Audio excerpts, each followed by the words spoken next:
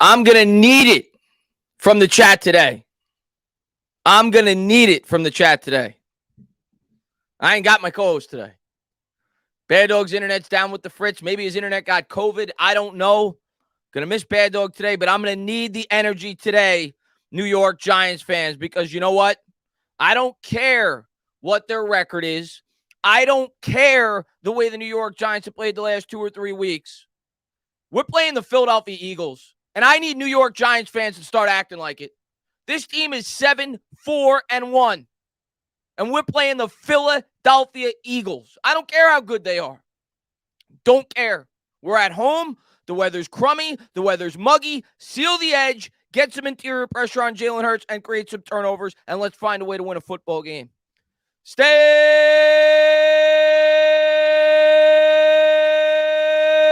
up! New York Giant fans, what's going on? Johnny, man, what's going on? Brandon, what's going on there? Deep Dish, what's going on there? Dallas, what's going on there? Afghanistan, what's going on? Raj, what's going on? Amazing Guy, what's going on? Brandon, what's going on? Eric, what's going on? Sports Influencer. We're clipping some wings today, Slurpee. We're clipping some wings today. What's going on, Amazing Guy? What's going on there? NC, what's going on there? Roman, what's going on there? Hunter, what's going on there? Chris Epps, what's going on? Nona, what's going on? New Jersey, what's going on? I feel the love from Giants fans in the chat.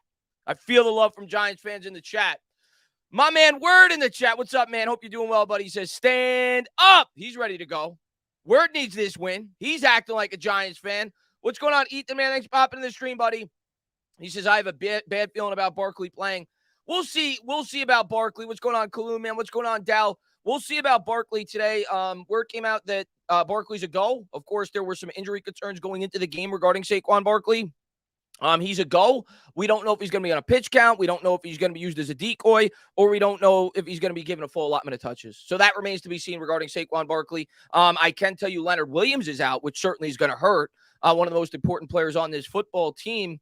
A big key in this game for me from a defensive standpoint is what I just said at the top of the stream. It's what I said on Twitter. We all know that Jalen Hurts is going to beat you worse if he's able to get out of the pocket, able to extend plays with his legs, give those wide receivers more time, or just take off with the ball himself. The Giants have to stay committed on the edge. They have to keep him in the pocket and try to force a couple of turnovers in this game. If we could be +2 in the turnover battle, we got a shot.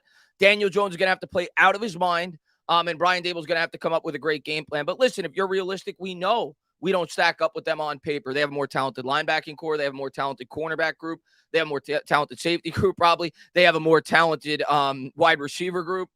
If Barkley's limited, they have a better running back group. They definitely have a better offensive line. So Daniel Jones is going to have to show up with his Prius, and he's going to have to find a way to go tit for tat with Jalen Hurts and his Lamborghini. That's what this game comes down to, and it's going to come down to good coaching. Eric, man, thank you very much, man. Let's go, Giants. Let's punch the Eagles in the mouth for 60 minutes. Let's go, man. Thanks so much for being here, buddy.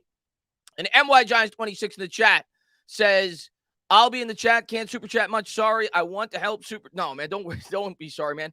We need to save up for a car. Let's go, Giants. Cry, Eagles, cry. Let's go. Yeah, Leonard Williams is out. Yep, Leonard Williams is out today. He was on the injury report. He got hurt last week during the game. And it may be a little bit precautionary being that we got Washington on deck.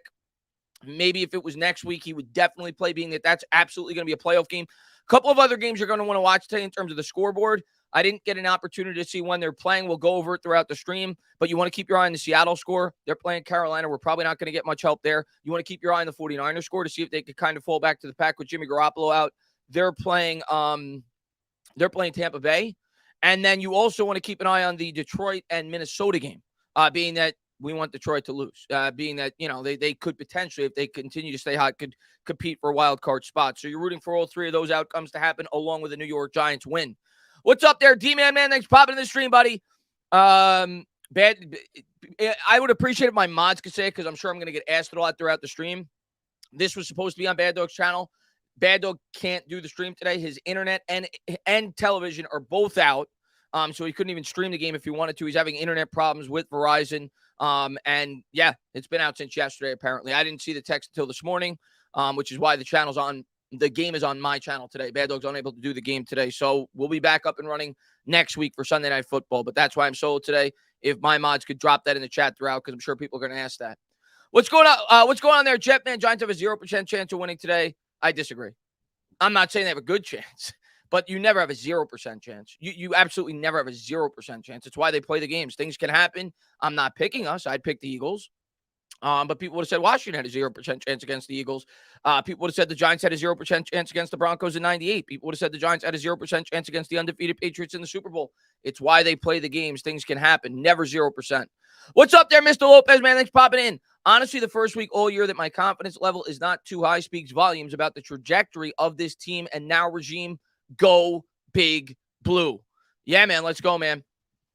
Yeah, I appreciate you for popping that in there, word. If anybody asks about Bad Dog, Mods will put it in the chat. That's why he's not here. But, yeah, let's get this win, man. Mr. Lopez, I think we're going to come out with a good game plan. We may be outmanned. They're just a better football team.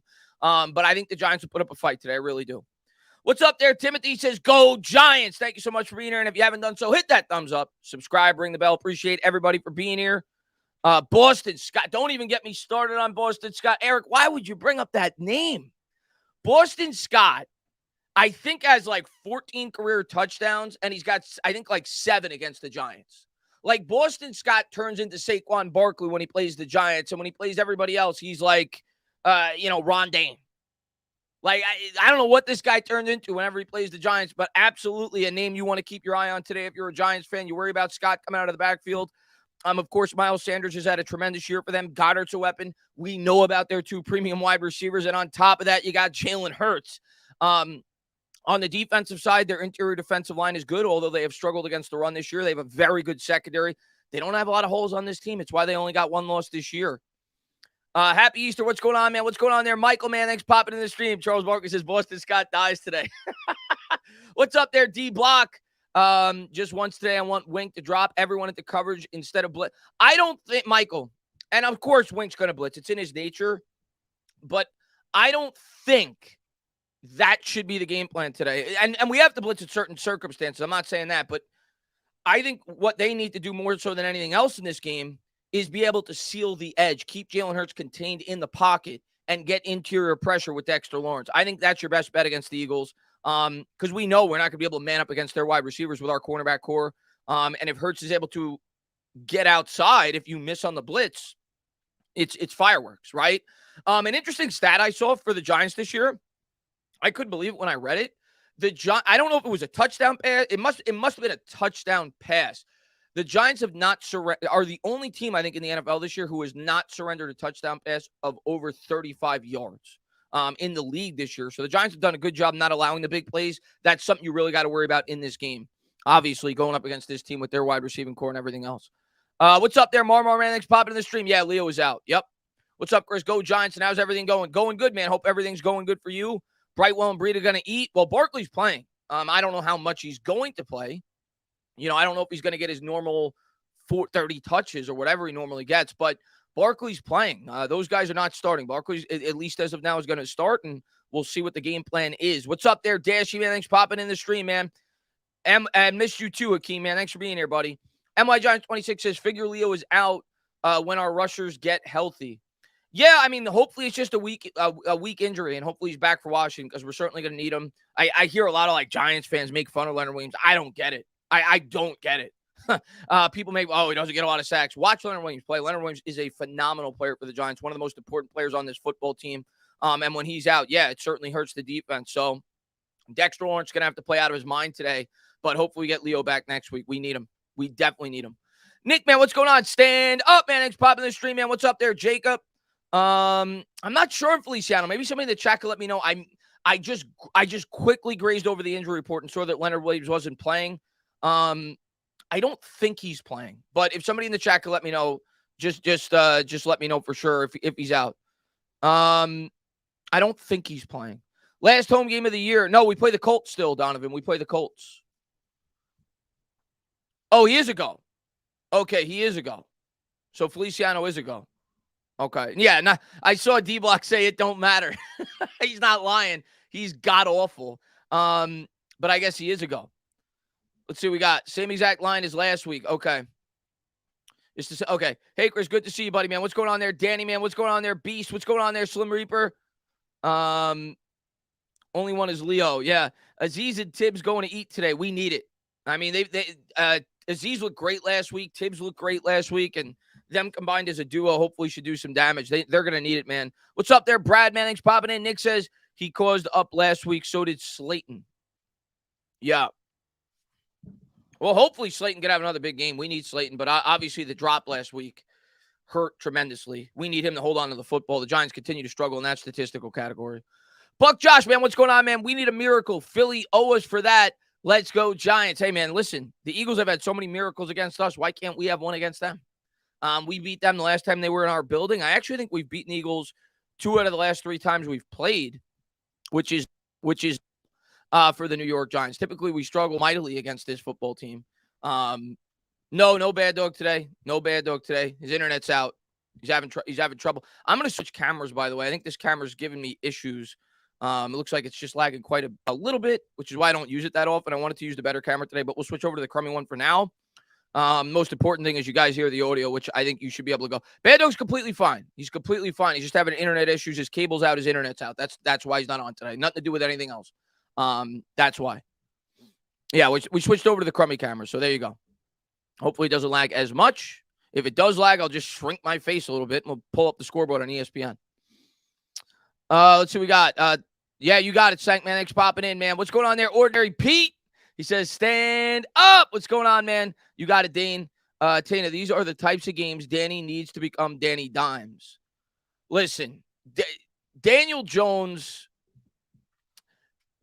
if Daniel Jones plays well in this game, you're going to see me going bananas because he just does not have the support today going up against a team like this. And if you expect him to go out there and throw for 300 yards and 6 touchdowns against this team with what he has, you're asking for a lot, especially with the weather conditions. I don't know what the weather's like right now in East Rutherford, but they said it might be rainy. If you're Jones, just hold on, just manage the game, hold on to the football, come up with key third downs. We'll see if he could do it. Cool Bean says, how do we win this game? Turnovers. Simple as that. The same way we've won all our games this year, but especially against a team like Philadelphia, turnovers. Win the turnover battle. You got to be probably +2 and win the time of possession. That's how we win games. We cannot beat ourselves. We have to find ways to beat them. We're not going to be able to win getting into a shootout. We're just not, especially against a team like this. Look at their receiving core compared to ours. Look at their offensive line compared to ours. So the defense is going to have to create some turnovers, short field position, and we can't beat ourselves. It's as simple as that. We got to play fundamentally sound if we want any chance to win this football game. Let's see what we got. Let's see. Golladay has to go for 324 yards, 4 touchdowns. Yeah, right. How about 3 yards for Golladay? We need some Vanilla Vic today. Yeah, we could certainly use that. Kayvon and Aziz slam Jalen Hurts to the ground. That would be a big, big plus, right? The same way that we beat Tom Brady in the Super Bowl. We need offense to score points after the turnovers. We've done actually a good job at that for the most part. I said it this week on Twitter. The Giants have cashed in. You think back to last week when we did get the ball inside the 20, we did score. After we created the turnover, we scored a touchdown when Aziz stripped the fumble. The Giants are actually 11th in the National Football League in red zone offense, which is a dramatic improvement. We were 32nd last year, 31st year before that. It's the highest number we've been since 2014. So that's one thing the Giants offense has done very good this year. When they've gotten inside the 20, they found ways to put points on the board. We haven't gotten to the 20 as much as I may have I would like. And we haven't been the most high-powered offense, but we have cashed in inside the 20 more so than other years. Bob Wells, man, thank you very much, man. Another key, Chris, when we were in the red zone, we need to score touchdowns, no field goals. Yeah, I mean, listen, I'll pull up the stat right now, and I agree with you. That's got to be a key every week for every team in the league, right? But this is where the Giants rank right now in red zone offense, touchdowns only. And it's been even better in recent weeks, by the way. We've been really good in that statistical category. It's a massive improvement. And I think that speaks to Kafka. I know a lot of people have been ragging on Kafka. This is where the Giants rank right now in red zone offense. We're 11th. 60% of the time we score a touchdown. And in our last 3 games, 77.78% of the time we get inside the 20, we score a touchdown. That's 5th in the National Football League, actually tied with the Eagles for 4th in our last 3 contests. So the offense actually has done well from within the red zone. And at home, we're actually very good too. Inside the red zone, we are 66.67% at home. Overall, 60% at 11th in the league. If you go back to last year, like I said, last year, the Giants, they ranked 32nd in that statistical category, right there, 44.74%. And the year before that, they were 31st. So we have gotten much better in that category. That speaks to Saquon Barkley being back, and that speaks to Mike Kafka. New York Giants 26 says the KO is coming. Kayvon and Old Jolari. I like that nickname. I could roll with that. Let's go. And Bradley, man, thank you very much, man. A big hello from Rescue Squad Duty, not able to catch the game, home due to work, but thanks to you, Chris, for the like always. Don't care how we win as long as we win. I don't care how we win. It don't got to be pretty. It don't got to be sexy. Just get a win. But thank you so much, man, for being here, man. I appreciate it. Thank you to everybody for being here. If you haven't done so, hit that thumbs up. It helps the stream. Appreciate all you guys. I just want to have fun, man. I just want to watch a game. I don't want to. You're not going to see me go crazy. If we fall behind against a much better team, I'm going to be going crazy if we keep this game close to give ourselves a puncher's chance. I do think we could keep it close. I do think we could keep it competitive in this game. Brian Dable's got to come out with a hell of a game plan, and I think he can. I respect our head coach, and we'll see if the New York Giants can keep this within striker's distance. That's basically what I'm asking for as a Giants fan going into this game. I think Vegas had this as Philadelphia being a 7-point favorite going in. Somebody asked me for my score prediction. I'd probably have it right around there, between 7, maybe 10 points in favor of the Eagles. But I just want the Giants to have an opportunity going into the fourth quarter. And I think in order for us to win this game, like I've said throughout the stream, we got to create some turnovers. But hopefully the weather helps us. Hopefully it muddies up the game. It kind of limits Philadelphia's high-powered offense a bit. That's what I'm hoping for. The Eagles did play in a muddy circumstance earlier in the year. It was against Jacksonville. I think it was I don't remember what week, maybe week 3, week 4. They ended up winning that game, but the Jaguars kept it close. I think it was 29-22, and the Eagles scored 20 of their points in the second quarter. I think they went scoreless in 2 of the 4 quarters in that game. So it did limit the offense overall. Of course, I didn't watch that game, but hopefully the weather conditions help assist the New York Giants in this game and kind of slow up that Eagles offense. Desmond, man, thank you very much, man. The Giants don't play much of the 11:25 HST games or the 4:25 games at MetLife Stadium as much as before. I like our chances today. I sure hope you're right, man. Hopefully we're able to put up a fight and find a way to win this game. And John, with the weather watch, Bellinger and Cager to be involved. Also hope DJ finally gets late hit calls on his side. I actually pulled this stat up, I think on stream with Bad Dog this week. Daniel Jones over the course of his career, in 4 years, he's been hit with seven flags against the defense for late hit penalties in 4 years. There's quarterbacks this year with more than that in 1 year. So he certainly has not gotten the calls throughout the course of his career, and there are definitely circumstances where he should. But it is what it is, man. It's just the nature of not being thought to be a superstar quarterback. Let's see what we got. Angel, man, thank you very much, man. I know we don't want to lose, but if we do, the Eagles have a better chance of clinching the 1 seed before Week 17, giving us their backups game 2. I don't care about that. I'm not thinking about that right now. I just want to win the game. Yeah, and you can't. We don't even know how the Eagles are going to approach that game. You know, people are saying, well, they'll set. We don't know. The other thing I'll say is this: that some people may not be thinking about. If we need a Washington loss last week and the division is not up for grabs and the Cowboys have nothing to play for and they're locked into the 5 seed, they may sit their starters. So we can't predict the future. So if the Eagles clinch the division, it means the Cowboys probably have nothing to play for, right? So that could directly impact Washington. That could give them an opportunity to win the game as well. So I'm not even thinking about it. I'm thinking about the Birds. I'm thinking about Washington next week in the biggest game in forever. Luis, man, thank you very much, man. Looking forward to watching with you. Let's go, Giants. What's going on, Luis, man? Thanks so much for being here, man. Appreciate it. Let's get this W today, man. Charles Barkley says, I believe that we will win. I believe that we will win. Are you doing the U.S. soccer chant? I actually been watching the World Cup. It's been pretty good. I watched England versus France. That was a good game. It was 2-1 in favor of France. I was rooting for England because I have so many UK supporters, but they weren't able to come up with the W. My mods in the chat will tell you where Bad Dog is, but real quick, because I saw somebody ask it, his internet's out, his TV's out. That's why he's not able to stream. It was out last night, and they haven't fixed it since. So that's why he's not here. We'll be back doing the game together next week. That's the only reason why he's not here. Hopefully he's able to go to a bar to watch the game so he could talk about it in the post game. If not, maybe watch this stream and listen. Let's see what we got. Yeah, England played a good game, Callum. Desmond says, Chris, if we lose to this Washington, is there a chance we make the playoffs? All right, I'm going to break it down for you real quick. I did do a video on this week, Desmond. I don't know if you got an opportunity to see it, where I broke down every possible playoff scenario.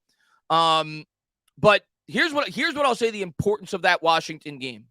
Statistically speaking, if you look at it, the Giants have a better chance to make the playoffs if they go 8-1 and beat Washington then 9-7-1 if they don't. If they don't beat Washington, they're going to need a lot of help to make the playoffs. That game is massive. Even if we win this game, that game is massive because that's the tiebreaker. If Washington beats us, they can finish with the same record of us and still get into the playoffs. So that game is massive. Can we make the playoffs?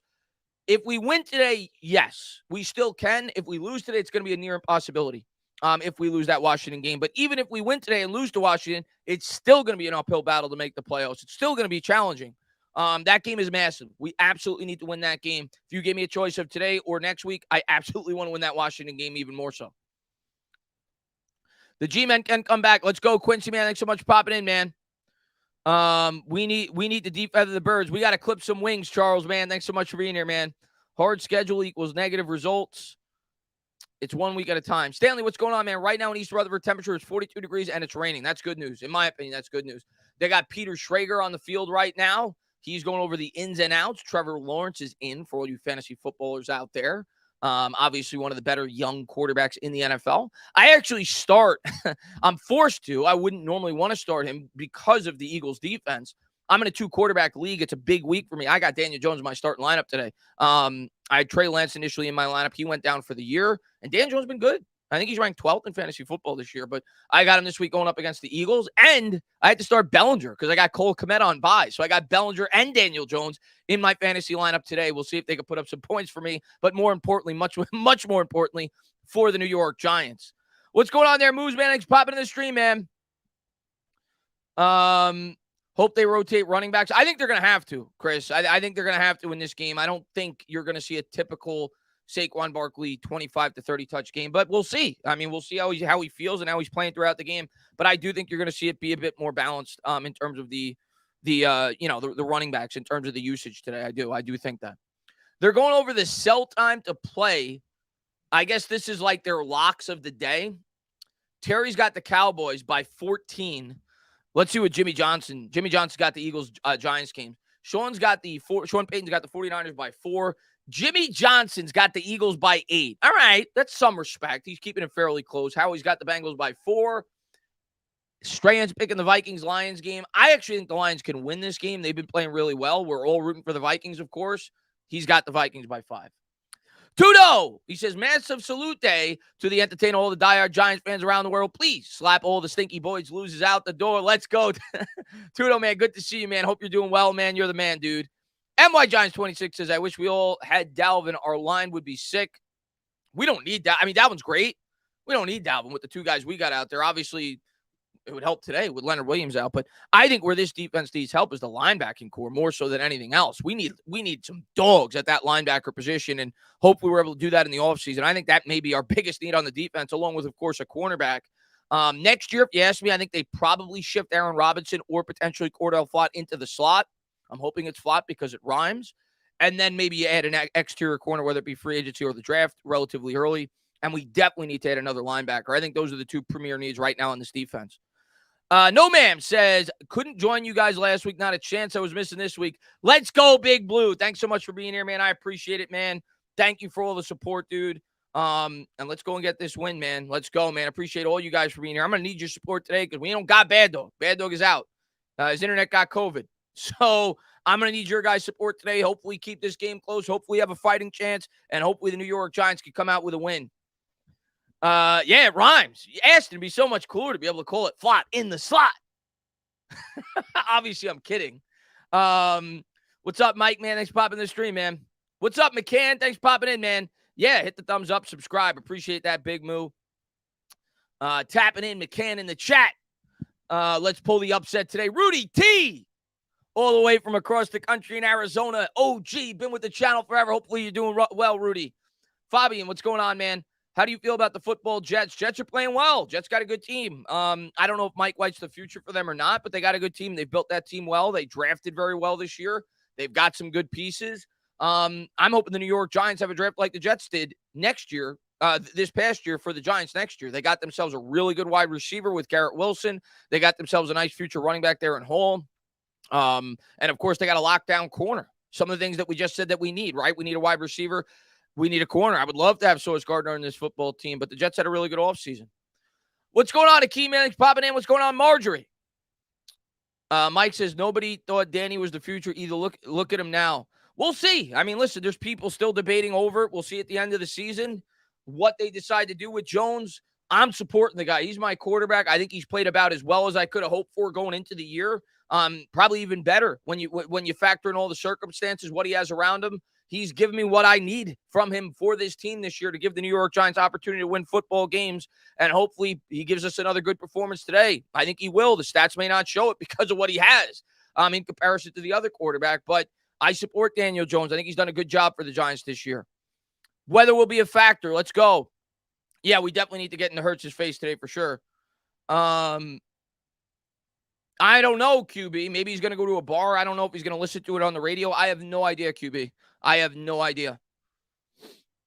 No idea. Giants can get a win today. Let's go, JET. Right now in East Rutherford, the temperature is 40. Yeah, I just read that actually. But yeah, that's good news. We need Adoree back for the next week primetime game. It sounds like, and don't hold me to this obviously, but it sounds like, based off the injury reports, based on when I talked to Patricia Traina, it's leaning that he will be back next week. Now, that's far from a sure thing, but it sounds like it's a pretty good possibility he could be back. Tudo! He says, Big Boss Dana, please shoot me up against the Boys. Loses, and I guarantee you Hurts won't be walking off the field on his own power, and I'll make it. Let's go. Tudo, I know you would knock the hell out of him. I know that. And I'm going to tell you what, man. They got to put some hurt on Jalen Hurts today. Make him feel it. Make him feel it. He wants to mess around with the RPO. He fakes it. He gives it to the running back. Give him a smack. They got to make him feel it a bit, man. Put it in his head a bit. Stevie says, hey, man, hope you're doing well. Everyone counting us out. What else is new? Let's go, Giants. Let's go, man. I love playing the underdog role. Let's go. Desmond, man, what's going on, man? If Giants fans or Eagles fans want Jones or Hurts to fail, those are not fans of their team. I mean, I agree with you. If people are wanting Daniel Jones to fail, it's not a very good fan. I could understand wanting to move on, but wanting him to fail, I agree with. What's going on? Nona, man, thanks for popping in. Trainer said Leo would play, and she was wrong. Hey, she was wrong. Hopefully she's not wrong next week. With that O-line, I hope we could touch him. It's going to be tough. They definitely got a really good offensive line. John, man, thank you very much. Every Giants fan that suffered an MCL injury, we're back in 4 weeks. I think Adoree McKinney plays next week. And speaking of linebackers, Edmonds will be a free. I saw that Edmonds will be a free agent. He'd be interesting, especially with the ties. But as far as that goes, yeah, you're right. Kayvon, I think, missed 4 weeks if you include the preseason. So that's why I think a lot of people feel like Adoree could be back next week. If not next week, probably the week after that. As far as McKinney goes, I don't know what the timeline is on him. I'm not going to go by what McKinney says, because McKinney said when he initially had the injury, he thought it'd only be a couple of weeks. The players are always, they're never going to give you the real estimate. His hand looked really messed up based off what he was wearing. And basically he said he was going to have to use a club, and Dable came out and said that they're not going to play him if he has to use a club. So McKinney, I'm not going to hold my breath. Not for next week. Maybe he sees the field by the end of the year. I think Adoree is much closer to coming back. Victor, man, thank you very much, man. I can't find my Flip It TV remote. Well, that's good. You're here. I'll give you the visual until such time you find that remote, my man. Shades come on at halftime. You know how it works. But thank you to everybody for being here. Appreciate it, man. Adam says, where's Bad Dog? I'm going to answer this. Bad Dog's not here because the internet and TV's out. My mods will keep everybody updated as they come in. I appreciate all your guys' support because I know it's going to be a question. Internet and TV is out for Bad Dog. That's why he's not doing the game this week. We'll be doing the game together on his channel next week. What's up, Pumpkin? What's going on? NJ Bill, man, thanks for popping in the stream. Why didn't the Giants win last Sunday? They fell apart. I mean, basically they fell apart. They should have won the game. They absolutely should have won the game. I mean, I'll tell you how. I mean, if you want to point to single plays, now nothing ever comes down to a single play, but we had the game wrapped up. John Feliciano had a stupid penalty. Whether you thought it was his fault or not, we had a stupid penalty, right? That backed us up 15 yards. We were in field goal range to close out the game. Darius Slayton dropped the pass after that. Again, another opportunity to close out the game, right? So, I mean, those two instances, more so than anything else, those don't come to fruition. We win the football game. But you can point to several things. But we should have won the game. We had the game in hand. We lost. I didn't lose. We tied, which was very important, by the way. Definitely not equal to a loss. It felt like a loss, but it was very important to get that tie. Thomas, man, thank you for remember for 23 months. He says, my wish for the season is not to need the sunglasses at halftime for a game. Take a lead and run with it. That'd be nice. That'd be nice. I do not want the football to start the game, by the way. Please kick off. Please defer. Last week we started with the football. I don't want the football. I understand fans that are saying they don't want to fall behind against the Eagles. I want to have the ball after the half when we have an opportunity to make adjustments, when we have an opportunity to set the tone. That's what I want as a fan. I don't want the ball. Kick off. Let the Eagles start with the football. I don't want the football. Hopefully we win the coin toss because I know if we do, we're going to defer. What's up there, JJ? Thanks for popping in, man. And LA Sports, thank you for being a member for 23 months. He says, Chris, let's beat the effing Eagles. Love you, my man. Let's go, Giants. Let's go, man. What's up there, Rio? And New York for Life says, I stopped watching Autumn Falls for the... Well, hopefully we keep you entertained throughout the game. Hopefully the New York Giants come out and fight, man. Amazing guy, man. Mets got Sanga. Yeah, Sanga, good pickup by the Mets. Mets been spending money. We added Quintana. We added him. And, of course, we added Verlander, along with bringing back Brandon Nimmo. I think we need to add a DH and another arm in the pen.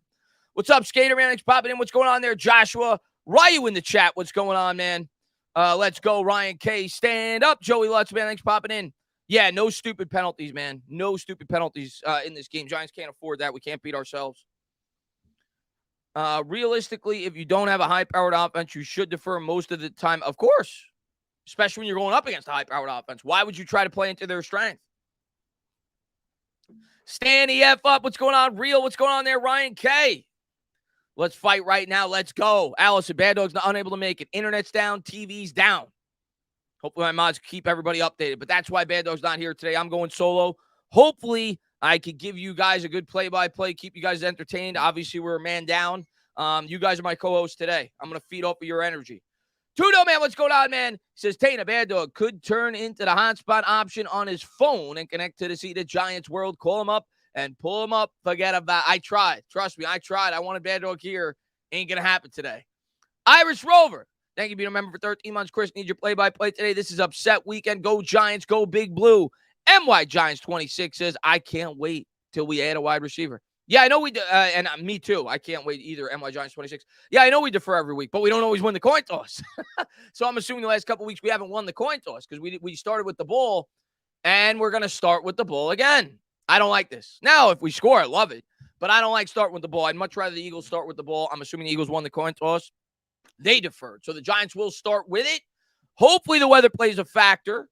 Ray W., thank you for being a member for 14 months. Says, can't watch the first half, so I need my man Chris to tell me good news. I'm going to try my best. We're starting with the football. Saquon Barkley on the sideline, getting ready to go. Let's go, New York Giant fans. Stand up. New York Giant fans. Got some sevens in the chat. Let's go. Daniel Jones ready to go. Giants are going to field the kick. Come on.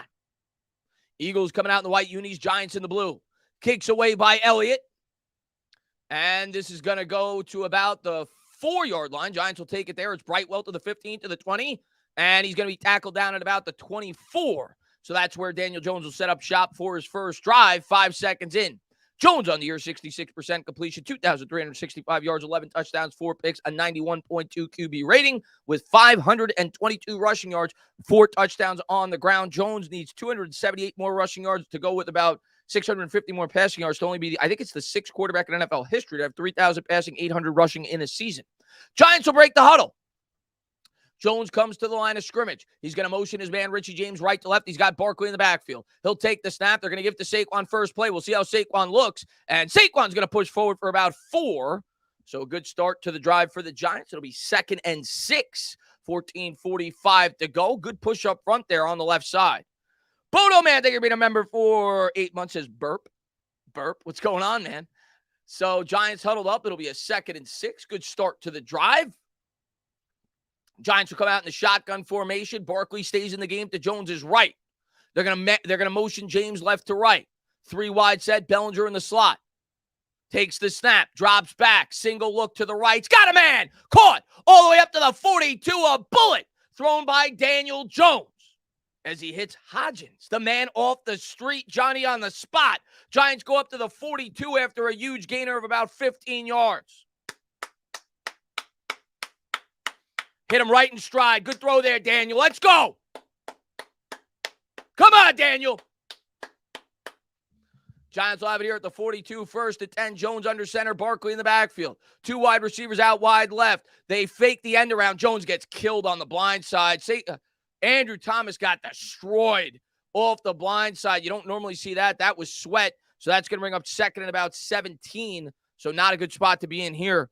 David, man, thank you very much. Says, Kafka must show me ability to adjust on the fly. Warriors do not wait for halftime to make adjustments. Hopefully we come out with a good game plan, but that was not good there as Sweat off the edge just went right by Andrew Thomas. Fabi, man, thank you very much, man. Open up the playbook. Let's go, Giants. Come on, man. So it'll be second and 17 now at their own 35. They bring in Breida off the bench. Jones out of the gun, takes the snap, drops back, three-step drop. It'll be a screen pass. Breida dropped it. I don't know if there was much there anyway.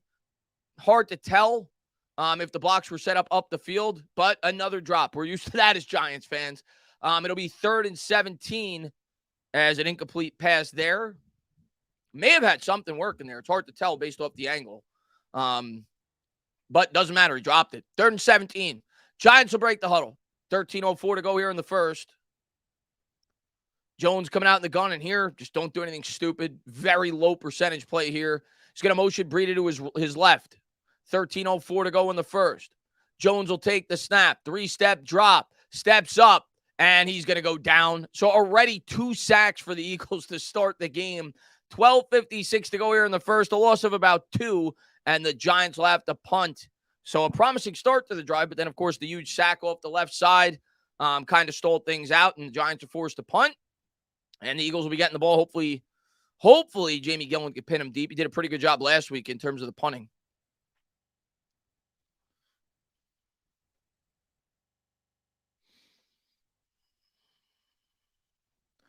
Gillen set to punt it away.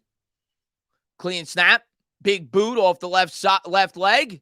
Eagles will field this at about the 16. Good punt there. They try to turn the corner. Good open field tackle there by the Giants. He broke it, though, but he'll go down for only a yard. They'll start at the 17. Good coverage there by the Giants.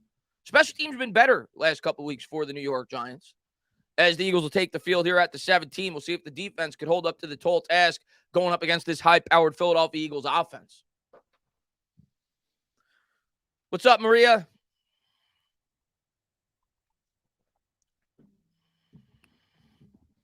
Bad Dog's internet is out, guys. Bad Dog's internet is out. Matter of fact, I should put a pinned comment because I know I'm going to keep getting asked it if I could figure out how to pin a comment. But Bad Dog's internet's out. That's the only reason why we're not streaming the game together today.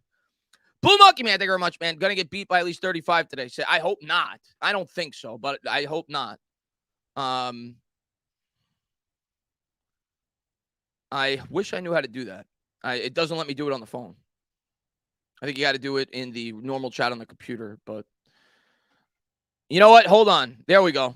I think I could pin Afghanistan's comment, maybe. There you go.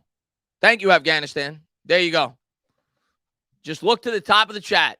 Anytime somebody asks, look to the top of the chat. So the Eagles are going to start with it here at their own 17. Good punt there by Gillen.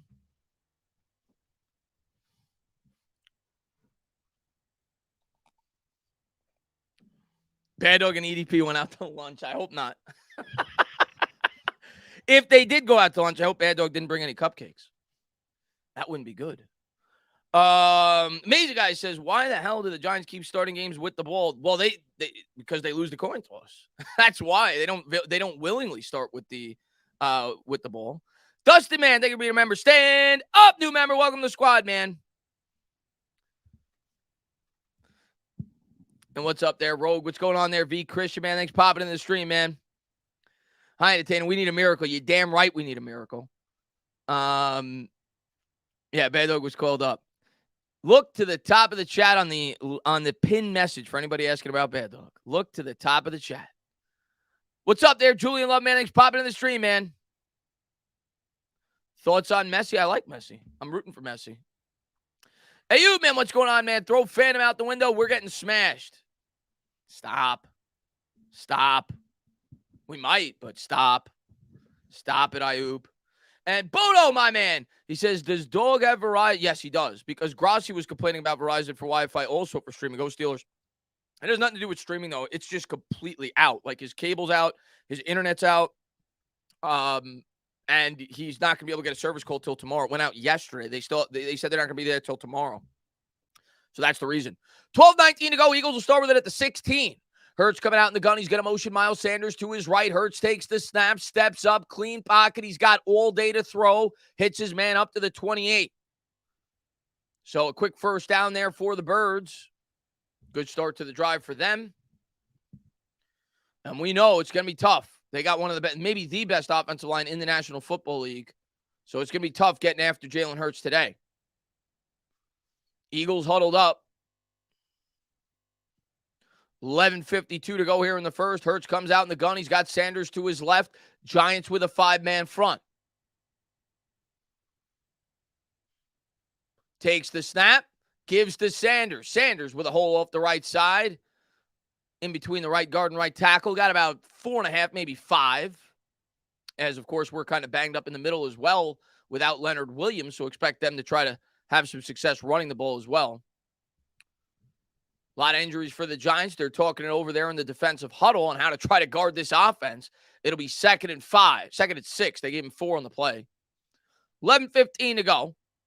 Adoree Jackson out, Leonard Williams out. Arguably the two most important players on our defense. Here's Hurts coming out in the shotgun. Man in motion left to right. Giants crowd the line. Sanders to his right. Fakes the handoff. Hurts drops back. Has time. Hits Sanders out of the backfield. Sanders nearly fumbled it. Was able to get it back and scoots forward to about the 45. So a really good start to this drive for the Eagles. Approaching midfield for the Giants. 10:47 to go here in the first.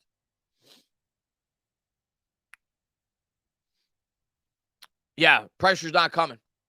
Have not been able to get pressure thus far. It's going to be tough. Eagles will break the huddle. Hurts coming out in the gun. Sanders to his right, 3 wide. Now they got two running backs in the backfield. Along with Hurts. Takes the snap. Fakes to Sanders. Hurts keeps. Hurts got a hole off the right guard. He gets 9. Up to the 47. You always got to worry about Hurts' legs. 10-11 to go here in the first. It'll be a 2nd and 1. Jalen Hurts passing from the pocket. First on the year. Rating, touchdown interception ratio, and completion percentage. Boom Monkey, man, thank you very much. We'll be lucky if the Eagles punt twice today. Probably. It's going to be tough, man. We got to find a way to create some turnovers. Not going to be easy, though. Not going to be easy, man. 2nd and 1. 9:47 to go here in the first. Man in motion is Brown. Hurts out of the gun from the Giants 46. Sanders to his left. Takes the snap. Hurts drops back. Throws. He's got a man over the middle. It's a pickup of about 4. That'll be a first down for the Birds as they approach the Giants 40. They get it to about the 42. 9:28 to go here in the first. Hopefully the Giants could bend and not break. Hoping they could hold them to 3. If not, hopefully create a turnover. But anything but a touchdown. Eagles huddle up. 9:16 to go. First quarter. Early on, Eagles started this drive on their own 16-yard line. Giants defense points allowed 6th in their last 7 games. They're only surrendering 18.6. In their first 7, I should say. In the last 5, it's been worse. I think they were ranked in the 20s, it showed. 5 on the play clock, 8:57 to go. Hurts empty backfield, takes the snap out of the gun. He's going to take off. He faked the run. He was able to throw it. It was low. He misses A.J. Brown. It was wide open. 8:51 to go. Could have been about a 15-yard gainer. Instead, it'll be 2nd and 10. Hurts just a little bit off on that throw. A little low. Okay. Come on. Hurts says, that's my bad. That's my bad. Hopefully he has a few more bads. 8:51 to go here in the first. It'll be 2nd and 10. Eagles will break the huddle.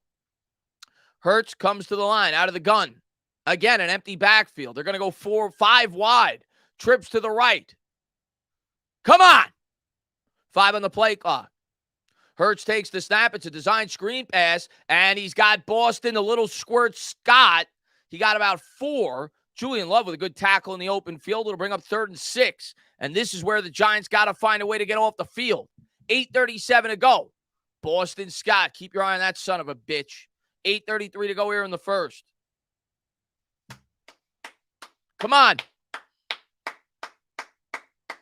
Come on, baby. Come on.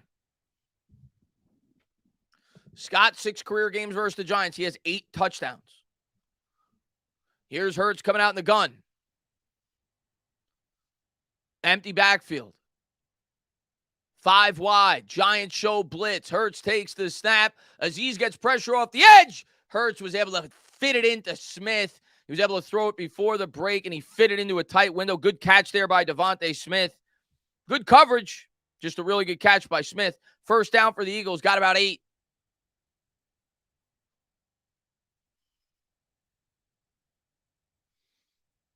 Now they got it to 31. Man in motion. Right to left. Hurts out of the gun. Takes the snap. Drops back. Kayvon gets some pressure. Hurts has to flush to the outside. Hits his man out in the flat. They get about 3.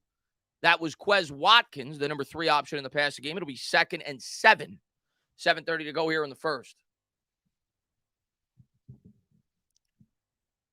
That looked like a play where Hurts might have been able to take off and run with it. Decided not to. He threw it instead.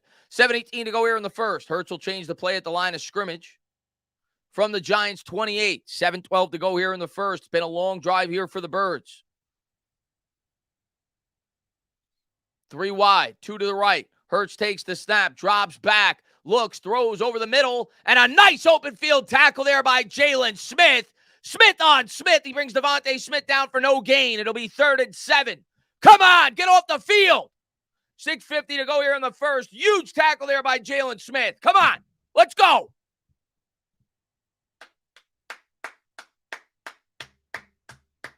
Big play coming up. Good, big play coming up. Come on. Nice tackle there by Jalen Smith. They're on their feet at MetLife Stadium. They need a stop. Man in motion. Hurts out of the gun.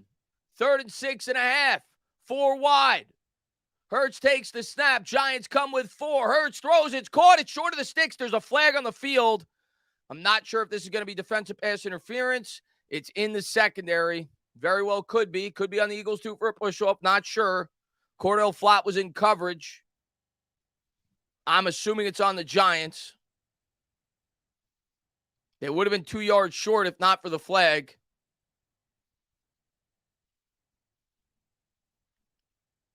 And it is on the Giants. It's illegal contact. So they'll get an automatic first down. Oh, let's see what's on. It's in the slot, I think, on Devontae against Devontae. Yeah, he hit him up in the face. That's what they got the flag on. Moreau hit Devontae Smith up in the face as he broke the line of scrimmage.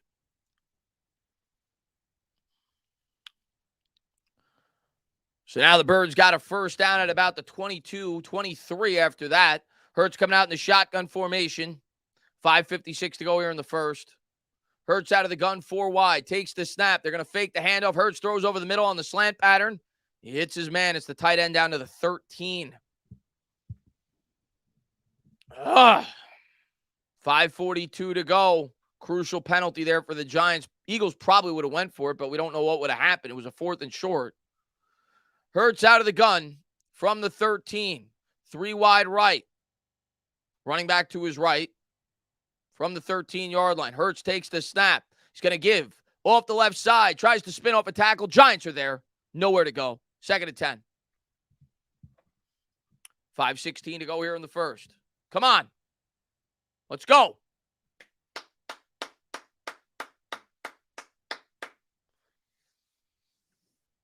It'll be 2nd and 9. They give him a yard. 5 minutes to go here in the first. Giants have been able to get them into 3rd and long twice, but they have not been able to get off the field. Got to hold them to 3 here. 2nd and 9 from the 12. He's going to motion Sanders out wide right. Empty backfield for Hurts. 5 wide set. Takes the snap. Giants come with 4. Hurts throws. Oh, it was in the traffic, but he was able to get it through. And A.J. Brown's going to be about a yard short of the sticks on the slant pattern. That's going to bring up 3rd and 1. You figure it's probably 4-down territory for the Birds from that distance. J-Man, thank you very much, man. Last 2 games you see Moreau was off the street. Yeah, I mean, listen, what we were getting out of Moreau, nobody expected. But yes, here's Hurts. Hurts takes the snap, gives to Sanders. Touchdown. 4:15 to go here in the first. Sanders goes up the middle for 4 and an Eagles touchdown. Birds go up 6-0. Not the start you wanted if you were a Giants fan.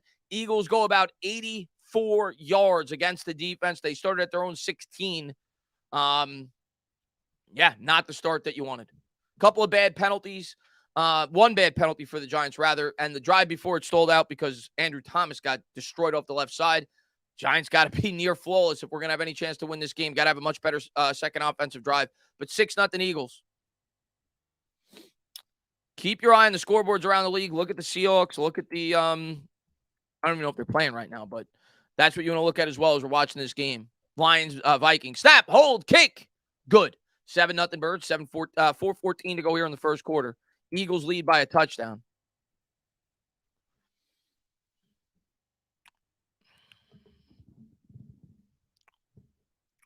Somebody said Caleb Williams. You're going to have to wait another year for Caleb Williams. He's not draft eligible. But let me take a quick look. And watch Madison. Thank you very much, man. Stand up, Giants fans, and get your liquor numb. Let's take a quick look around the league right now in terms of the scores. Jets, Bills early on, no score. Browns, Bengals, no score. Cowboys lead the Texans in the Battle of Texas, 7-0. Lions are beating the Vikings. That's not good news, 7-0. Vikings have the ball at their own 38, first down. Titans, Jaguars, 7-0. Titans lead. Ravens and Steelers are scoreless. So the only important game in terms of a playoff standpoint outside of ours right now that's going on is the Lions and the Vikings. And right now, the Lions are off to a good start. MY Giants 26, man. Thank you very much, man. Our coaching has been declining since the bye. Yeah, man, I just think we're going up against a much better team today. But there were things I didn't like last week. I'll tell you that. As far as the coaching goes, there were definitely things. So far, I mean, I can't blame the coaching on Andrew Thomas getting beat off the edge. And our defense just doesn't stack up with their offense, especially with the guys that we have out. But hopefully the coaching can get the job done in the second half. They keep this game close. What's up there, Lizzie, man? Thanks for popping in.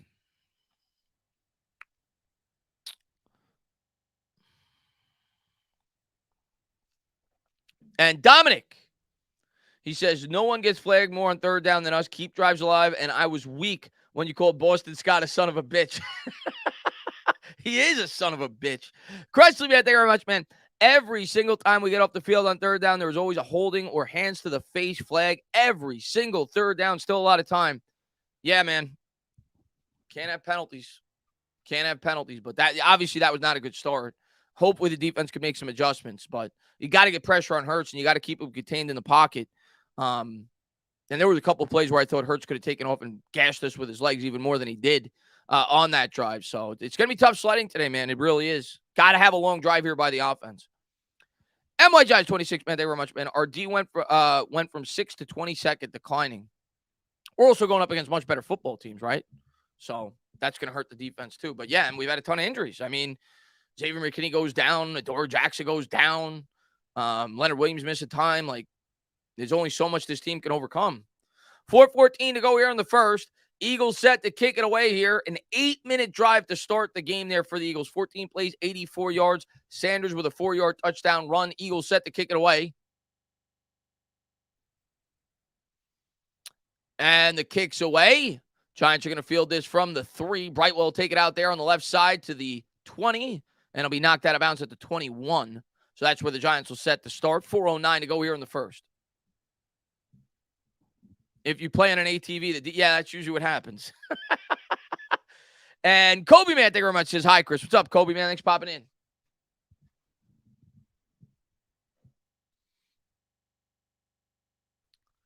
Giants huddled up. 1st and 10. 4:09 to go here in the first. Giants will break the huddle. Brightwell out there to start this drive. So it looks like Barkley's going to play today, obviously. He started the first drive, but it looks like they're going to limit his touches as Brightwell starts the second drive.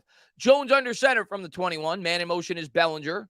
Jones will take the snap. He's going to give to Brightwell. Brightwell's got a hole. Look at Kenny Brightwell go as he skedaddles his way up to the 35. A 14-yard carry here for Gary Brightwell.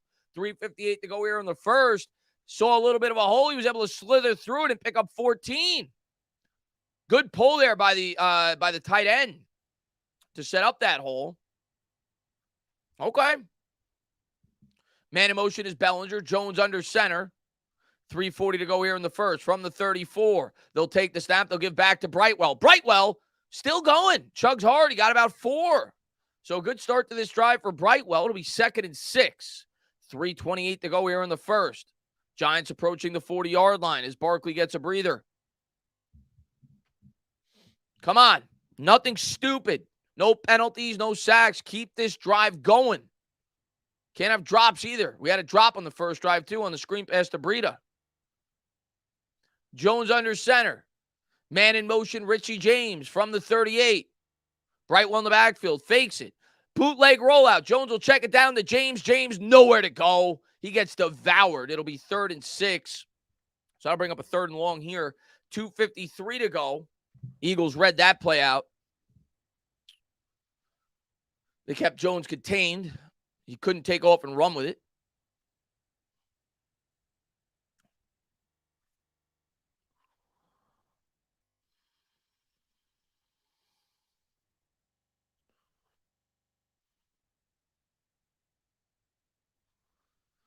Third and 6. He's going to motion Brightwell to his right from his own 37. Eagles show blitz. Jones takes the snap, drops back, steps up, heaves it deep. Double coverage and incomplete. They were looking for Hodgins deep. So another bad drive here for the Giants. They're going to have to punt again, and they're going to have to rely on the defense to somehow get a stop, but not the start we wanted. Giants try to take a shot there to Hodgins. They had Bradbury on him.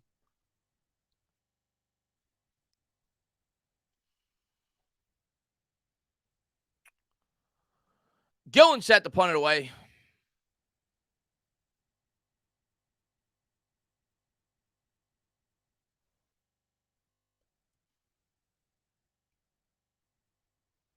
Punts away. Not as good as the first one. The Eagles will field this at the 17. He'll break a tackle there. Still going. Still on his feet up to the 29. There is a flag on the play. This could be coming back. Hopefully it pins him inside the 10 if it is. 2 minutes to go here in the first. Hopefully it's a hold. Brightwell looked good on that drive at least, but not much other than that. Jalen Hurts getting set to take the field for his second drive. Waiting on the call. And it is going to be a hold on the Eagles, so they'll start deeper in their own territory. Christopher, thank you very much. Did we run barely into the ground this year by giving him too many we ran Barkley into the ground this year. Yeah, I listen. I think they're going to they're definitely going to limit Barkley's touches today. I thought they were going to do that even when they said he was going to play. He's clearly banged up. He had to see a doctor, I think, this week. Justin said that. So I don't think he's going to get his normal amount of touches, and he may be just used as a decoy. We'll see. But he gave it a go, and we'll see if he's back on the field for the third drive. MYGies26 says this offense is terrible. The calling, throw it behind the line of scrimmage, then take a shot on third. Why not try that earlier? I hate the offense this year. The offense is not good. Blue Monkey says, funny how after the contract talks, Barkley has fallen off. He is not a featured back. Let him walk. They're not going to give him the contract that I thought he was trending towards at the bye. I very much doubt that. He's not going to get that.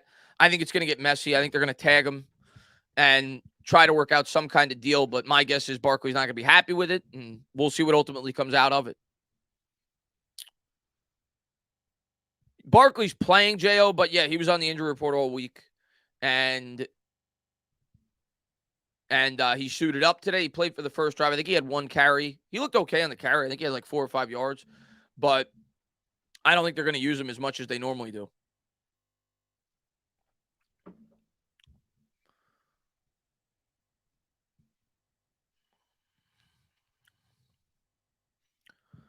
This will be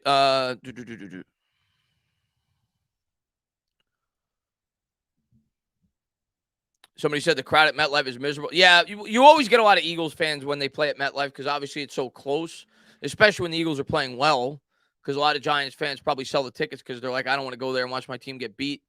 But you always get that at MetLife Stadium for Giants-Eagles games. You always get a lot of Eagles fans, especially when the Eagles are good, like I said.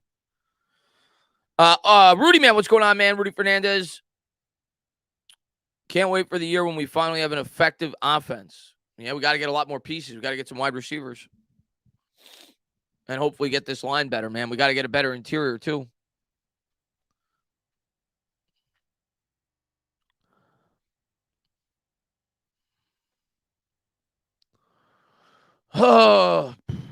Getting back to it here. Second drive of the game for the Eagles. They'll start with, I don't know where they're going to start with it. It depends on what the flag was. But probably at about their 10 to 15-yard line thereabouts. Need a stop. Need to find a way to get a stop. The offense looked really good on the first drive for the Eagles. They're going to start with that at their own 8. Hurts takes the snap, drops back to pass, rolls out to the right, heaves it deep down the field, and he's got Miles Sanders. They're going to rule him incomplete. We'll take a look at the replay. They said that he bobbled it, but he had him. Sanders was behind the coverage. Could have been about a 50-yard gainer. And let me take a look here at the replay. I don't know about that. Maybe when it came to the ground. Yeah, when it came to the ground, he didn't maintain control. It was initially a catch. Ninja Man, thank you very much, man. Every damn drive, it's literally run the ball until it's third down, then it's 50-50 deep pass. What the hell? Yeah, I mean, they snuffed it. Well, they didn't run on second down, but they snuffed out the play on the bootleg, and it basically was a failed run attempt. And then they took a deep shot. Minute 52 to go. It'll be 2nd and 10. Hurts takes the snap, throws over the middle. It's caught. It'll bring up a third and about near 4. I think it's gonna be a long 3 as the Eagles continue to work the tight end down the middle of the field. It'll be 3rd and a long 3. Minute 38 to go here in the first. Hurts 10 of 12, 71 yards to start out the game. And JV, man, thank you very much. And it's 2 a.m. here, and I know it's going to be a long game. It's going to be tough, man. Abe, thank you very much, man. I know this is a tough game, and the Eagles are a better team. It's just so hard when we got the injuries we have. Hope we could stay competitive. That's what I'm hoping for, man. Give yourselves a chance going into the fourth quarter. But to do that, we need to get a stop here. 3rd and 3, deep in their own territory, from their own 15. Hurts out of the gun. Giants come with a blitz. Hurts drops back. They do get some pressure, but it's complete. Hurts hits his man. It's Quez Watkins again. Up to the 24. First down for the Eagles. Minute 03 to go.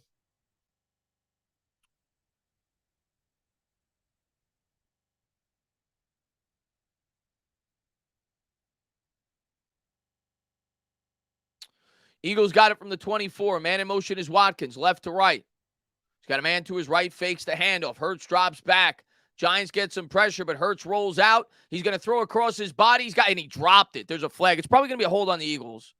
He had A.J. Brown down the middle of the field. I don't know where the flag was, but it looked like there was a hold on the interior. Could be the pass interference, though. We'll see.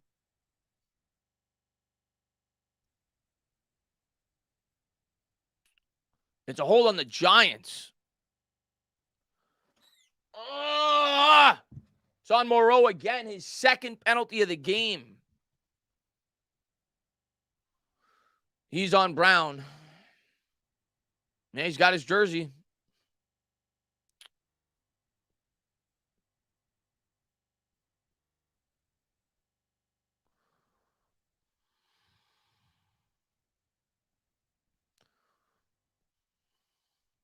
Eagles got it at the 29. Hurts out of the gun. Takes the snap. He's going to hand off up the middle. That's a pickup of about 3.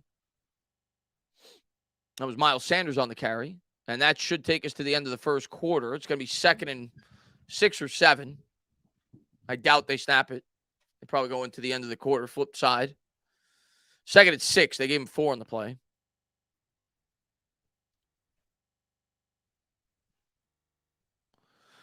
Eagles will come to the line. We'll see if they snap it. 9 on the game clock, 16 on the play clock. They don't have to. And I don't think they're going to. They're going to go to the second quarter. So let's change the quarter. It's 7-0 Eagles after 1.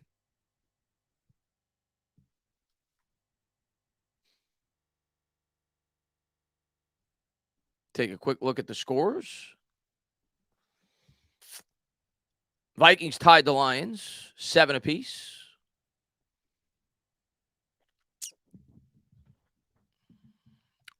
Okay. 35 Giants. Giants, I'm telling you, Alvaro, from your lips to God's ears. Something's going to have to really change for that to happen. Yeah, Jalen's playing well today. He's made a couple of he's made 2 really, really good throws today. He made that last throw on the 3rd and 3 was a really good one. And then he made another good one on the last drive. I can't remember what it was. I think he threw it before the receiver broke his route. He's made 2 really good throws. Let's see. Bad Dog's out. Refer to the pinned comment, but Bad Dog's out today. And Dominic, man, thank you very much, man. They don't call a hold on Dexy, instead on us. Yeah, I saw a potential hold. That's what I was hoping for when I saw the flag. It was definitely questionable, but obviously they hit Moreau with the defensive hold.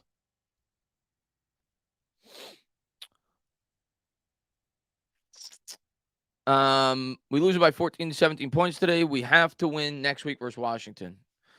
This game's going to be tough. Next week's going to be tough, too, especially against a rested Washington team. But We'll see. We still got 3 quarters to go.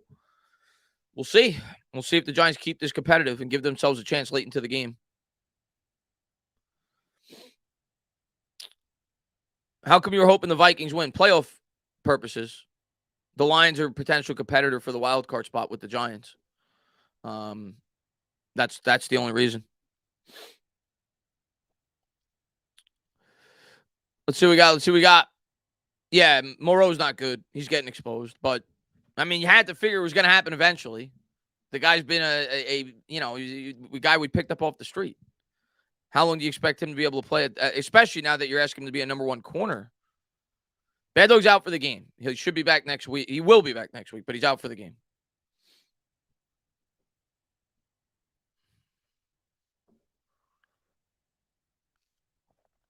Second and 6. And LA, thank you very much, man. He says, I'm disgusted how much more talented the Eagles and Cowboys are, both in the trenches and the skill positions. Quarterback gap is not as big as what the media makes it. Hurts would not be as close to as good throwing. I mean, there's no doubt about it. And I'll talk more about that in a second. Hurts come out in the shotgun formation, and thank you, LA. Come out in the shotgun formation. 5 wide set, 3 to the right, 2 to the left. Hurts takes the snap, drops back, throws, and it was a little low, but it's dropped regardless, 3rd and 6. But there's no doubt about it. I mean, whenever you watch the Eagles play and the Cowboys play, just look at how much time their quarterbacks have in comparison to ours. Their offensive lines are so much better. You look at some of the catches their wide receivers make in comparison to ours. It's not comparable in terms of the supporting the surrounding talent around their quarterback. 3rd and 6 for Hurts from his own 33. Giants crowd the line. They come with only 3. Hurts steps up. He's going to run. He breaks containment. Slides down for a gain of about 10. And that's what you got to worry about, even against this team when you do everything pretty well. Yeah, you got to worry about Hurts' legs if things break down. And there was nobody there, right? There was nobody there to guard against the run because they dropped back in coverage.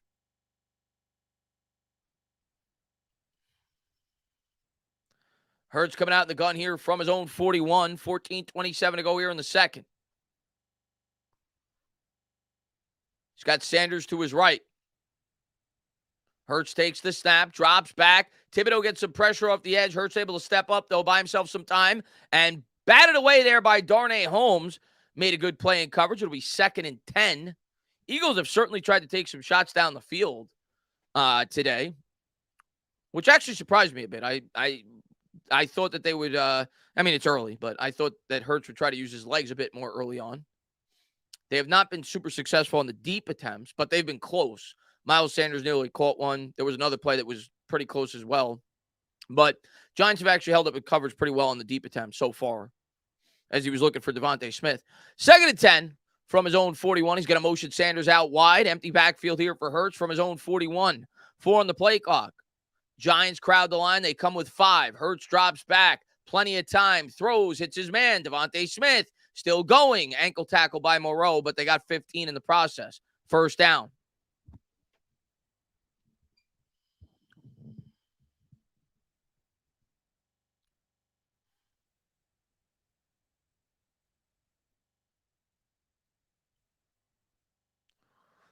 Hurts comes to the line, out of the gun from the Giants' 44. Hurts now 12 of 16, 93 yards. He's going to motion Miles Sanders to his left. Not the start we were hoping for. Here's Hurts. Hurts takes the snap, drops back. Look at the time this guy has. Dropped by Devontae Smith, incomplete. My God, man. 2nd and 10. Every time he drives back, there's nobody near him.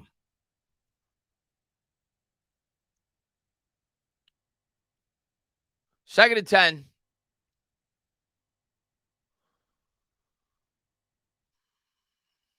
Eagles will break the huddle here from the Giants' 44. Hurts will come out of the gun. Boston Scott to his right.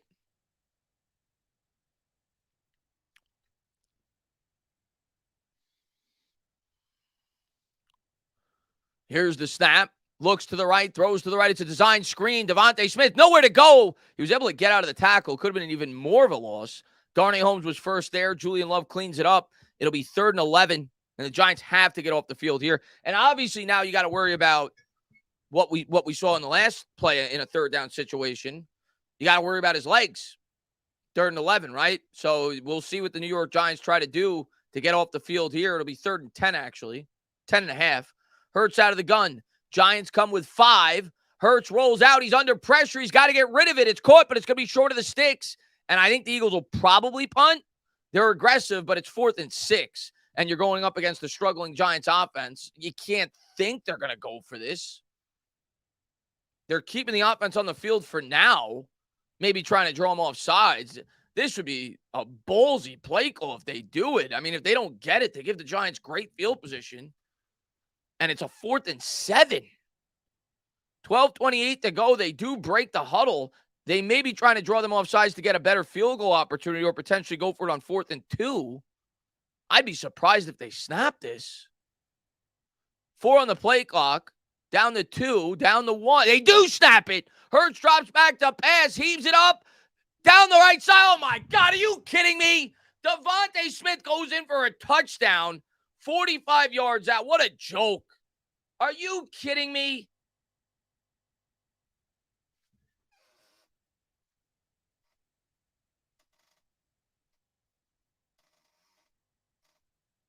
That shows you how much respect they have for our defense. My God. Darnay Holmes gets cooked against Devontae Smith off the slot.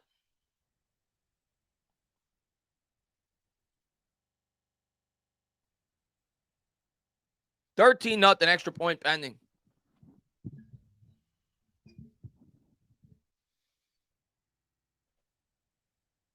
Snap, hold, kick, good. 14-0.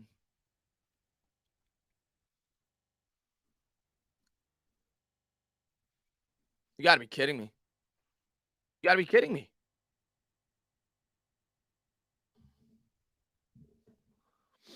Be good, James. I can't believe they even snapped that, but I mean, I guess I can. Our defense is not good. 14-0 Eagles lead. That's something you don't even see in college. 4th and 7 from like the 43-yard line.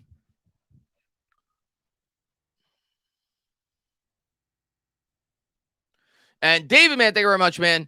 For all the haters out there, we're the worst, etc. Turn the game off. You are not a fan of the New York Football Giants. David, man, thank you very much, man. I appreciate it, man.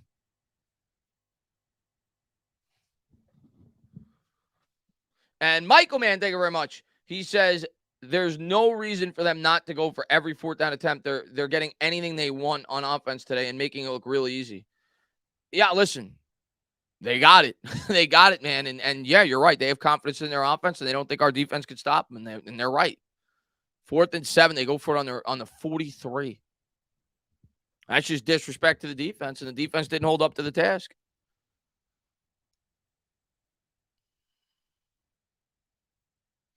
And Christopher, man, thank you very much. Crazy part is how far away we are from the Eagles. Yeah, and Flight, man, thank you very much, man. This game is a massive L. Looking forward to next week. If we lose against Washington, should we clean house? Dable and staff are starting to look like fraud. You're not going to fire Dable. It's year 1. It's year 1, man. You're not doing that. Eat the man, thank you very much, man. This play calling sucks. Kafka is terrible. Well, Kafka has nothing to do with that. Can't blame Kafka for that. You want to argue some of the offensive play calling so far today? Sure, but that has nothing to do with Kafka. No, Seer, man, thank you very much, man. Why the blank did Love not lay him out? What a joke. Yeah. Yeah. Are you talking about the touchdown? Yeah, it looked like he could have taken a shot at him. That was very reminiscent of the Stephon Diggs play. Remember that in the NFC playoffs where the Vikings went to the title game? Not that it was near the same significance, but yeah, it did look like he could give him a shot, and he didn't do it. He kind of laid up. Maybe he was worried about a penalty. Kyle, man, thank you very much, man. Is this game even going to be competitive at all?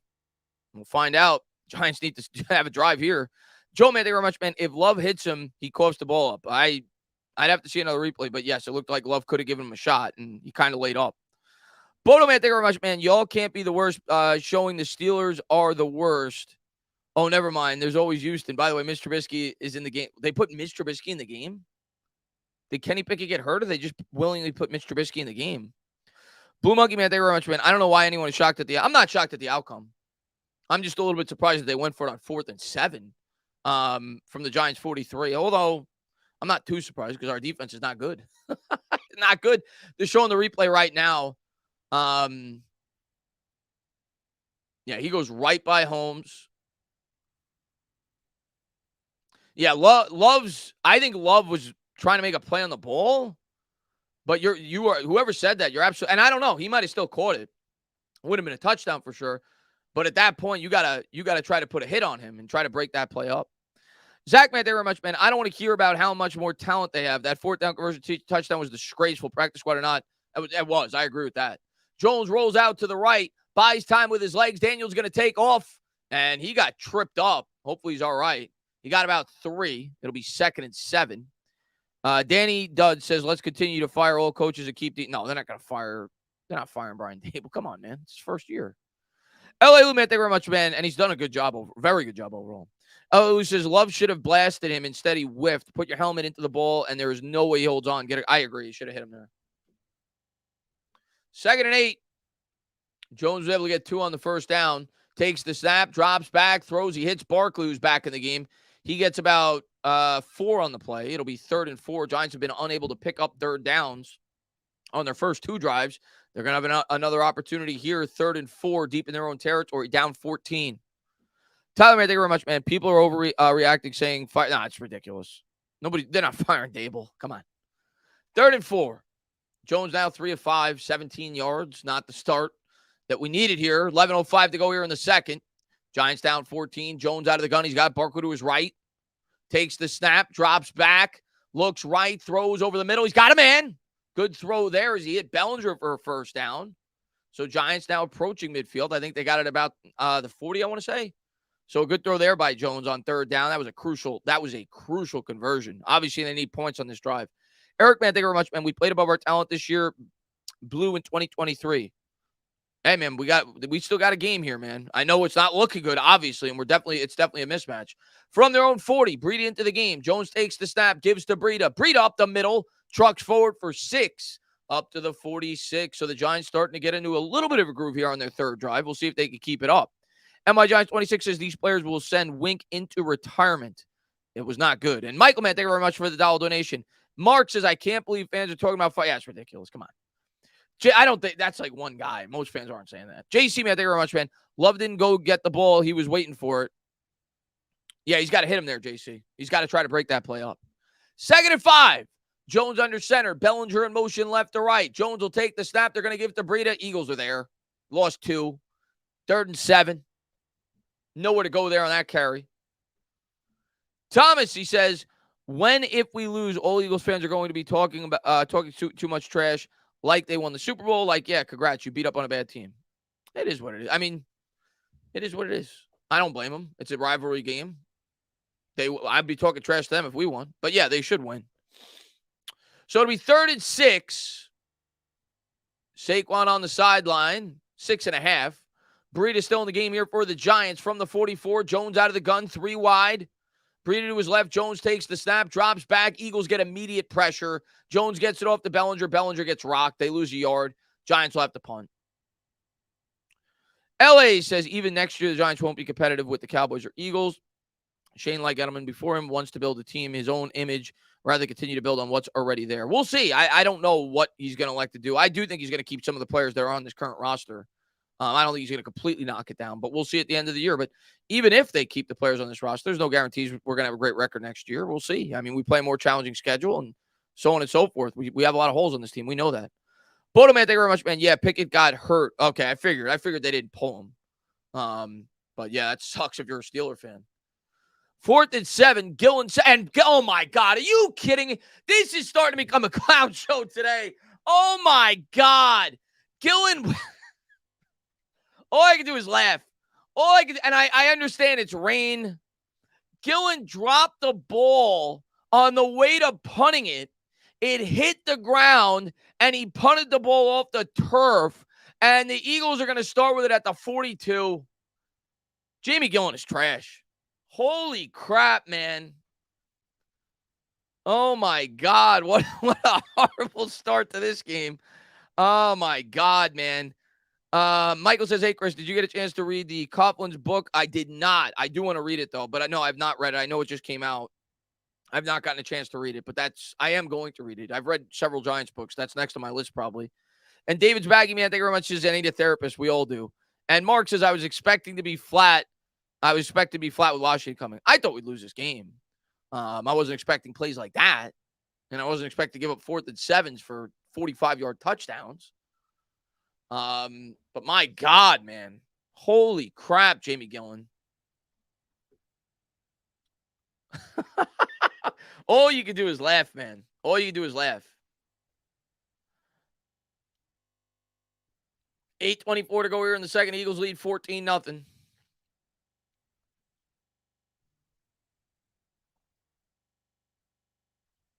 Eagles have it around midfield.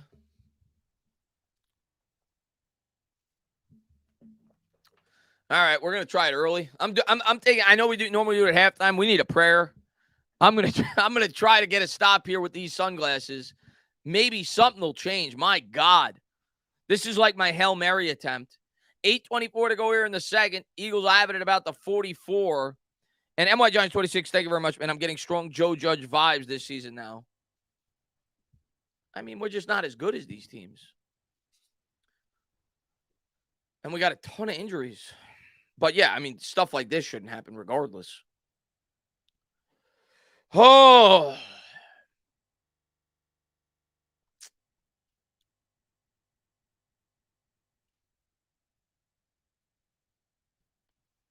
Yeah, of course that's on Gillen.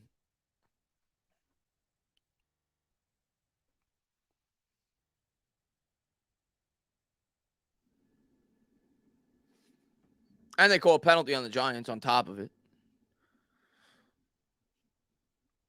Lumba says, blaming Danny when O-line turnstiles, okay, people.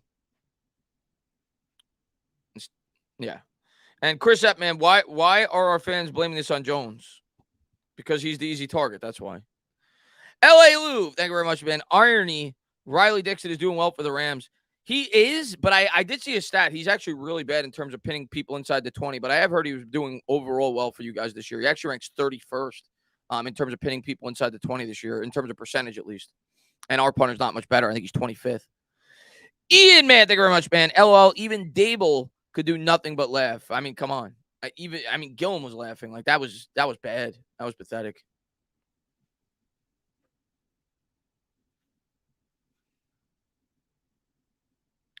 Chris, this team is not worth straining your vision for. And Silly Parody says, how many shades can you fit on your face? Need more. I don't have any more. If I did, I would do exactly what you suggested. We need as many as we could get. I'll try the rally cap too. Why not? Let's try this too. We'll try everything. There we go. Now I look like one of those bros. One of those surfer dudes. I'm a Chad. Is that what they call them now? Chads. What's up there? Paul, man, thanks for popping in the stream, man. And what's up there, Bruce, man? Thanks for popping in. What's going on there, Nona? Game on. It ain't looking good, man. Ain't looking good. Second half adjustments. We're going to need all the second half adjustments we could get, man. What's up there, DQ, man? Thanks for popping in the stream, man. I don't want to say this, but... And Zach, thank you very much, man. Kicking ball off on the ground is also a... Oh, is that what it was? Okay. To Dean Bell. So it makes the bad situation worse. So the Eagles will have the better field. That's what the penalty... Yeah, I figured that's what it was for. You could do that on actually when you're kicking a field goal. I've seen people do that, drop kicks, but you can't do it on a punt. Michael, man, thank you very much, man. They started the New York Giants 33.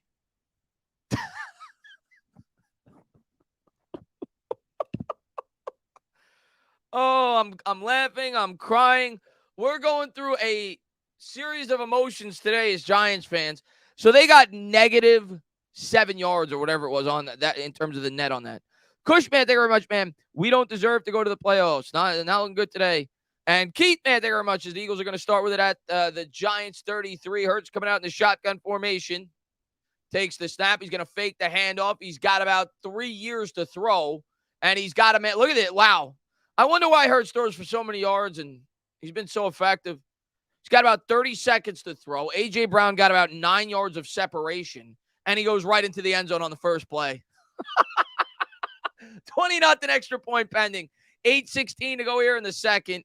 Easy peasy. Keith, man, thank you very much. Salute, my brother. Damn, this should have been a London game to get this off the screen before anyone sees. I don't know what's gonna be the take on this one. This is bad, man. This is bad, man. My God, dude.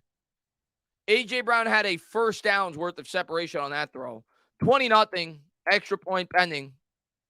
Snap, hold, kick, good. 21-0.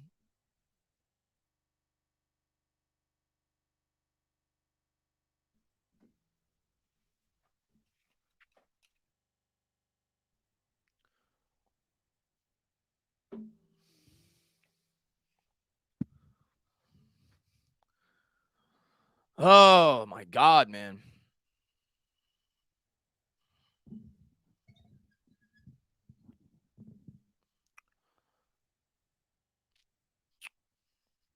Have a good one, Nona. And Coded, thank you very much. I wouldn't want to advocate violence, but I'd love it if the Giants storm the field and beat the crap out of the Eagles player. That's not going to happen, but I wouldn't be upset if they did. I wouldn't be upset if they did. Christopher Spires, thank you very much, man. To me, it is hard for me to believe the GM and coach going to risk their job bringing Jones back next year, instead try to get their own guy. It's hard for me to believe, Christopher, and maybe they will. We'll see, but it's hard for me to believe that any rookie is going to come in here and not look like an absolute lost puppy dog with what we've got right now provided to the guy that's going to be coming in with all the other holes on this team. But if they go that route, I'll fully support it. We got a lot of holes to fix on this team, especially if you give up future draft capital to get it. Jason, man, thank you very much, man. Maybe 6 of our 22 starters would start elsewhere. Yeah. Katrik, man, thank you very much, man. Some circus music for the culture, please, Tana. We might have to do that at halftime. I don't like doing that. I don't like making fun of my team, but today's just been bad, man. Today's just been bad. It's just been bad. We might have to do that at halftime, though, because it has been a circus act. Adam, thank you very much, man. So we're out of the game. Saquon isn't over to the fans, ready to fire everyone. Let's try to do a few good things for the rest of the game. If I'm the Giants at this point, I wouldn't bring Saquon back in. I don't want to risk further injury. I mean, maybe you play out the half, but if it gets out of hand and it stays out of hand, I don't want to risk further injury. And Fabian says, "Can we give a game away and go 6-10-1?" And JC says, "Bracket Brown and Smith play 5 DBs." You could do that, and that may be the best approach. But if you do that, you know what's going to happen. Hurts is going to run for 200 yards. And MY Giants 26 says, practically taking a shit in our end zone. I'd say we are too, but we can't find the end zone. This team is bad, very bad. You think DJ and Barkley are gone? We'll see at the end of the year. Andrew, man, thank you very much, man. Funny that people say Jones isn't the guy. What quarterback is going to succeed in this? His O-line is just a revolting door with ghost receivers. It's a nightmare. Ayub says, y'all called me dumb for saying we're frauds. I don't think anybody called you dumb. We were just hoping we win the game. Cody, man, thank you very much, man. If I wanted to experience slamming my junk in a car door, I'd play Dark Souls. Giants are going to take this back to the 20, and they'll start with it there. All right, so far today, we've seen a muff punt that we got called on a penalty. The play of the year there by Jamie Gillen, in which he kicked it off his shin, where the Eagles started with at the 33. The very next play, A.J. Brown had about 9,000 yards of separation, 2 seconds into the play. We've seen Jalen Hurts Jalen Hurts has read. I've been keeping track. He's read the entire Bible this game with all the time he's had in the pocket. 1st and 10 here. Daniel Jones coming out in the gun from his own 20. Barkley in the game. Jones takes the snap, throws, hits Barkley out in the flat, and Barkley down the sideline makes a man miss. He's going to get about 17 as he's pushed out of bounds. Good play there by Saquon. And Blue Monkey says, yeah, we're drafting the quarterback. Sorry, it's over for DJ. We'll see. And Dan says, this is embarrassing. Not good. LA says, besides Saquon, Dexter, Leo, and Thomas, just how many players do we have on this team that will be starters on contenders? Very, very few. That's how many. If we lose, I don't see how Dable and Shane aren't on the hot seat. Well, Dable and Shane have nothing to do with the players. I mean, they inherited this roster, and they didn't have any cap space. It's hard for me to come down on them after 1 year. There's a handoff to Barkley on a draw play. Barkley runs hard there. He gets about 6. That'll bring up a 2nd and 4. Let me take these off. This ain't helping. Well, so far it's helping the drive. I got to keep them on for now. I'll read the rest of these when I can. Thomas is up next. As the Cowboys go in for 6, that was Tony Pollard. They go up 14-10 on the Texans. It's working right now, so I got to keep the glasses on and the hat backwards so far in this drive at least. Jones under center. Man in motion is Slayton from their own 41. He's going to give it to Saquon. Saquon with a nice cutback run. Still going. Gets 10. He gets up to the logo at the 50. And Thomas says, hey, maybe they will send their starters home at halftime and we can maybe get 3 points against their second team. Hey, maybe we'll score in this drive, man. V. Christian, thank you very much, man. Pull out the third down and 9 QB sneak. No, hopefully not, man. That's the ultimate embarrassment. As we got an injury on the field, it's an injured Eagle. 6:51 to go here in the second. Stoppage at play. Looks like he's grabbing his hamstring. Dharma says, not even a fight, a complete dog walk. What a stroll. See if we could score here and make it at least somewhat interesting. 6:51 to go here in the second. Giants will have it at the 50. We'll see if this team can show some fight.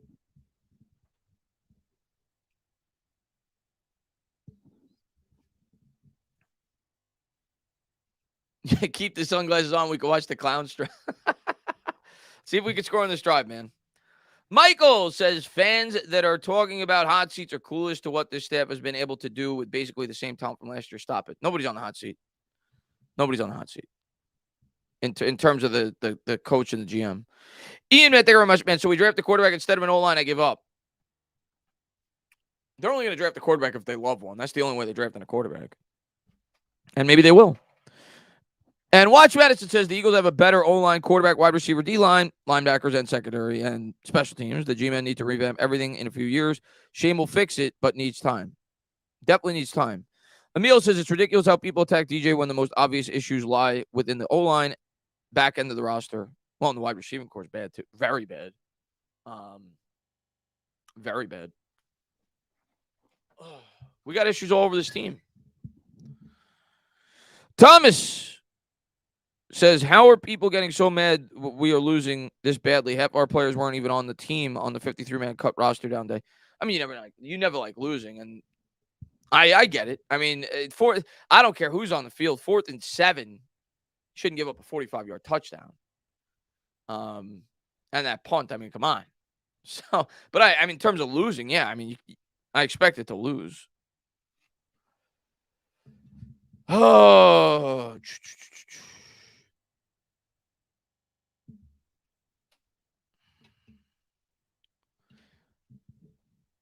This is slow torture. It's not good so far, man. Daniel B says, okay. We're just getting warmed up. Well, they better get warmed up real fast. They better turn that burner from 0 to 400 real fast.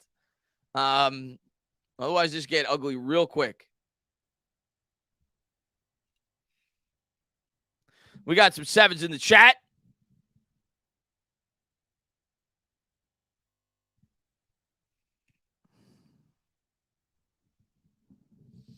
Giants are going to have it at midfield.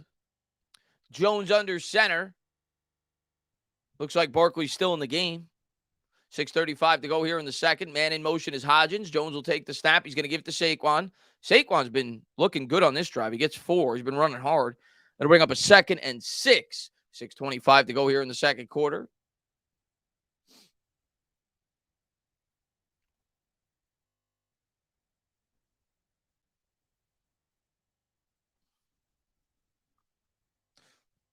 Giants will break the huddle. Barkley now with 42 total scrimmage yards, 22 rushing, 20 receiving. He had the big gainer on the right sideline, which I think was the biggest pass play of the game. Jones will change the play. 3 wide set. Eagles get pressure. Barkley gets killed. Loses 4 in the backfield. They just devoured us. So now it'll be 3rd and 10 at the 50. They gain 4. They lose 4 right back.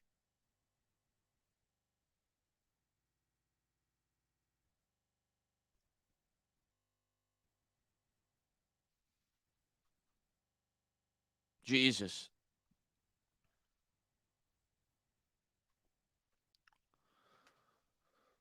My God, what a whiff by Glowinski. Oh, my God. 3rd and 10. Jones drops back, under pressure, throws, and incomplete. Hard to tell with the shades. Looked like it might have been almost picked off. I couldn't tell if it was off of Bellinger or the Eagles defender. But regardless, it's incomplete. And the Giants are going to have to punt. So now the shades come off. That didn't help.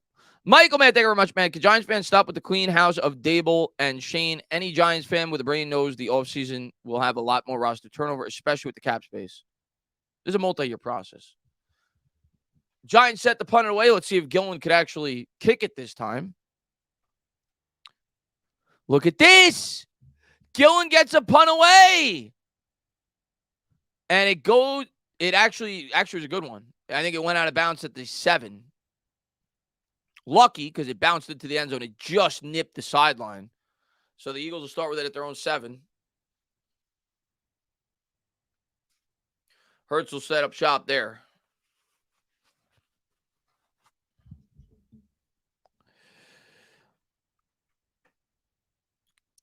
And Nozier says, I've seen enough of going. He stinks. I knew he wasn't very good when we signed him. You just knew he was a 1 or 2 year placeholder. He wasn't going to be a guy that was going to be a long-term option.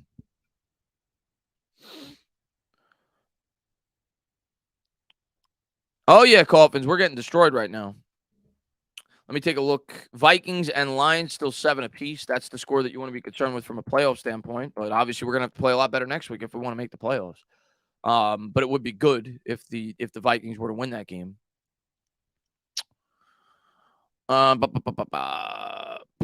And Bob, so now the Eagles can go 93 yards. Yeah.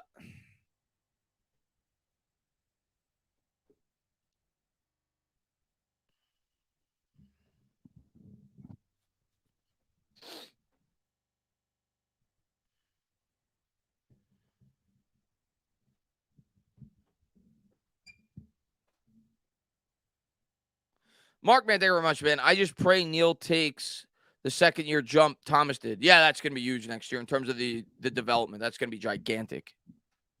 And I think he will. He's going to be much better next year, Evan Neal. Lions scored 14-7. MY Giants 26 says this game looks as bad as Judge's underpants.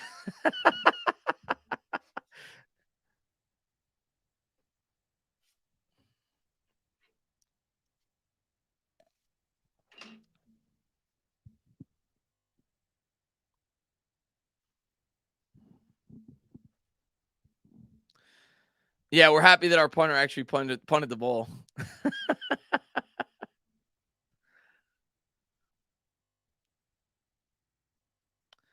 It's in the pinned comment. Anybody asking about Bad Dog, it's in the pinned comment. Oh. Jeffro says, I'm tired of this. We have to fix this team before they put me in a grave. We got a lot of problems right now. Fabian says, do you think Dable lost the team? No, I just think we're going up against a much better football team. I don't think he lost the team. Just think the Eagles are a much better football team. Eagles going to start with it at their own 7. 5:05 to go here in the second. He'll take the snap, drops back, steps up, heaves it up down the sideline, and incomplete. Was looking for Quez Watkins. Pretty good coverage that time by the Giants. It'll be 2nd and 10. Looks like Watkins is on the sideline down with an injury. Might have hurt his shoulder. I'm not sure, but he's getting tended to over there. Payback, thank you very much, man. Only Giants fans draft the most average quarterbacks ever and fight tooth and nail for him to be the franchise quarterback. I don't think he's the franchise quarterback. I mean, we've got a long ways to go before I would say that. I definitely don't think he's the franchise quarterback. I just personally don't want to put a quarterback in the same situation we put Daniel Jones and fail him, because this team needs a lot of work, especially if you're going to trade up and give up future draft capital. Hurts coming out of the gun from his own 8. Gives to Sanders. Sanders up the middle. He gets 5. It'll be 3rd and 5. MI Jones 26 says, Gettleman hit on picks, but this team is a mess. He built it very poorly. We scrambled all over to build it. No solid foundation anywhere. JCD says, if DJ signed quickly, we'll know how they feel.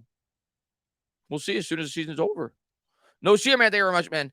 If you could, hold on. Shotgun formation. Hurts drops back to pass. There's a flag. I think it's going to be a hold on the Eagles. He gets sacked back at the 1. If it's a hold on the Eagles, they'll clearly decline it. But the Giants did get a sack. They knocked Hurts down. Hopefully it's on the Eagles. Please be on the friggin' Eagles.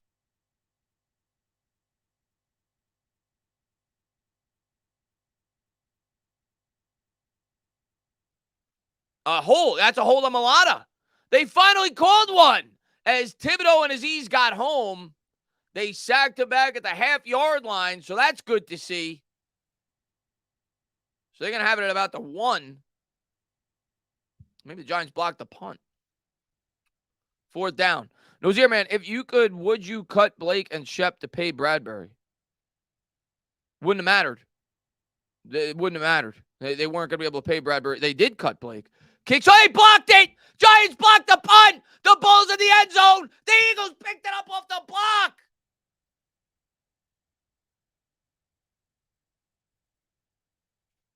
Where's the ball? 4:15 to go here in the second. Where's the ball?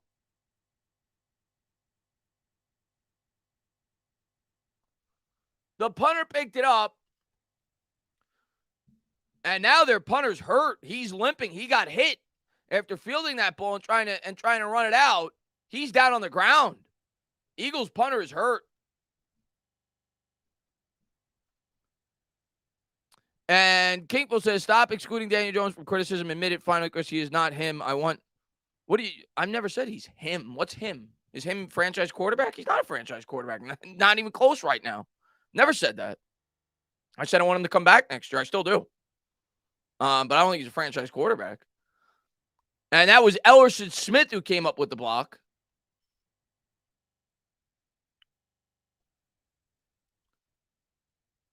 Yeah.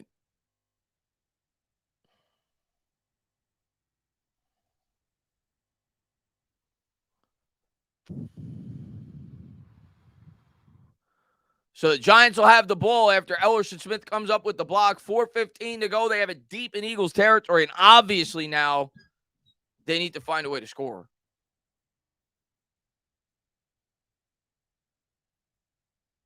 So they're going to have it at about the 16, 15 and a half.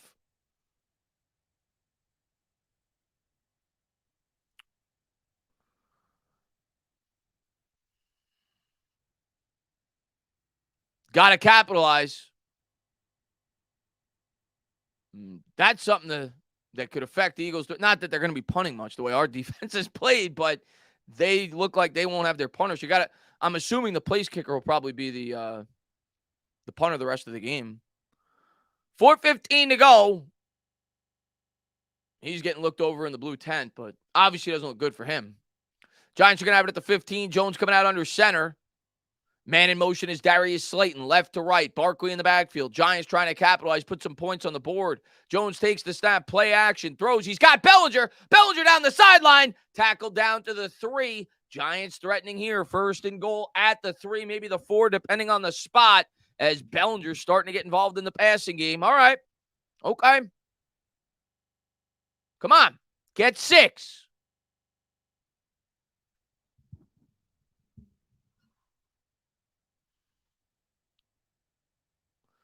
They got it at the 4. Bellinger in motion with the visor. Barkley in the backfield. 3:42 to go. Jones takes the snap, gives to Barkley. Barkley still pushes forward, gets 2. It'll be 2nd and goal from the 2. 3:31 to go here in the second. Still plenty of time for the Eagles if the Giants do score to put more points on the board. Defense going to have to hold up again. And they're going to wheel Supposo, I think it was, or Supposo, the punter for the Eagles, out with an obvious leg injury. So he's out. And Elliott warming up to practice punting. 2nd and goal from the 2. Man in motion. Barkley in the backfield. Takes the snap. Fakes to Barkley. Jones looks. Good coverage by the Eagles. Jones got nowhere to go. He's going to throw. He's got him. Touchdown Giants. Isaiah Hodgins in for 6 as Daniel Jones put some points on the board. Stand up, New York Giant fans. 21-6 extra point pending. Ellerson Smith comes through with a huge block. 2:57 to go here in the second. 21-6. We'll see if the Giants can make it 7.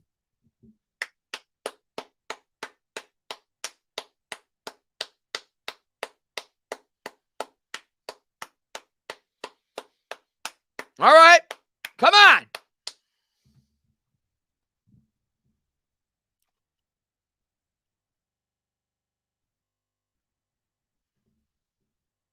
Snap. Kick. Good. 21-7.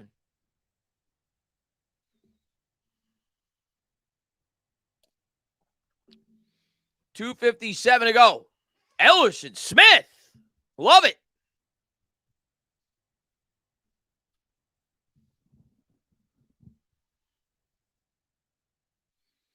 Nice catch there by Hodgins. Hodgins with his second touchdown in as many weeks. Hodgins has 2 more touchdowns in the last 2 weeks than Kenny Golladay and Kadarius Toney had his Giants combined. That's crazy. 2:57 to go here in the second. I like this Hodgins guy. I don't want him to be a starter next year, but I like him. I hope he's back.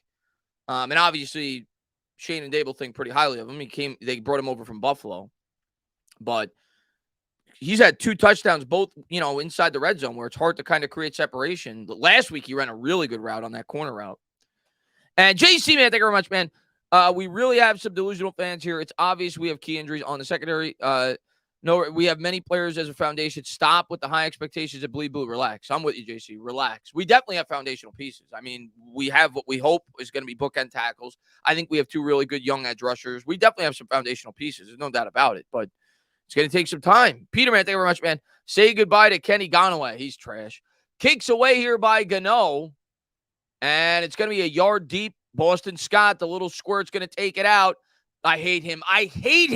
Boston Scott, look at this piece of shit. Oh, my God. Boston Scott all the way up to like the 30 of New York. He always kills us. He does nothing all year. When he plays the Giants, he becomes Deion Sanders on kick returns. 2:47 to go here in the second. Eagles already in territory. MY Giants 26, man. Thank you very much. He says, I hate what Kafka's doing. The short routes with the lack of talent is not good. Should be taking shots and maximize the receivers rather than limit. Well, I mean, when you're inside the 20, I mean, if you're talking about that, that's your only option. And we did take a deep shot the drive before. It was just incomplete I think it was on the 3rd and 7 or whatever it was. Manny, man, thank you very much, man. You see the punter say F ups to some classy. I did. I don't know if he was talking to a fan, but I did see him mouth the words, and I assume that's what he was talking to a Giants fan. Here's a handoff, and Sanders cuts it to the outside. He gets about 7 or 8. I actually was going to mention that when I saw it, but I wasn't sure who he was talking to. But, yeah, I did see exactly what you're talking about. 2:35 to go to be 2nd and 1, and just like that, the Eagles looking to cash in for another 7 after a huge Boston Scott return. They got the ball now at the Giants 26. Eagles will break the huddle. Hurts coming out. Shotgun. He's got Sanders to his left. From the 26, 2:13 to go. They'll snap it once before the 2-minute warning. Actually, they don't have to. Actually, they do. Yeah, it's a second difference. I think they do. Maybe not. Looked like there was a difference. They should have thrown a flag. Now, I don't know if the clock in the stadium is off, but it looked like it was a second ahead of the play clock. But regardless, it goes down to the 2-minute warning. And VT Jake, man, might have to start worrying about Detroit taking a playoff spot. Yeah, I mean, you look at their schedule after today, they could run off another 4 straight wins, even if we do get to 9 wins, if they win today. And right now they're winning 14-7 against the Vikings. Vikings, where do they have it? They have the ball. I'm not watching the game. Actually, they have it in the red zone. So obviously you're rooting for the Vikings to tie that game right now. They got it at the Detroit 13, 1st and 10 at the 13. MY Giants 26 says, we're talking about before we took 1 deep shot on 3rd and 7. We don't do that at any of the time. Yeah, it is ridiculous, but I think it also speaks to the line. They don't trust their line to be able to hold up, to be able to take those shots. But yeah, I mean, obviously I want to see the offense be better than what it's been.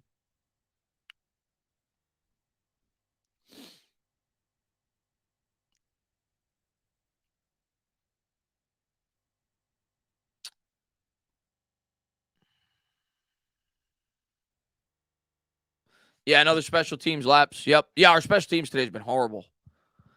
Between the punt, the kick return there, it's been horrible.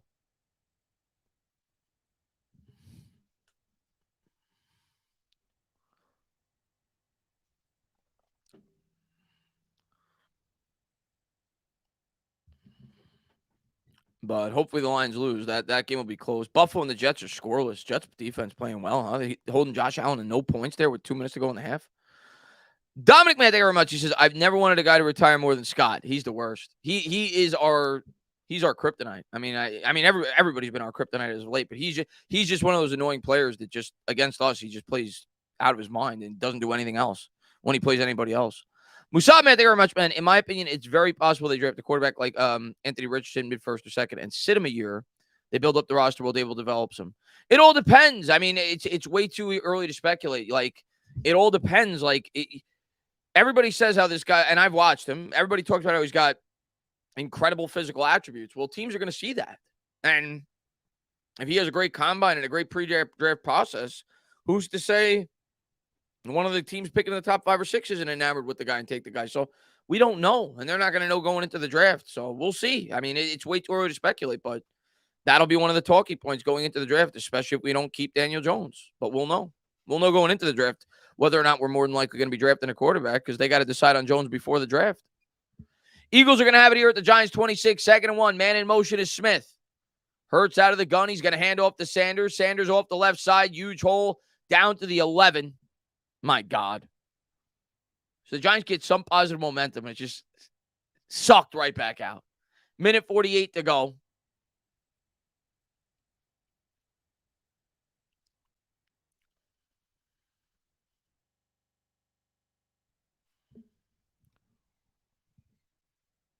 And if you're the Eagles here, there's no reason to stop the clock. You just let it tick. Giants are not going to use their timeouts to try to get the ball back before the half, at least. It looks as of now. 1st and 10. Eagles probably going to run it again at the 12. Man in motion, Devontae Smith. Hurts will take the snap. He's going to give it. Miles Sanders pops it to the outside, turns the edge, gets about 5. It'll be 2nd and 5. He's pushed out of bounds. That'll stop the clock. Minute 09 to go. It'll be a 2nd and 5 at about the 7 or the 8.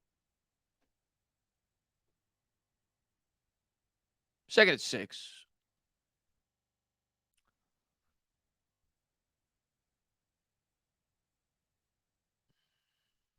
Eagles trying to go up 28-7 here on the Giants. Giants need to hold. Now they changed it to 2nd and 5. Hurts out of the gun.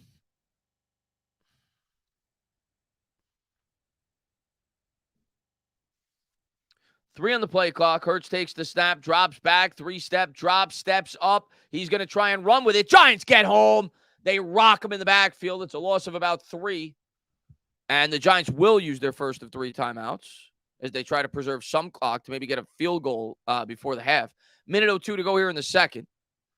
And Kobe, man, thank you very much, man. Danny Dimes, more like Danny 3 and out. We're definitely mismatched. It's a mismatch today in terms of the overall teams. It's a mismatch. 3rd and 8 for the Eagles. They're showing Gronkowski there getting ready for the halftime report.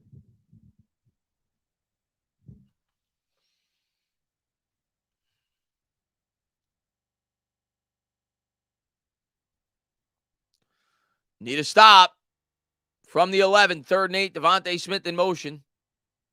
Down to 7 on the play clock from the 11. Hurts changes the play down to 1. He'll get it off. Drops back, 3-step drop, throws corner, incomplete. Good coverage there by Love. Giants will hold the Eagles to 3. I don't think they'll go for this. They went for it on 4th and 7 earlier. 58 seconds to go here in the second. You figure the Eagles will make it a 3-possession game. And the Giants have 2 timeouts, 58 seconds to work with. And Elliott will line up for I think it's a 29-yarder. Very makeable field goal. Elliott on the year, 9 of 11, 54 yards being the long. Snap, hold, kick is good. No block this time. 24-7.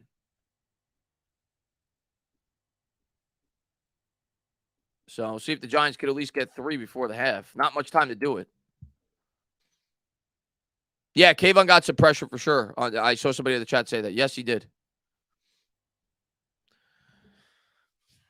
So 58 seconds. If you're the Giants, you might as well be aggressive here, especially with the Eagles starting with the ball. Might as well try to get some points.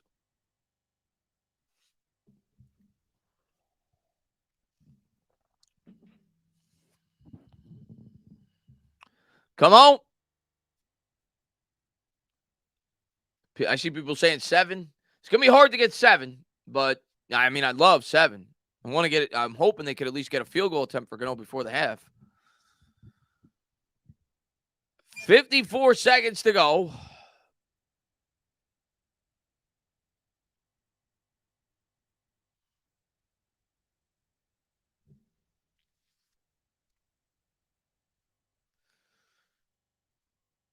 And the kick's away by Elliott. Brightwell's going to let this sail over his head. Giants will start with it at the 25. And Jones will take the field. Giants scored a touchdown on their last drive, of course, created by the short field position by the block punt by Ellerson Smith.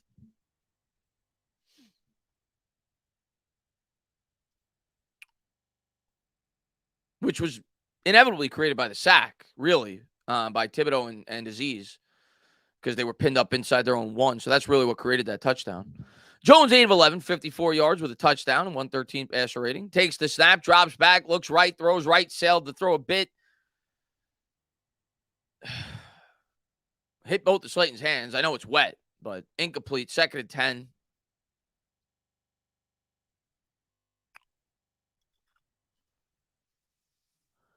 France and Morocco, they're showing the promo for. And then you got Argentina, Croatia. I'm picking Argentina and France there.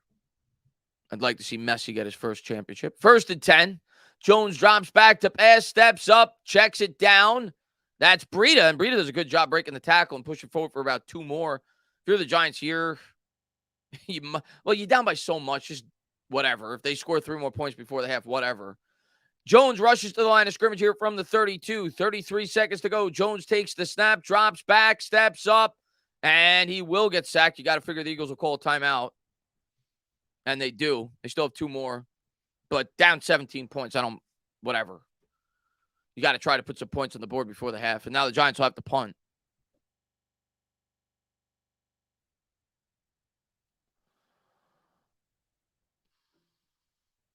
Fletcher Cox gets the sack.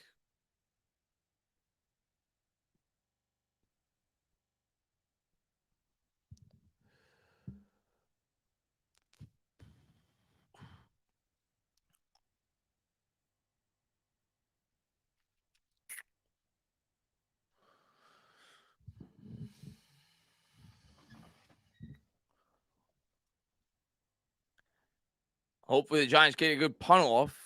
Figure the Eagles will have about 19 or so seconds after the punt, probably, with 2 timeouts.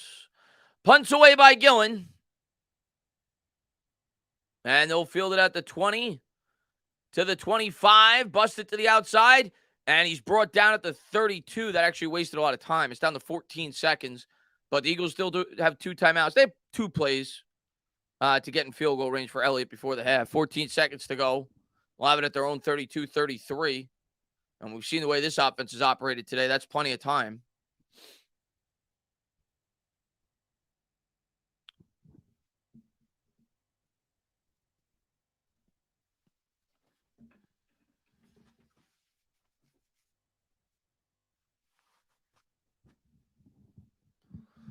Look at that change. The Eagles went from 31st in sacks last year to 2nd this year. And I think Jones has been sacked at least 3 times today. It might be 4. I'll take a look at halftime. I know he was sacked twice on the first drive, and he was just sacked. Hurts out of the gun, takes the snap. Giants come with 3. Hits his man out of the backfield. That should do it. I don't think they'll call a timeout. No gain there, and that will do it. That'll take us to the half. So it's 24-7 Eagles as we go to the half. Let me change the quarter before I forget. But not what you were hoping for. 17-point deficit at halftime. Eagles start with the ball on top of that. Not what you're hoping for. But let me share the screen real quick. We'll go over the halftime stats for both sides. Not pretty, obviously. Let's see. And let me read this real quick. Vin, man, thank you very much, man. This is embarrassing, but got to remember this is still a surprisingly good season for a rebuild. Big game next week. If playoffs are still possible. Hey, man, next week the season's on the line. We knew that going into today, regardless of whether we won or lost. That was going to be the game that we need. Even if we won today, we're going to need that game. Jones was sacked 3 times, actually. 2 on the first drive, one right before the half. Hurts 17-24, buck 71. Of course, my God, the 4th and 7, that was embarrassing. For the touchdown, 2 touchdowns. Sanders 8 for 44. They've got 61 yards on the ground between Hurts and Sanders, 6.1 yards a carry. Devontae Smith, 64 yards. For the Giants, Barkley, he's got 20 yards receiving, 20 yards rushing. He's their leader in both categories. Jones, I guess he did what he could. 9-13, 61 yards with a 105 QB rating and a touchdown on the short field. We created the touchdown with the block punt. And, yeah, just not good. Just bad all around. In terms of the team stats, how many? My God, let's take a look at the penalties. Giants had only 3 penalties. Oh, no, that's sacks. I'm sorry. Yes, 3 penalties for the Giants, 19 yards, but crucial moments. One would have been a 4th down.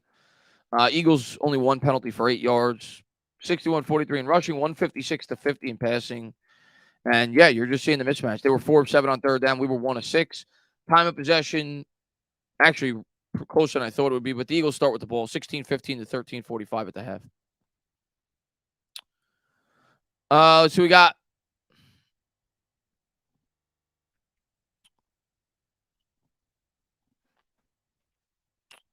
Galladay's dressed today. I had to do a second check. Dude is 100. Has he even played? Has he had? I haven't seen. They definitely haven't thrown to him. Has he played? Has he been on the field? Eagles get the ball at halftime. Talking eco, man, they were much, man. Anyone calling for firing is insane. This is year 1 of a rebuild. I remember y'all hyped over 6-10. This is improvement. Calm down. Yeah, come on. Dominic, man, thank you very much, man. Just me or does Jones walk right into these sacks? The first one, again, it's hard for me to remember the exact sacks, but the first one I thought was definitely not on him at all. That was a blindside hit where Andrew Thomas just got beat off the edge. I'd have to think about it. Are there times? Sure, where he does. But our offensive line is bad. Ninja Man, thank you very much, man. Do you think Daniel Jones got himself more of a contract than Saquon? We'll see at the end of the year. We'll see at the end of the year. I don't know what they're going to do, man. I don't know what they're going to do. I just know I'm going to be nervous if they trade future draft capital to go up and get a quarterback. I know that. I'm going to hope that Joe Shane's right if he decides to do that. But this team has so many holes. I'd be nervous if they did that. It could work. It worked with Josh Allen, obviously, with the Bills. But if they miss on that quarterback, my God, you giving up future first-round picks to go up and get him with all the other holes on this roster? It's a risk.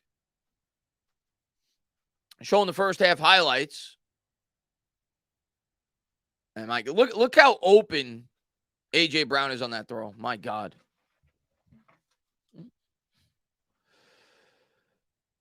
Let's see.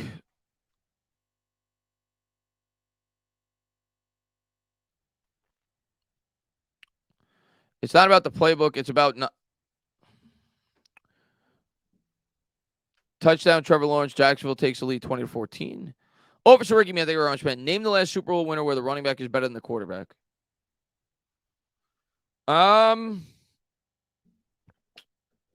Seattle. At the time, Marshawn Lynch was definitely better than Russell Wilson, who was still a game manager at that point.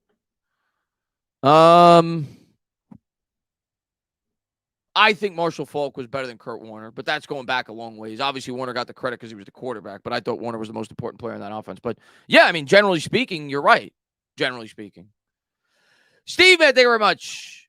He says, it was fun while it lasted, boys. Yeah, Steve. We still got a big game next week. Vin, man, thank you very much, man. I missed that touchdown. What was Love doing? Rare for it. Yeah, Love was trying to make a play on the ball rather than trying to break the play up. Russell Wilson is a Hall of Famer, but at that point in his career, Marshawn Lynch was the better player. I don't think anybody would dispute that. I think it was Russell Wilson's second year. Marshawn Lynch was the best player in that offense. The biggest driving force for that team, though, was the secondary. Marshawn Lynch, a Hall of Famer, too, by the way. Luis, man, thank you very much. He said, hate this team and fan base so much, it just sucks. Yeah.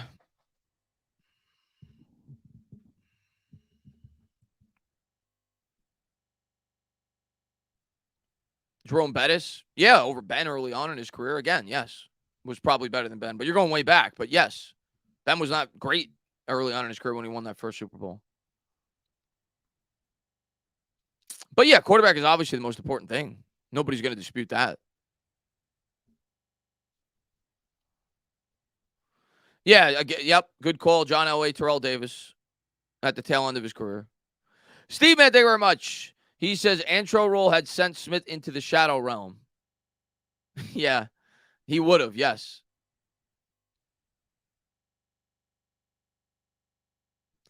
Yeah, I mean, Ricky, our team's not constructed right. It's not whoever the quarterback is. It's not constructed to the way that the Eagles have their team constructed, where they could maximize whoever the quarterback is, whoever we bring in, whether it's Jones next year or whether it's somebody from the outside.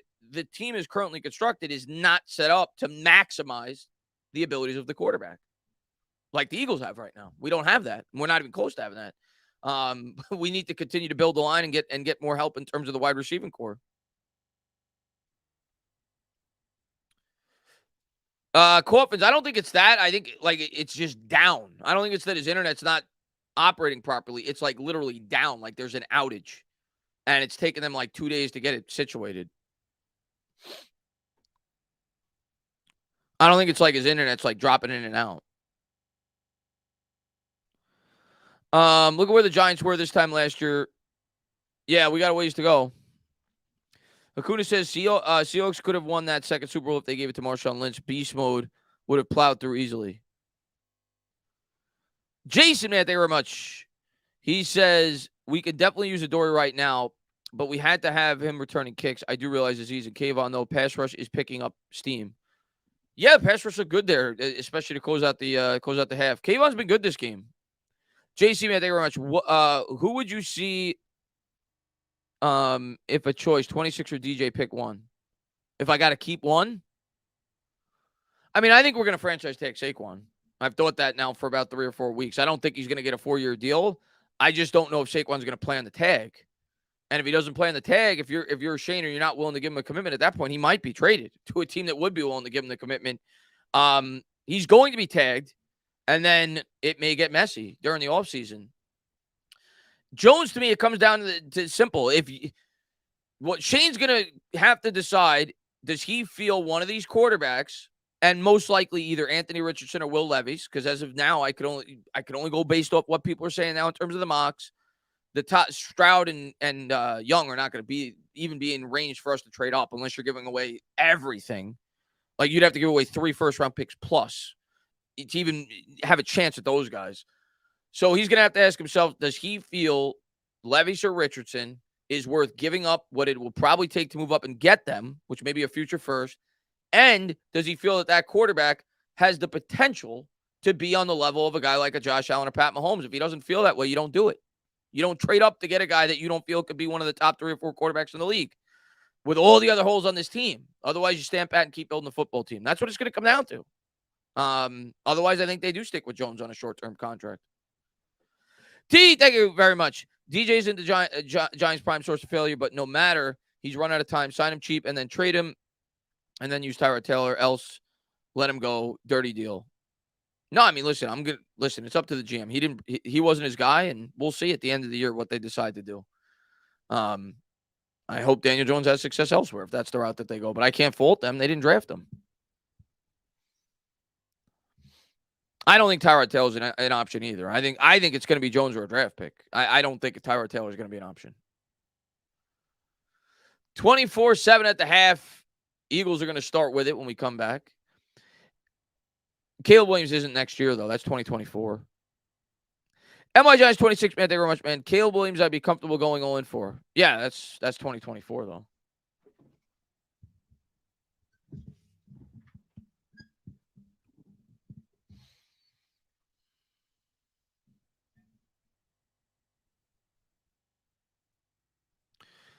Giants fan from England screaming at the TV. Yeah. Thank you for popping in, man. If a great quarterback is there, we definitely take the quarterback. But the only way we trade up is I think that's the only way you're going to be able to get one. Maybe one drops, but the only way you're going to be able to secure it is you got to trade up.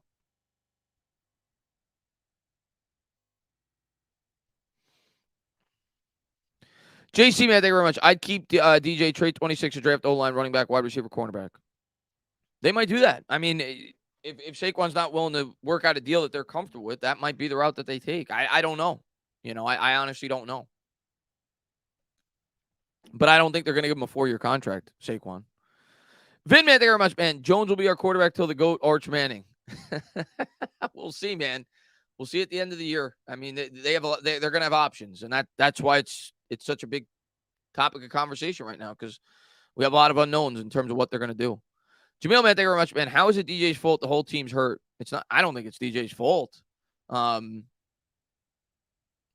don't think it's his fault. MI Giants 26 says Caleb Williams is legit Mahomes potential. He's got. I love Caleb Williams. You know that. I've said that. Luis says unpopular opinion. Last Barkley signed elsewhere. Tag Jones, draft heavily in wide receiver and defensive back. We tag Barkley, holds out. You could tag Barkley and then trade him though, so you get something for him if that's the plan. Christopher, thank you very much, man. To me, don't understand. Giants fans want Caleb Williams. No way you get him unless you have the number 1 pick next year. I agree. That's probably the only way you're going to get him. Nobody's trading out of that pick if they feel he's the next Pat Mahomes. And, if they need a quarterback. But if you're picking first overall, you're going to need a quarterback like 99% of the time. Mark, man, thank you very much, man. DJ is coming back. Continue to build the team. We'll see. I mean, I'm personally just sick of the argument. I just want to see what happens. I've given my opinion on the matter. I just want to see what happens at the end of the year. No matter what happens, I'm going to support it, and I'm going to hope that Joe Schoen makes the right decision. That's it. That's where I stand on the topic. I think I can make a strong argument to keep him for the reasons that I've said, but it's not my decision. Sebastian, man, thank you very much, man. This offseason, I think the Giants should stack the offensive line. I think they need to continue to build the interior for sure. Talking Eco says, off topic, what is the possibility of the NFL changing to a lottery system for the Caleb Williams draft? Teams might legit tank for him. Yeah, I mean, you could say that about several quarterbacks. Teams might legit tank for Trevor Lawrence, right? Back a couple of years ago, or they might legit tank for Sam Darnold. People were saying, right? Tank for Darnold, tank for Tua. I think I wouldn't be opposed to it. I don't think tanking is as big of a problem in the NFL as it is the NBA because one player doesn't make near as much of a difference, but it still could be a problem. I wouldn't be against it. And I know that they've talked about it on some podcasts recently. Steve, man, thank you very much, man. 2020 was the best we had, 5 wins and led the East. I think this team's been better than the 2020 team. The 2020 team was 5-10 going into the last week, and all their wins were against backup quarterbacks. They beat Cincinnati without Joe Burrow. They beat the Eagles when Wentz was horrible. They beat the Cowboys without Dak Prescott. This has definitely been a better team than the 2020 team. Giants set to kick it away. Eagles are going to field this a yard deep. Take it out to the 10, to the 15. Scott wrapped up. He spins out of a tackle, brought down at the 16. And Money Mitch, man, thank you very much. Exactly. None of us are GMs. Let Joe Schoen do his job. Yeah, I mean, at the end of the day, I'm not going to scream either way. I'm just going to give you my opinion on what I want it to happen. But what do I don't make the decision. And I could at least see why Joe Schoen would want to go the other route. He didn't draft Daniel Jones. He may want his guy. And I'm going to believe that he's completely sold if he wants to go up and get his guy. I have no power. I just voice my opinion on what I want to happen, but we'll see what happens. 14:54 to go, 1st and 10. Eagles coming out in the shotgun formation, man in motion left to right. From the 16, Hurts takes the snap. He's going to give it to Sanders. Sanders got a big hole off the right side. Still going all the way up to the 38-yard line. A big gain there by Sanders. Vinovic says trade 26 draft Jalen Hyatt. And secondary help, grab Hendon Hooker in the second. I don't know. Hooker's going to be 25. And now you're talking about a developmental. I don't know. I love Hyatt. And Grinding with Levy says, we've played this good with the trash around DJ. Any smart GM would build around him. Look at the holes on this roster.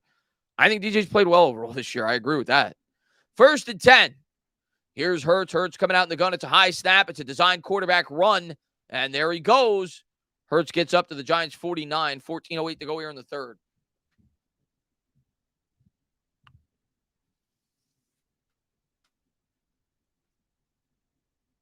Good job there by Hurts. It looked like that snap almost Might have sailed over his head, especially with the rain, to be able to contain it. But the Eagles moving here. Pinnock with the tackle. McFadden with the assist. Rain's really starting to come down there in East Rutherford. Hurts 17 to 24, 171 yards, 30 yards on the ground. Man in motion, Devontae Smith, left to right, 13:35 to go. He's going to take the snap. They're going to hand look at this. My God. Miles Sanders spins forward for 5. The run defense is just putrid, man. Putrid. Obviously, not having Leonard Williams out there is not helping. And in fact, you're going up against the league's best offensive line.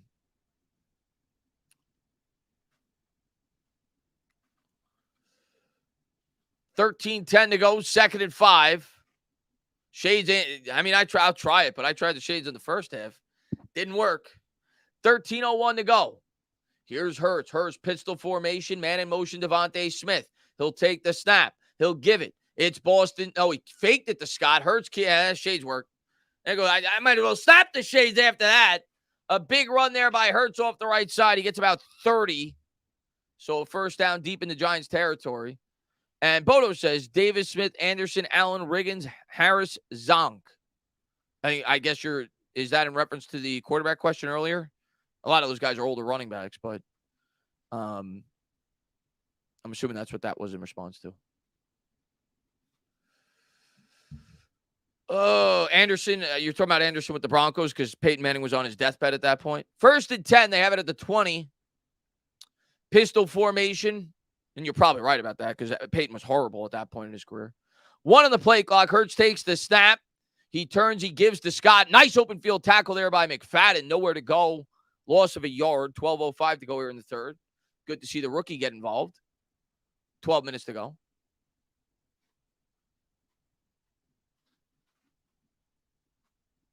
They'll have it here from the 21. It'll be a 2nd and 11. Eagles will break the huddle.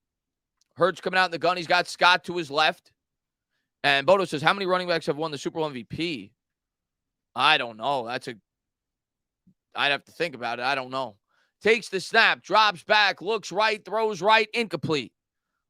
Might have been tipped. That ball came out wobbly, or it looks like there was probably some miscommunication on the route because that ball was nowhere near A.J. Brown. Regardless, 3rd and 11.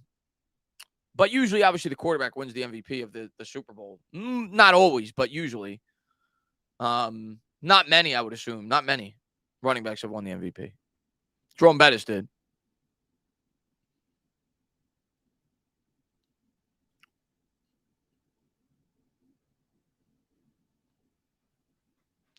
Hurts down 17 to 25 for a $171. He's got a 113 passer rating.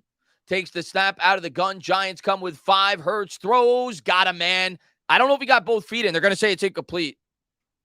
That was Devontae Smith. We'll get another look at it, but I don't think he got both feet. And I think the Eagles are going to have to settle for a field goal attempt. Let's see. That's 1. Yeah, he's out. Incomplete. Eagles are going to have to settle for 3. So the Giants do keep it to a 3-possession game. 11:25 to go here in the third. As Elliott will line up for a 39-yard field goal attempt from the left hash. And NY Giants 26, thank you very much. He says, at least we physically showed up today. Yeah. Hopefully misses here, man. 39-yard attempt. Snap. Hold. Kick. Good. 27-7.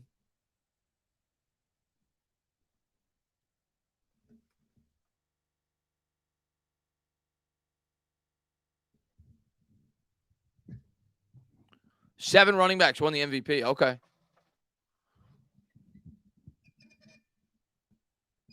I have no idea who. I mean, a lot of them are probably older running backs. Maybe Emmitt Smith won one. I'm trying to think of prior Super Bowl MVPs. I mean, I know Steve Young won one with the 94 Niners.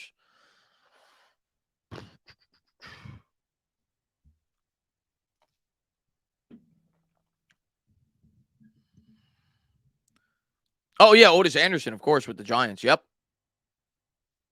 Yep, absolutely. And Bodo Man, thank you very much. He says the 7 running backs I listed. Oh, is the 7 running backs who won the... Oh, I see. Okay, let me go back up and look. I thought you were asking the question. Terrell Davis, Smith, Otis Anderson, Marcus Allen, John Riggins. Okay. So there you go. 7 running backs have won the MVP. That's a good trivia question. 27-7. Giants trail by 20. They'll be getting the ball here. Trying to make this a 27-14 game. At this point, if it's 4th and short, I think you're going for it. I mean, unless you're on your own like 25. But if you're near midfield, I think you're going for it. Giants need touchdowns. Oh.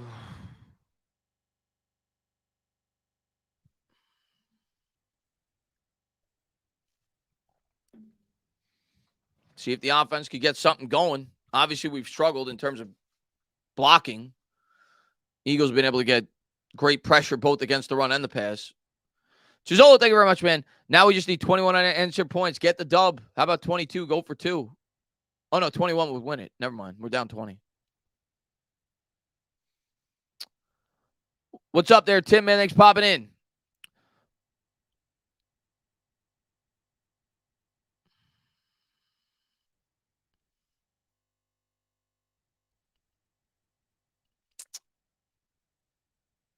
And Ian Going says, how can you watch this game and still blame DJ? I'm not blaming him. The team stinks. We don't, you just look. All you got to do is look at how much time and look at the holes that the Eagles offensive line gives their players, and look at the time our quarterback has and the holes that our running back has. Kicks away. Giants will start with it at the 25. 27-7, 11:21 to go here in the third. Peter, thank you. He says, can't take Levis. He puts mayo in his coffee. I don't want Will Levis. I actually think Will Levis is better than some people give him credit for, but I don't want him. 11:21 to go here in the third. Giants will start with it at the 25. They'll break the huddle. Jones coming out under center. He's got Barkley in the backfield. He's got Bellinger lined up wide. Haven't really seen Jones use the legs too much today. The Eagles have done a good job bottling it up. Play action rollout for Jones. Throws, hits his man. It's James. James pushed out of bounds, gained about close to 7. Second and about 3.5. 11-12 to go here in the third as Jones completes his 10th ball of the day. He's 10 for 14. All of them have been of the short variety. They'll break the huddle. Barkley to his right, 10:55 to go.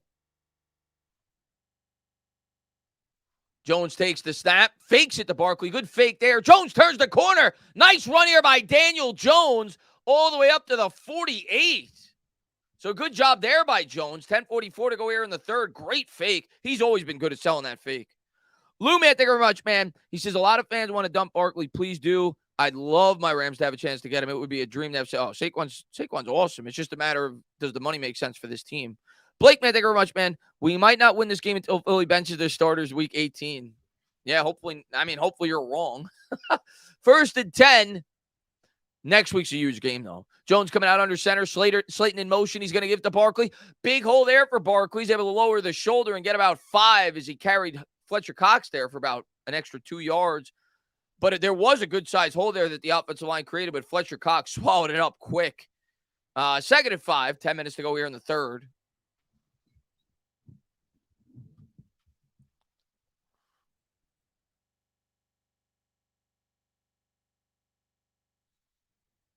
Come on. 2nd and 5 from the 47 of Philadelphia. Jones throws. He's got a man. Nice hit there to Richie James up to the 31. Giants offense starting to move here. 9:38 to go. They'll hurry it up to the line of scrimmage. No huddle here for the Giants. Trying to put 7 on the board. Peterman, thank you very much. He says, we have no inside linebackers. McFadden is north-south guy with no speed. Terrible. Address this before corner. I definitely think that end corner both need to be addressed. Jones takes the snap, drops back, steps up, throws, got a man again. It's Hodgins. Hodgins goes forward to the 17. Could have been a flag thrown. Looked like there was a bit of a late hit, but no flag there. First down for the Giants. They're now in the red zone. They've been good in the red zone this year. They scored a touchdown their first trip there today. They ranked 11th coming in as he hits Hodgins. Offense starting to show signs of life. Nice throw there by DJ.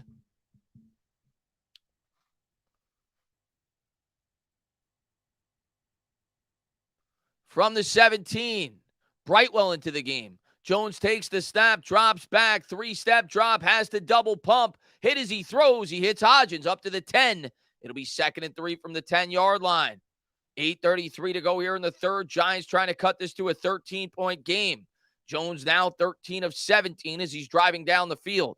Peter, man, thank you very much, man. I like Hodgins. Hodgins is a tough receiver, man. I like him. Big fan of him. Barkley on the sideline looks like he's flexing his arm a little bit. You could tell he's not 100%. Vin, man, thank you very much, man. I'm not no coordinator, but why not call plays like this from the beginning? Yeah, in terms of the hurry up, I'd like to see more hurry up. It's worked earlier in the year, too. Brightwell, nowhere to go there. He gets stuffed. It'll be 3rd and 3. But, yeah, I agree. I think the offense looks better when they have done that at points this year early in the game where they haven't huddled up and they've come out with the hurry up. And it has looked better on this drive. 7:45 to go here in the third. 3rd and 3. Huge play here for the Giants. I think you have to go for, unless he gets sacked or there's a penalty. If it's 4th and 3 at this point against this offense, I think you have to go for it. Field goal doesn't do you a whole lot. It's still a 3-possession game. Jones coming out under center. Fakes the handoff. He's able to get it off. Good play by Jones as he hits Brightwell. Brightwell down to the 4 with a man in his face. Jones was able to get it off and picks up the first down. Eagles snuffed that play out well. Jones was able to get it off. 1st and goal at the 4. They pick up a crucial 3rd down there. Come on. 1st and goal at the 4. Jones under center. Barkley in the backfield. Man in motion. Hodgins out wide left. Gives to Saquon. Saquon barrels forward for a yard. It'll be 2nd and goal at the 3.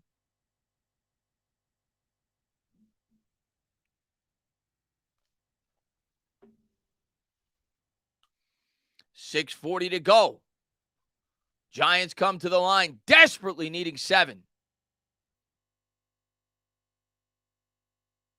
Jones, 14 of 18, buck 11 and a touchdown. Looking for his 2nd here. He'll come out under center. Hodgins out wide left. He's got 3 to the right. Now they're going to motion the tight end in. 2nd and goal. Jones takes the snap. They give to Barkley. Barkley up the middle. He's going to be a yard short. Now you got a 3rd and goal at the 1-yard line. 6:05 to go.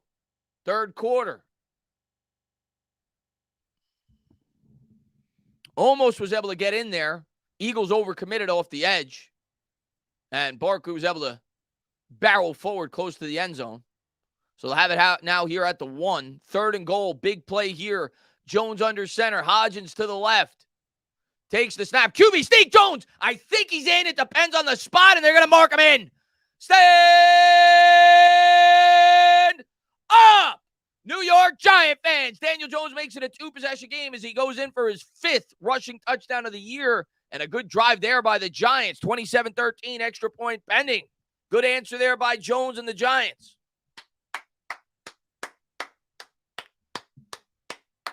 All right, DJ. Come on.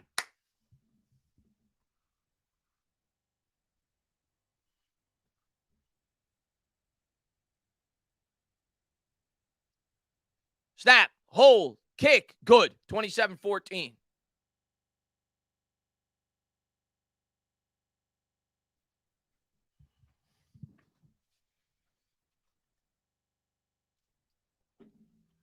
It's up there, Frost God, man. Thanks for popping in. Let's go. Defense got a hold now. Defense got a hold now. Come on.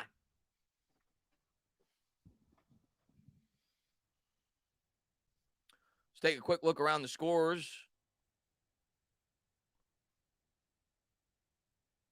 Detroit still leads, and they're driving on Minnesota 14-7, so not looking good there. Jared Goff, 201 yards, 2 touchdowns. Man, he's been playing good the last 3 or 4 weeks. That's really the only score that matters in terms of the playoffs. Obviously, the Cowboys you always want to look at. Dallas actually losing by 3 to Houston. They have a 4th and goal at the Houston 1. Probably going for it. Vin, thank you very much, man. It would have been 47 last year, just saying. Hey, listen, that was a good drive by DJ, for sure. That was a great answer by DJ. Chris, thank you very much, man. Jones should have done the gritty after. He's not the guy.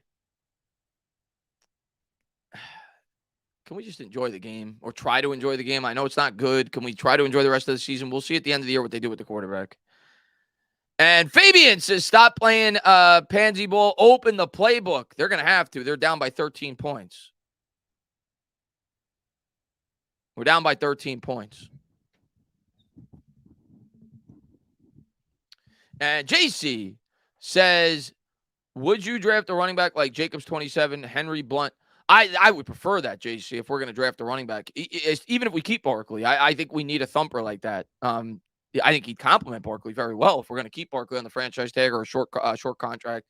I want a thumper. I think we need one. So not early. I don't want to draft a running back in the first 3 rounds or so because we have so many other holes at other positions. But yeah, I wouldn't mind taking a running back in next year's draft in the 4th or 5th round. That's a thumper like that for sure. I think we could use someone like that. Texans held. Wow, they went for it and the Texans held. Wow. Giants need to come up with a stop. Not going to be easy. But we need to stop here. And Uzi says, how can I hate Jones? He just carried us. I definitely don't hate Jones. I definitely don't hate Jones. I think Jones has definitely proved this year he's a starting quarterback. Anybody who says otherwise, I disagree with. MY Giants 26, thank you very much, man. Bellinger questioned with a rib injury. Oh, he's questionable with a rib injury after the play. That's not good news. Hopefully he's able to give it a go. And Fabian, thank you very much, man. 3 and out touchdown, whole different ball game. We need to get a stop here. 5:40 to go here in the third. Giants set to kick it away. And the Eagles are going to field this from the 2. They'll take it out there to the 10, to the 15. You look at my God. The special teams coverage is pathetic. All the way up to the 37. Boston Scott again. 5:34 to go here in the third. What are we doing? Eagles set to start the drive now in good field position after the return. For the Eagles, Johnson's out with a shoulder injury. The punter, Sipos, I think it's pronounced, out with an ankle injury.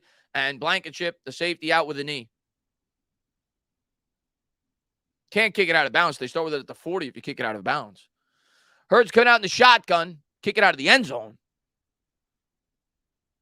High snap. He's able to field it. He hands off. Giants stuffed the run. He was able to push forward. Got about 1.5 yards. It'll be 2nd and 8. And they're showing the replay to the highlight to the Cowboys 4th and 1. Zeke got gobbled up at the 1 yard line. He actually lost a yard. So Houston takes over up 3. That'd be a huge loss for Dallas. Here's Hurts coming out in the shotgun formation from his own 38.5. 2nd and 8. That would pretty much take them out of the division. 5 minutes to go here in the third. Here's Hurts. Hurts takes the snap, drops back. Giants come with 4. He throws. He's got his man caught. Stiff arm, dragged down. I think it was Goddard. I could be wrong. One of the tight ends. He got about 13, 14 yards. First down there for the Eagles. Approaching midfield.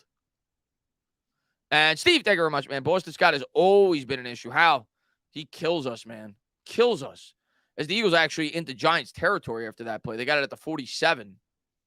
Field goal still keeps it to a 2-possession game if you include, 2-point conversions. But obviously, you don't want to even give up that.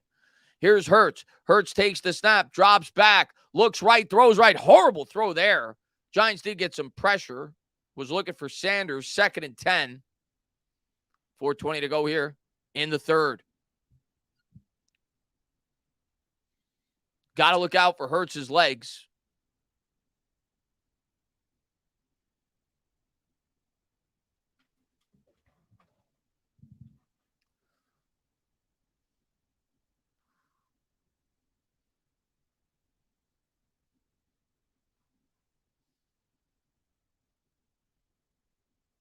Hurts takes the snap, looks to the right, throws to the right. He's got Brown. Brown is going to be 1 yard short. He's able to circle back and pick up an extra 2. It'll be 3rd and 1 as he hit him on the slant pattern. 4 minutes to go here in the third. Eagles come to the line. Looks like they're going to run a QB sneak, and that's what they do. Oh, my God. What happened? There's a stoppage in play. Something happened. I don't know. Was there a timeout called? I don't see a flag.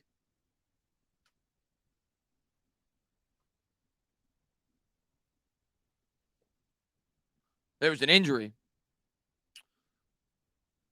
One of the Giants were down with an injury. Yeah, right there. You could see it.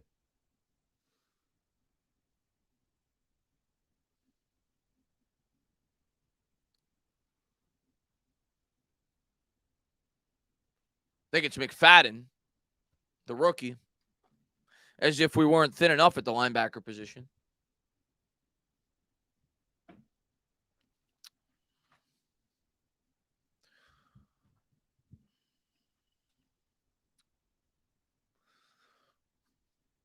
Four down territory for the Eagles. Even if they don't get this, you figure they'd go for it, especially after what we saw earlier in the game.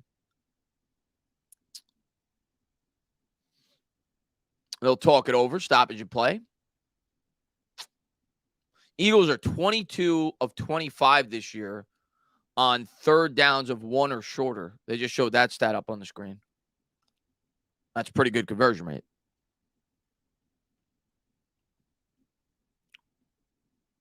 And McFadden will go to the sideline. He's able to walk up on his own power, so not too hurt, but probably going to be questionable to come back into this game. Figure Crowder will probably come in. Maybe not. I don't know. We'll see. They're on their feet at the stadium. 3rd and 1.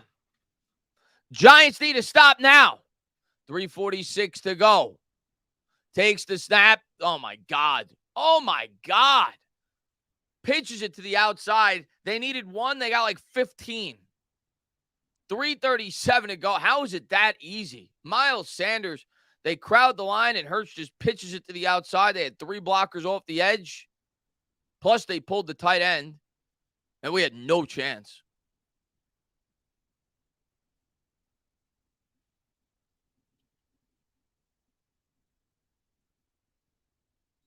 So now they got it all the way up to the 22.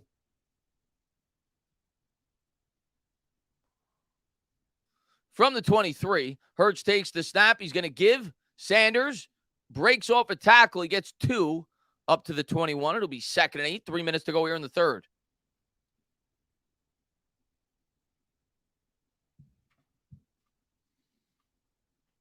Yeah, no, we've struggled on the outside containment all year in terms of the run game. That's been our Achilles heel. Eagles will break the huddle. 2nd and 8. Come on. Get a stop. Pistol formation. At least keep it relatively close. Man in motion is Smith. Hurts takes the snap. He's going to keep it, and he's going to turn the corner, and he's going to go all the way down to the 9 as he scrambles out of bounds. 1st to goal at the 9. 2:20 to go.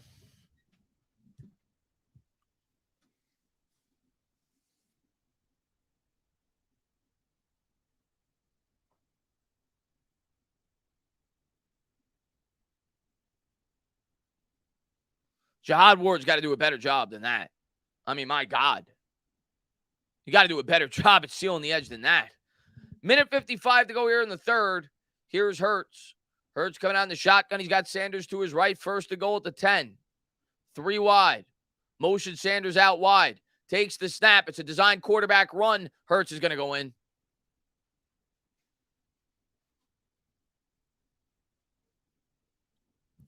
Too easy. 33-14, extra point pending. Just too easy, guys.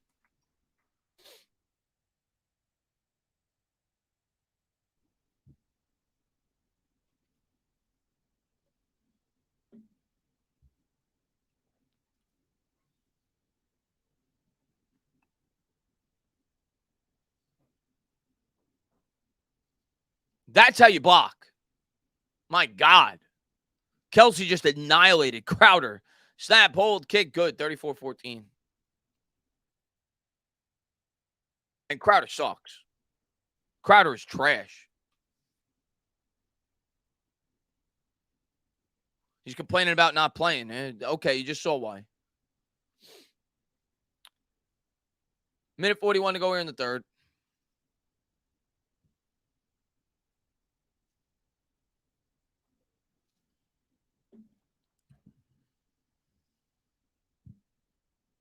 You got it, Corey. Thank you for being here, man. Yeah, Big Blue Steph says free him for real.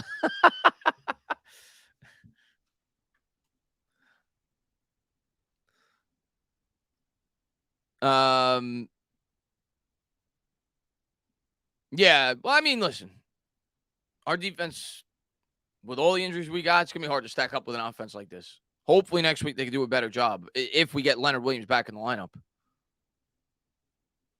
Yeah, we do suck, I mean, we're not near as talented as this team. Not even close.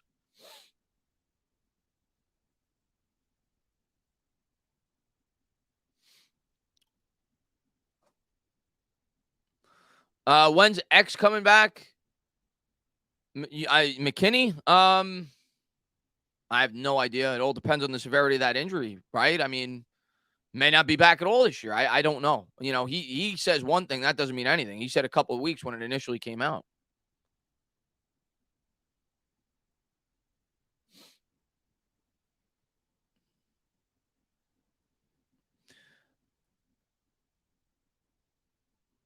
How many starters do we have out on defense? I mean, we're missing both of our starting corners in terms of from the beginning of the year. We're missing our starting safety. That's 3. We're missing Leonard Williams. That's 4. We're missing at least 4, if not 5 starters. And the starters that we do have in just aren't very good. Alex, man, thank you very much, man. Do you think Dable is overrated? Reese and Gettleman truly set this team back a while. No. I don't think Dable's overrated. I mean, I don't think anybody should be completely sold on Dable yet. But no, I think Dable, what they've been able to get out of this team this year has been really good. I think it's a good first year. I'm not telling you to have expectations that he's the next Bill Parcells, but no, I don't think he's overrated. Look at the talent this team has compared to a lot of the teams we've faced. So no, I think he's done a good job. He's got a limited football team.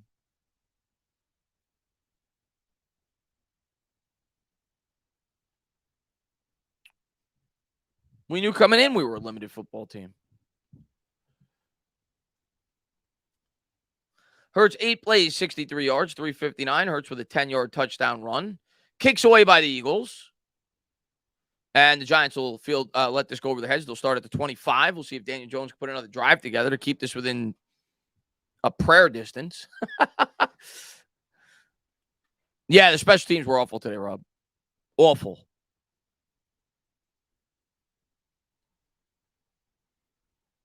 And Art, man, thank you very much, man. How you holding up, Chris? I mean, listen. How can you really flip out? We knew going in, there's just not. There's things in this game I flipped out about, but in terms of the result, I mean, Jones coming out in the gun. He's going to motion Breida to his right, takes the snap, 3-step, drop, throws. That's broken up. Incomplete, 2nd and 10. Like, there's certainly been things in this game, like giving up the 4th and 7 for a touchdown and the punt. I mean, that was ridiculous. But we're just not good. Not nearly as good as this team. Michael, man, thank you very much, man. They're also starting each drive at their own 40. Yeah, that doesn't help. They started at their own 33 with that botch punt. 2nd and 10. Jones coming out in the gun, man in motion is Slayton left to right. He's got Breida to his left. Takes the snap, low snap. There's a flag on the play. Hopefully it's on the Eagles because Jones just got killed in the backfield. Loss of about 7. Minute 31 to go here in the third. We'll see who the flag's on. I'm assuming it's going to be an offsides because they let the play continue. And it came in so quick. If it stands, that'll be the Eagles' 4th sack of the game. Nope. It's an illegal formation. Or a full start. Illegal formation, I'd assume. If it was a full start, they wouldn't let the play run. So they're going to decline it, and Jones gets sacked again. That's of a loss of about 7. Maybe 6. So it'd be 3rd and 16.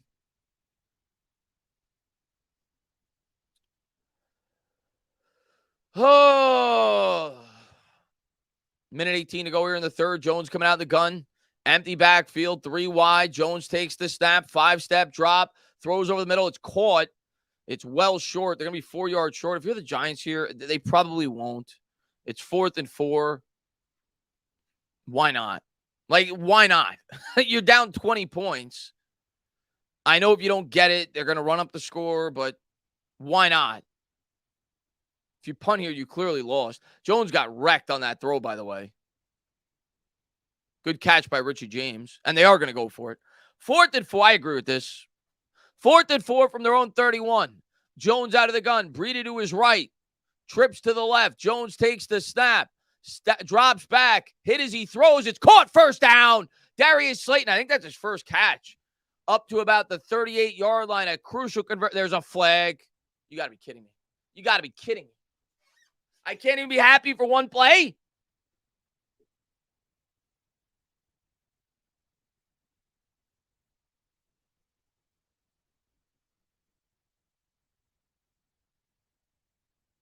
Pass interference on the offense.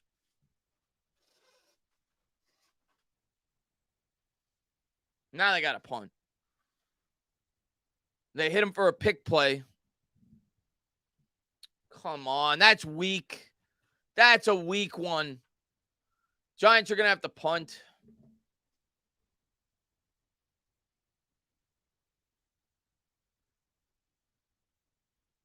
And MY Giants 26 is Feliciano flexing, shocking. And greatness, thank you very much, man. 7-9-1 needs for the Giants are quarterback, wide receiver, middle linebacker, and cornerback. You left off interior offensive line. That's definitely a need, too. Punts away as the Eagles field this. They bring it back to the 44. Our interior offensive line is a mess. 34-14. 4 seconds to go. I'll change the quarter now. This will be the last play of the third.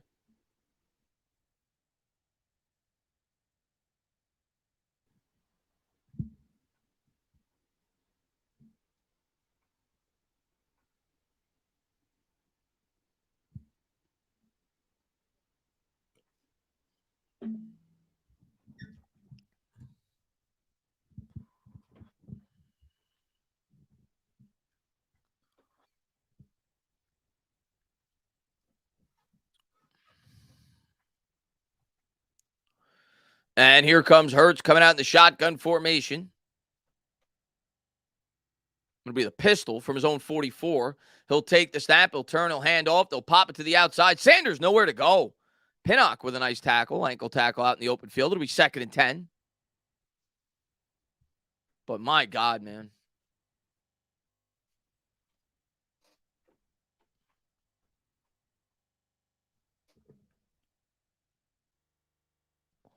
Let me take a quick look here. 21-13 Detroit, up by 8. As Goff now with 3 touchdown passes. Having a good game. Detroit has the ball, too. Detroit's playing well, man. They're playing really well right now.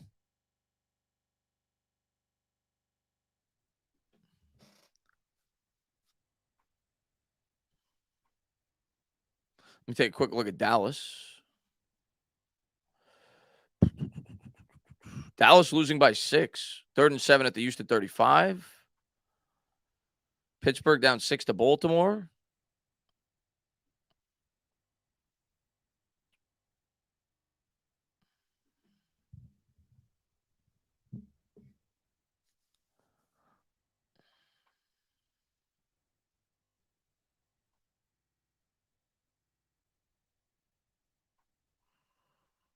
I don't know, Danny. We'll see. I'll probably have a video tomorrow, but we'll see. I just can't wait. The offseason, I'm going to have a ton of content. I'm going to probably make a video a day during the offseason, but we'll see about tomorrow. Adam, man, thank you very much. He says, at this point, let's look forward. How do the Giants make the playoffs at 7-5-1 now? I'll probably have a video out on that tomorrow. Talking about the updated playoffs and everything else. But it comes down to the Washington game. It always has.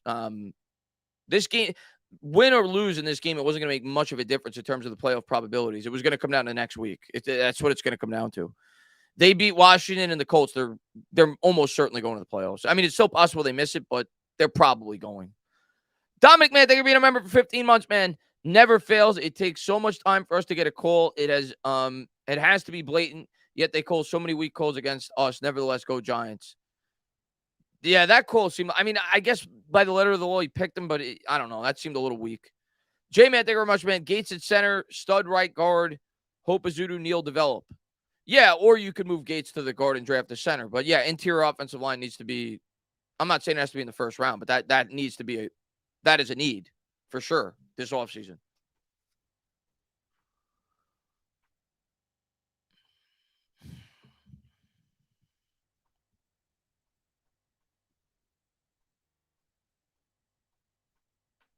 Eagles will have it here at the 44, second and 10. Play action. Hurts has.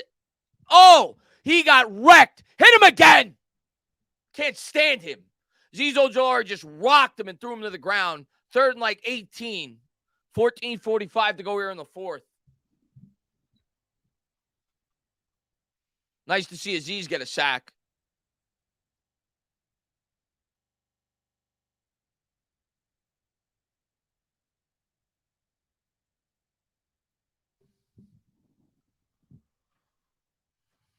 They switch you to the Cowboys game.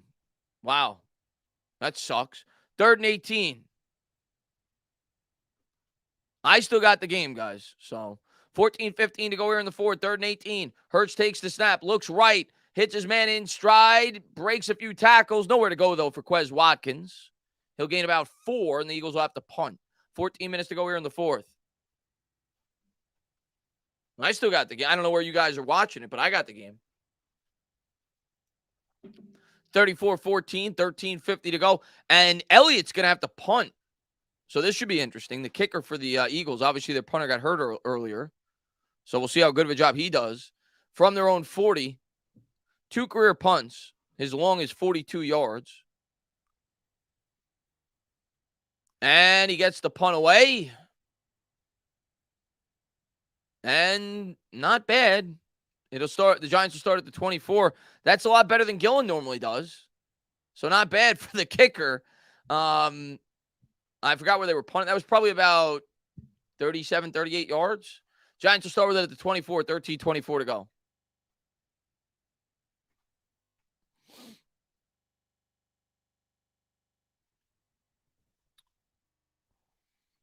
Yeah, Tibbs and Aziz are doing damage today, man. Our pass rush has done better as the game has progressed. It's gotten better.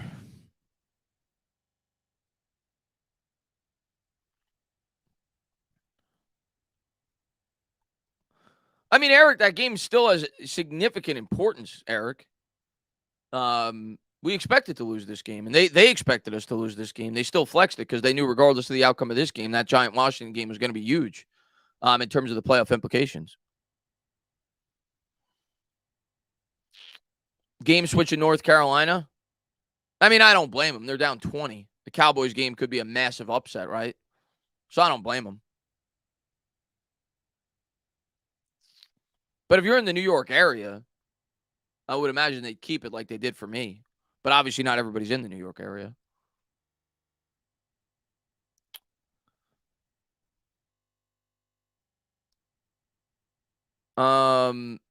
They switched the game in your area. You're in Florida and it's still on?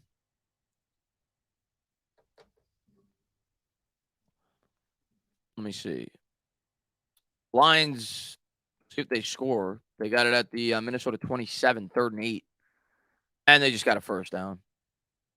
So, yeah, they're going to win. Lions are going to beat Minnesota, which is bad. That's bad for the Giants. But win 2 games. That gives us a good chance. Win 2 games, one being against Washington. We got a good shot.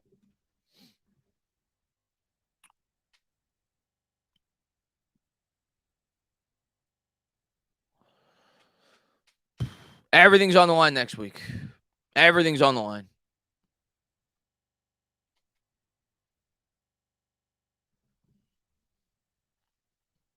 They switched the game in D.C. I'm not surprised. I mean, if it's not your, they're down 20 points. In Dallas, obviously I'd be pissed if I was a Giants fan, but Come on.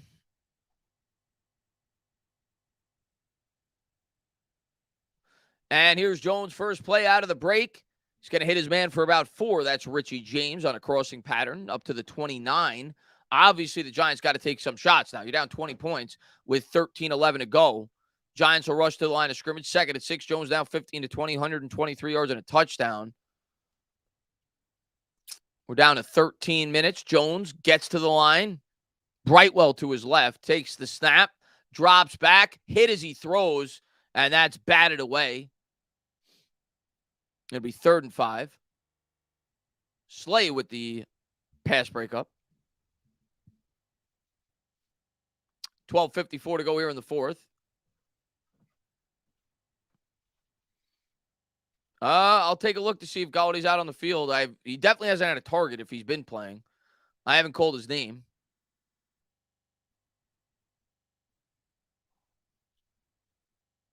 I don't think he's played. If he has played, it's been sparingly. He's not out there right now.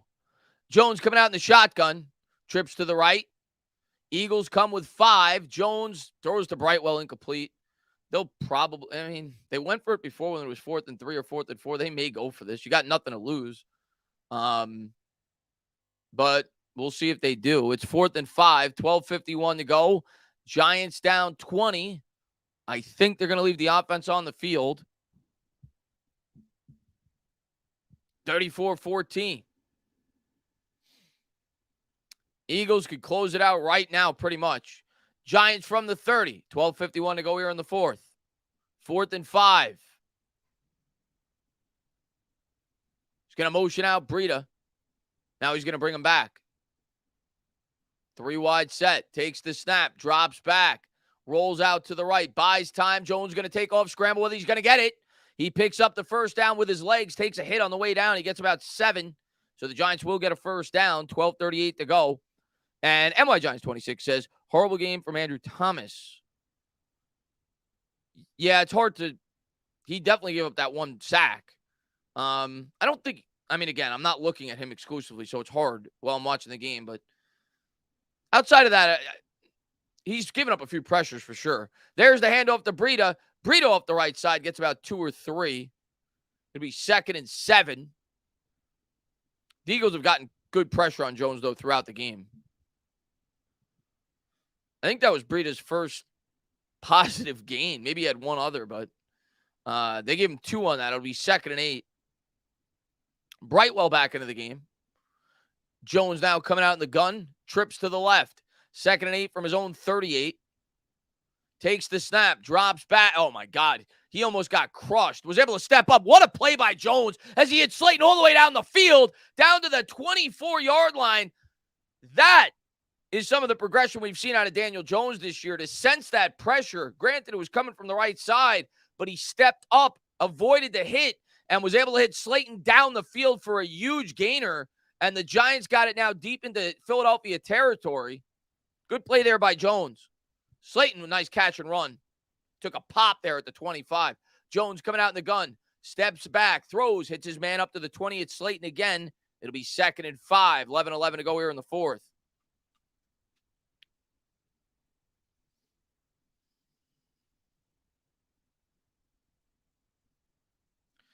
Giants down 20, 11 minutes to go here in the 4th. Giants will break the huddle. Jones now with 165 yards, 17 to 24 with a touchdown. Also has a rushing touchdown. Jones under center. He's got Brightwell in the backfield. He's going to give to Brightwell. Brightwell spins out of a tackle. Did a little too much dancing there after the spin. Probably could have gotten an extra yard. Instead, he gets about 1.5 yards. It'll be 3rd and we'll say 3.5. 10:31 to go here in the 4th.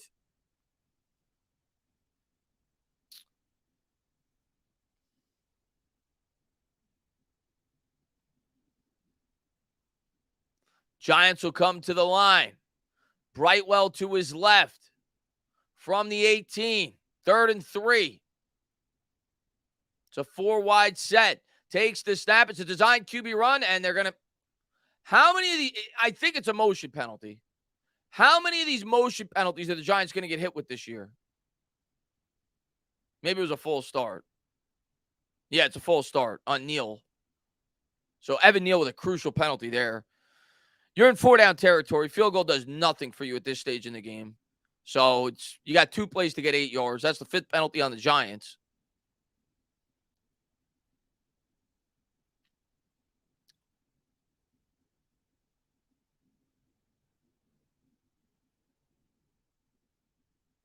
Third and 8. He's going to bring Breida back to his left from the 23. Jones takes the snap, drops back, throws incomplete. They got to go for it. Was looking for Breida. 10:02 to go, 4th and 8 for the Giants. No choice but to go for this. And we'll see if Jones can make a play with his legs if nobody's open. That's what he was able to do in the last 4th down conversion.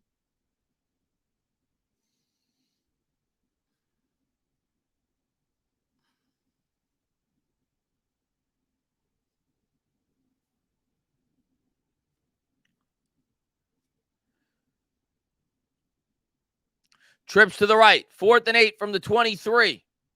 Breida to his left. Jones takes the snap. Eagles come with an all-out blitz. Jones gets killed. Incomplete. Eagles ball.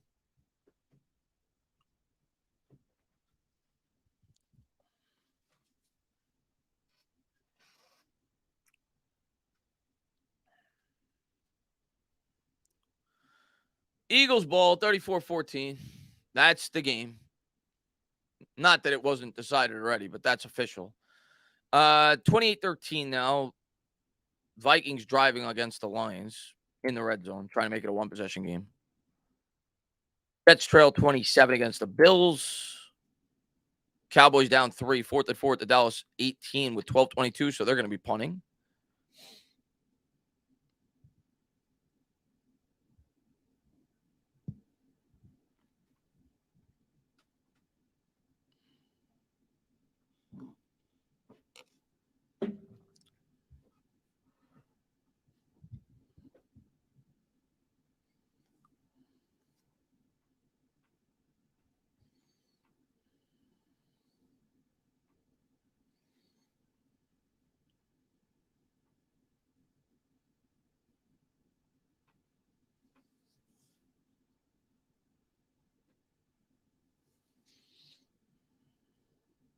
Have a good one, Ryan.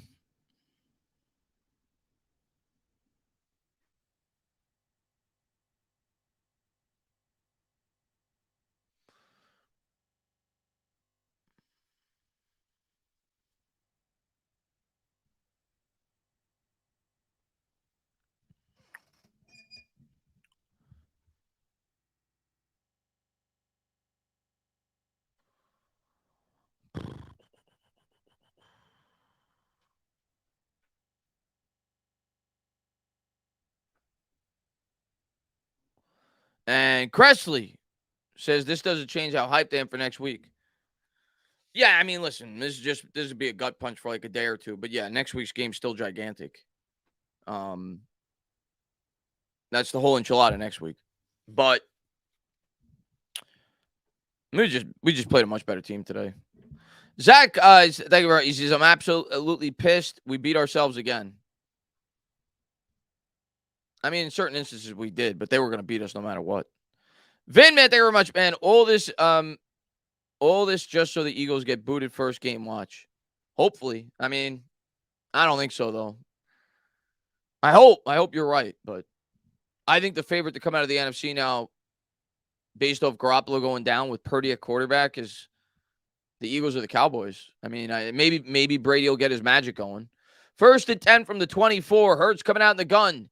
Takes the snap. Drops back. Giants get pressure. Hurts going to go down. Giants get a sack. He lost about 10 yards. Probably a smart decision there by Hurts, though, not to try to force a ball at this stage in the game. Just take the loss. 9:42 to go here in the 4th. It'll be 2nd and like 20. Sonny, man, thank you very much, man. This game shows how far we truly are from contending for anything at this point. I don't see where the 2 wins are coming from. I think we could definitely beat the Colts. Washington, I think we could beat too, as we showed last week, but the challenge is going to be them coming off the bye. And it's going to be on the road. So that's going to be harder, but I could see us winning those 2 games. 2nd and 20. Hurts out of the gun, fakes the handoff, throws. That's caught in stride by Brown. Brown gets about 19. Depends on the spot. He might have got it. But 2nd and 20, I mean, my God, they hit a slant at him for 19 yards. Oh, it'll be 3rd and 1. It's just too easy. And Talking Eco, thank you. He says, DJ needs to elevate this defense. Sarcasm, yeah. And Mark says, Evan Ingram, 150 yards receiving. I'm still glad he's gone. But, hey, man, I'm happy for him. I never hated Ingram. I just didn't like him as a Giant. But I hope he's successful in Jacksonville. I thought he handled the criticism well. Eagles will line up here for the QB sneak. Hurts will get it, and he's going to push forward for the first down. Got 2. 8:29 to go here in the 4th. Wink ain't winking. Let me take a quick look. Vikings had to settle for 3, so that game's getting close to over. Taking a look at how some of my fantasy guys did. Howard got me 2 touchdowns. I started him. Yeah, I started a Cowboy. Not a lot of yards, but he's got a receiving and a rushing touchdown. 7:58 to go here in the 4th. Hurts coming out in the pistol. Man in motion is Smith. Hurts looked like a full start. They didn't call it. Takes the snap, gives to Sanders. It'll be 2nd and about 7. 7:41 to go here in the 4th.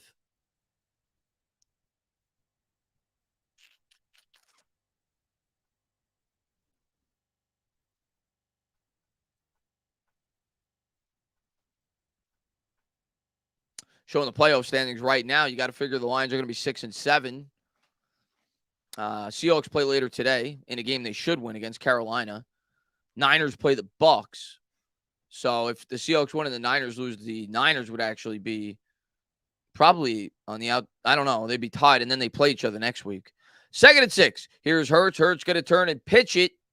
And that's Miles Sanders. Sanders goes all the way up to the 50. And JC, thank you very much, man. How is this Winks or Dable's fault first year?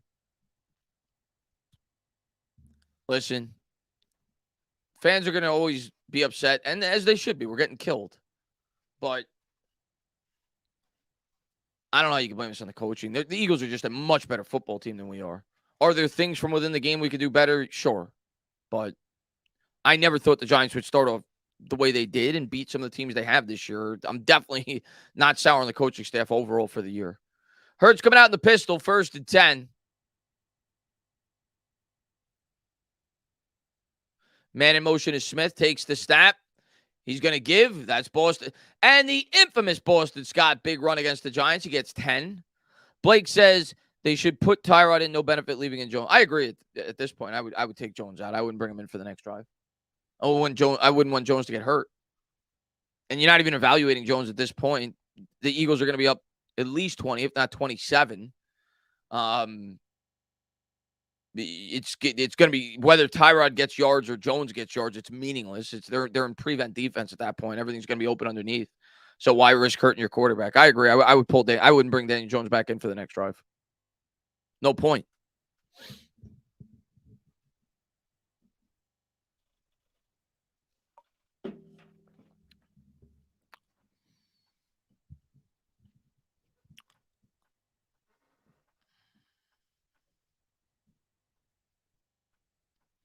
And Dharma says BS offensive pass interference, clearly a year or two O-line still priority. Yeah, O-line definitely has to be a priority still. The interior, obviously, we think we got the tackle sewed up. But Neal needs more growth, but the interior needs to be addressed. And MY Giants 26 says Kafka can go poor. Oh God, no! Stop! Kafka could go poor gameplay every week. Also, the amount of illegal formations this year has been so bad. It seems like every week. What is he doing?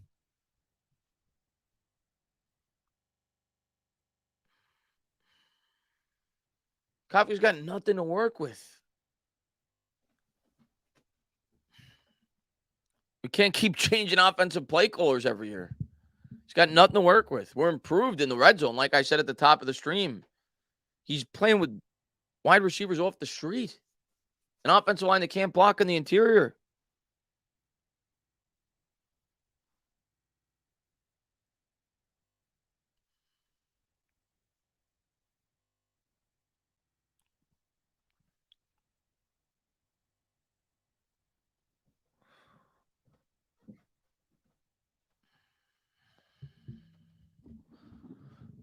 I mean, if you want to make Dable the play caller, okay.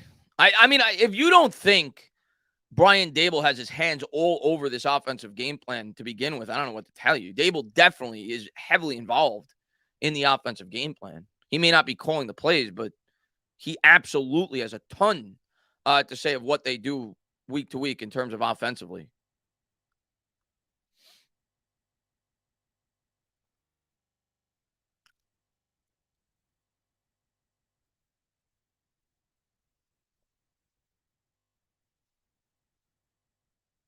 Yeah, I agree. It's talent's the main thing. We don't have the talent.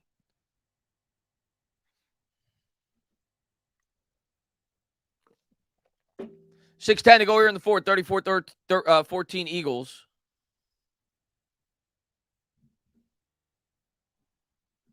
It's looking more and more like the Eagles won't have anything to play for. Yeah, but that means the Cowboys probably won't have anything to play for either. There's a big run, and there we go. In for 6, 41-14. And at this point, don't even bring Daniel Jones in. Like, why? Why? There's no point.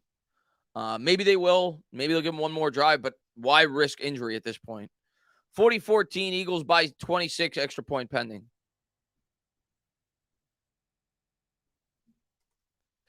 Defense today was pathetic. MI Giants 26 says, I know he does it, but he is limited instead of maximizing. The short routes every down until third down. They don't even try for big plays at all.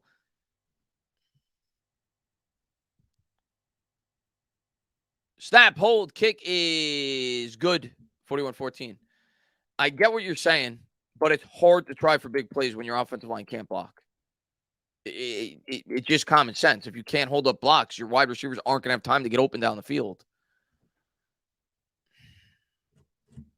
But I understand frustrations. The team's not winning. I get it.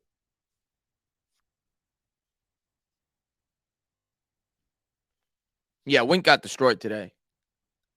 Not that the defense had a lot of help. Our offense didn't do much, but 41-14.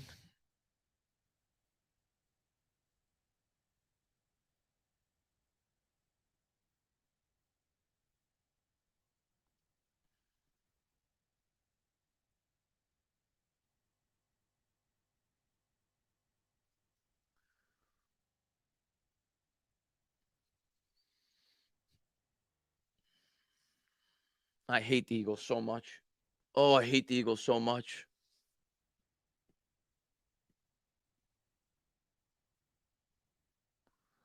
Why didn't DJ call the right? Why didn't I saw somebody in the chat say why didn't DJ call the right play for the defense? 6 minutes to go in the fourth. Giants will start with the 25, 41-14. And we'll see if they bring DJ back out. Maybe they'll give him one more drive, but I wouldn't. There's no point in these conditions. Just make sure he's good to go for next week. Definitely wouldn't have Saquon out there either. And Sonny says, look at Philly year 2 under Sirianni. Next year's and Tyrod Taylor is in, so I'm glad. Good. Taylor takes the snap, drops back. He'll check it down to Breida. Breida will gain 1.5 yards. Sonny says, look at Philly year 2 under Sirianni. Next year is probably where we're going to take a leap forward. Right now, we just have to eat it. Well, yeah, I mean, we got to see what their plan is in the offseason. But if they're aggressive like the Eagles were, and we keep Jones, if you draft a rookie, you can't expect the team to win a lot of games next year. A lot of variables in the offseason. Tyrod takes the snap, drops back, blindsided, fumbles. Yeah. Tyrod. Eagles ball. And Thomas, thank you very much, man. Only the Eagles would run up the score up 20 against a 10 times worse team and brag about it. I would like to be able to do that against them in the future. Not going to be for a while, though. MY Giants 26, thank you very much, man. We are still a joke to the whole NFC East, even to Washington. We had that game and we let it up for a tie. They aren't scared of us. Yeah.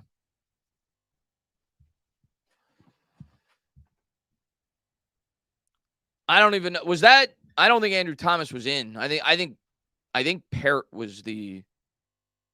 I don't know. I don't know who the left tackle was. I don't think that was Andrew Thomas though. I saw Parrott was on the field. But yeah.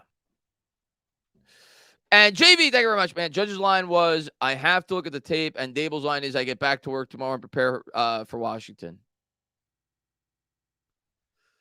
Yeah, I mean, what else can he say at the end of the day? There's a handoff to Scott. Scott, nowhere to go.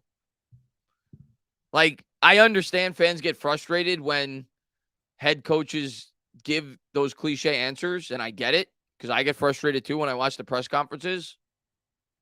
But what happened to Judge when he didn't give the cliche answers?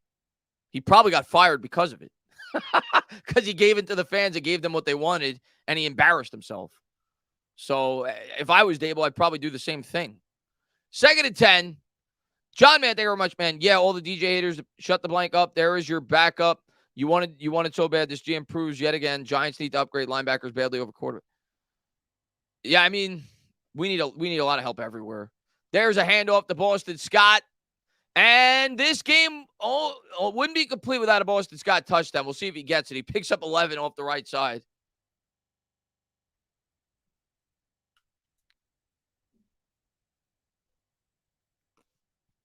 Yeah, Judge definitely lost his mind. Listen, I get frustrated watching the press conference when they give the same answers, but I don't blame them because if I was a coach, I'd probably do the same thing. Eagles are going to have it here at the 13. 4 minutes to go here in the fourth. They didn't bench Jones. They're down 30 points, so they're making sure he doesn't get hurt. There's a handoff to Scott off the right side. He gets down to the 2. They benched everybody. They had Matt Perriton at left tackle instead of Andrew Thomas. Saquon Barkley wasn't in. They benched everybody. Eagles got it at the 2. 3:46 to go here in the fourth. 1st and 10. And here comes Boston Scott.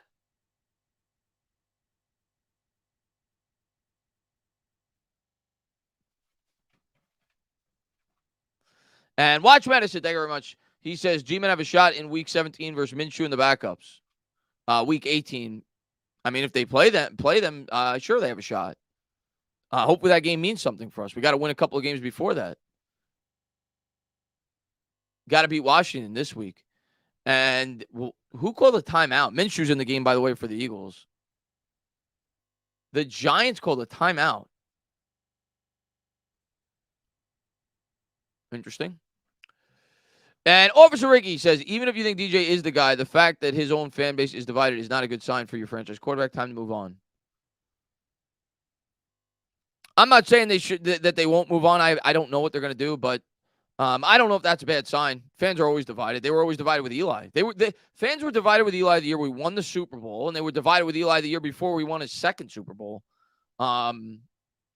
So fans are always going to be divided. I'm not telling you that Daniel Jones is incredible, but I don't think that's necessarily a sign. The fans are always going to be split on the quarterback if the team's not winning Super Bowls and not competing for championships on a yearly basis. 2nd and 1. There's a handoff to Scott. What would a Giants-Eagles game be without a Boston Scott touchdown? What would it be? Touchdown, Boston Scott. Big Mike, thank you very much, man. Would you have started the rebuild with Fields or DJ? No, I wouldn't. No, I wouldn't have drafted Fields. I wouldn't have drafted Fields, no. 47-14, extra point pending. No.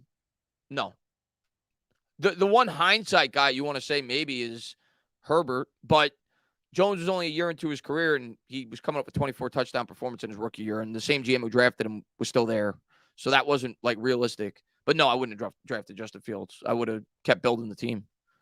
I would have drafted Micah Parsons in hindsight with that pick. But, no, I wouldn't have drafted Justin Fields. 3:09 to go here in the fourth. 47-14, extra point pending.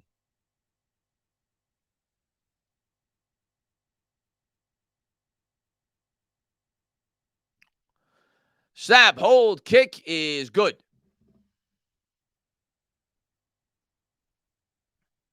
48-14.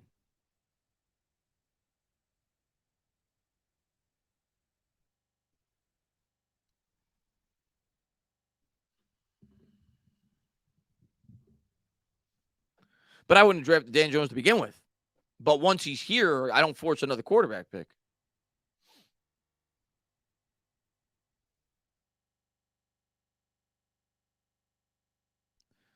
Houston just gave Dallas a chance. Let me take a quick look. Detroit's going to win. Unbelievable, man. That team is playing so well. So, Brad, thank you very much, man. Victory formation the rest of the game. Enough of this to buy. I don't think they're going to do that, but I wouldn't be against it if they did. No reason to get anybody hurt. Dallas down 3 with the ball. Jared Goff, man, doing damage for my fantasy team. Not glad that he is, though, because I wanted Detroit to lose. How about them Knicks? Knicks are playing better. I'm going to be calling Knicks games after the football season. I'm just waiting until football season's over. Because if I'm going to call the Knicks, I want it to be consistent. I want to be able to do it, if not every game, near every game. So I'm like, all right, I'll just wait until the end of the football season, and then I'll have tons of off-season Giants video content, and I'll do the Knicks games. So I'll do like the last half of the season, whatever it is. But I'm going to wait until the NFL season's complete. 3:09 to go here in the fourth, 48-14.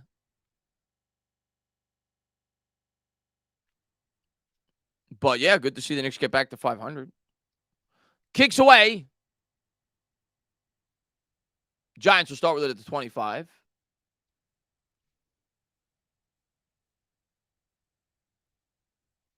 Who's chanting MVP? Well, there's a lot of Eagles fans there. Tyrod Taylor getting set to take the field again for his second drive.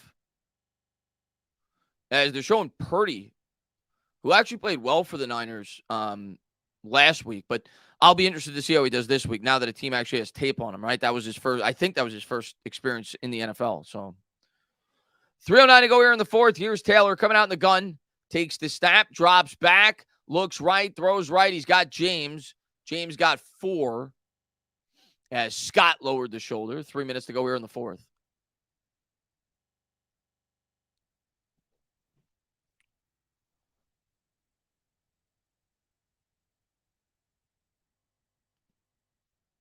Taylor will take the snap. He's going to turn. He's going to hand.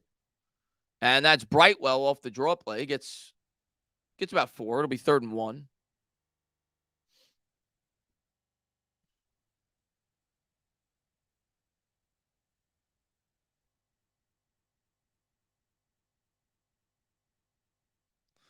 Third and 1 from the 34. Taylor is able to elude the pressure. He'll take off. He'll run with it. And he'll go out of bounds at the 42. He'll pick up a Giants first down. Giants just looking to get a garbage time touchdown here to close it out.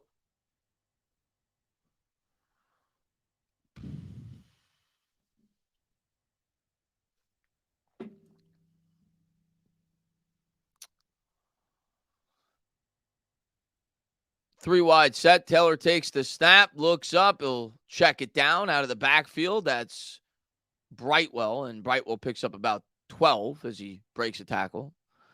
Gets out of bounds. That'll stop the clock. 2:11 to go. How did Jacksonville win? Did they win?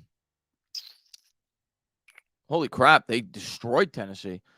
Doesn't Tennessee struggle against Jacksonville, or is that another team? Maybe it's the Colts. Taylor takes the snap, and he'll go down. Jacksonville's a funny team, man. Tyrod Taylor just got sacked. That'll take us to the 2-minute warning.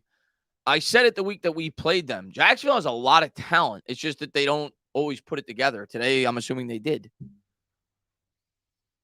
And Cole, thank you very much, man. Giants fans aren't humble, silent, and nice like Lions fans and Texans fans. They're loud, obnoxious, and hateful. I love watching their egos crumble. What are you, a Jet? Let me pull this up. I think that's a Jet picture.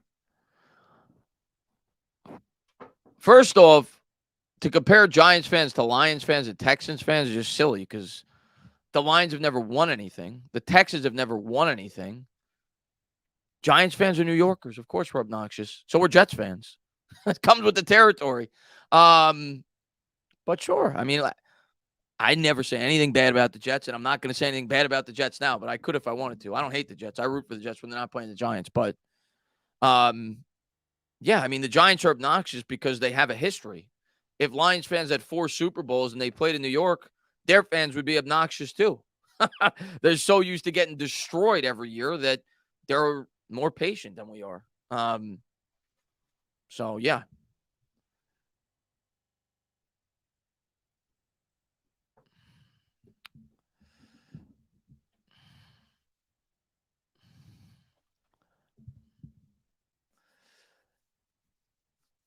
Tana, what's the tiebreaker between us and San Francisco?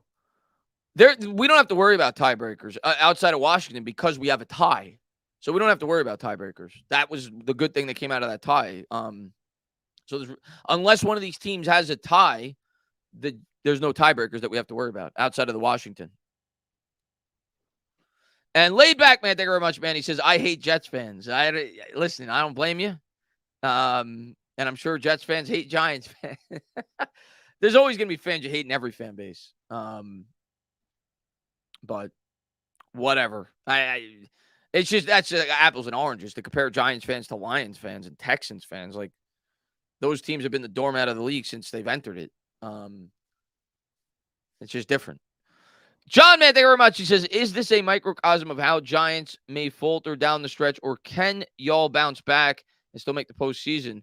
Is Hurts more, in your opinion? Hurts is playing great this year.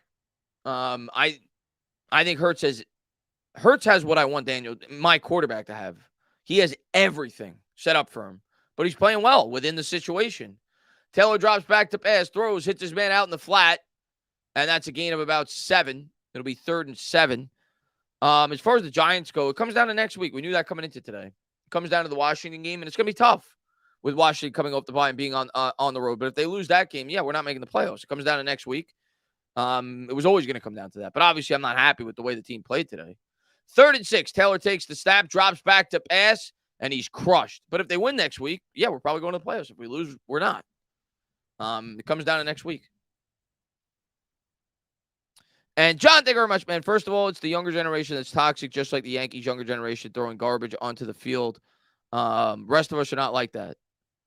Yeah, I don't know if it's a generation thing or a New York thing or whatever. But New York's always going to have impatient fans. It's just the nature of being a New Yorker in general, right? We're demanding. We love our sports teams. Taylor takes the snap, 4th and 15, drops back, steps up, and Taylor's going to run and pick this up. And he slides down at about the 48 seconds to go. Clock's still ticking. And the Giants will use a timeout.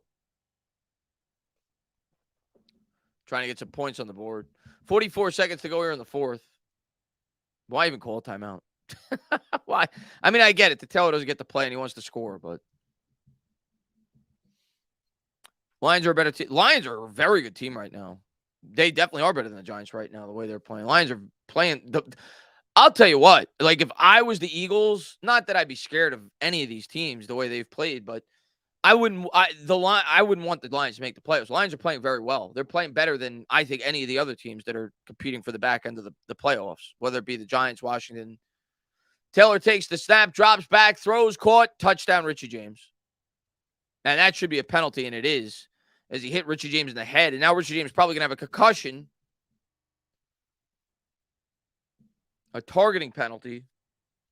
But the Giants get a garbage time touchdown, 48-20.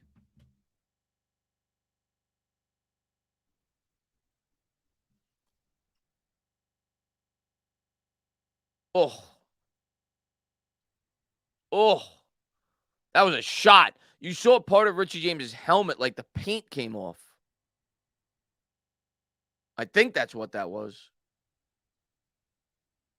That's a dirty shot, man. This late in the game.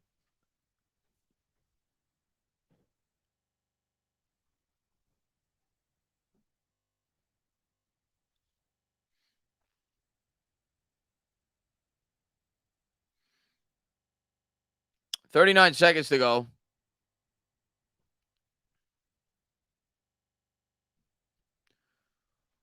Giants are going to go for 2.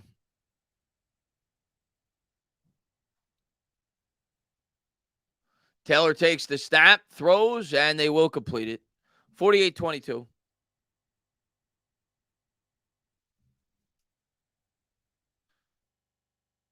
I don't think that mattered in terms of if you bet the game.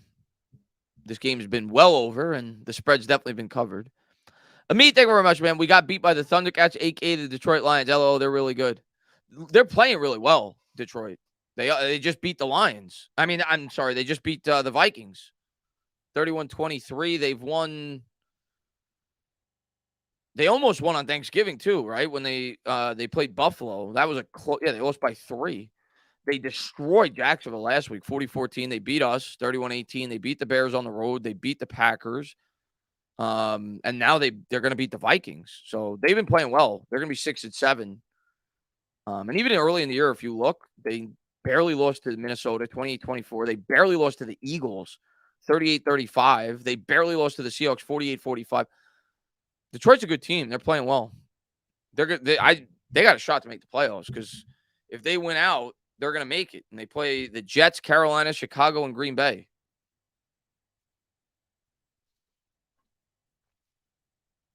Are the Giants really going to attempt an onside kick? Just kick it off.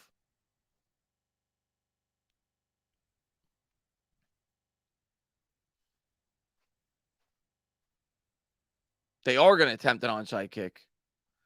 Eagles will field it, and the Eagles will be able to kneel the clock out. They're going to win it 48-22. 70 total points scored. Not what you were hoping for. Yeah,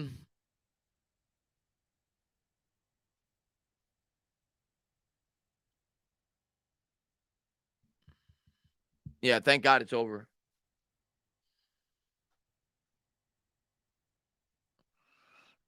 Oh yeah, VT. If they win out, they're gonna get that seed. They're gonna make the playoffs. The Lions, if they win out, Eagles will take the snap. They'll take the knee, and that'll do it. 48-22, absolute drubbing against the Philadelphia Eagles. Let me take a quick look at the scores.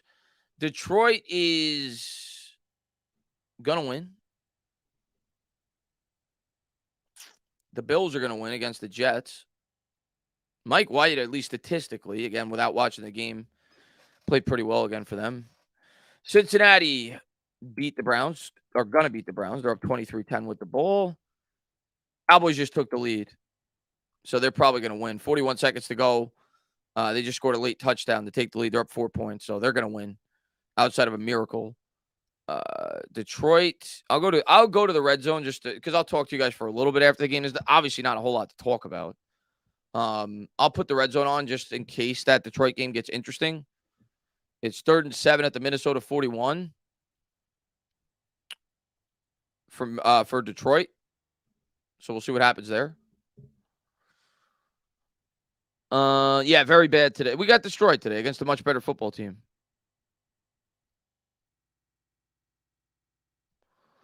Jones going to be here next year? I don't know. I don't know. You know, I'm leaning he will be based off things I've heard and just based off of how I feel. But it's far from a sure thing at this point. It's all going to come down to how they feel about the quarterbacks in the draft. So that's what it's going to come down to. And what the cost will be to move up and what Jones's market is. You know, if there's a team that's willing to give Jones a ridiculous amount of money, he's going to leave. You know, it's going to come down to a lot of variables.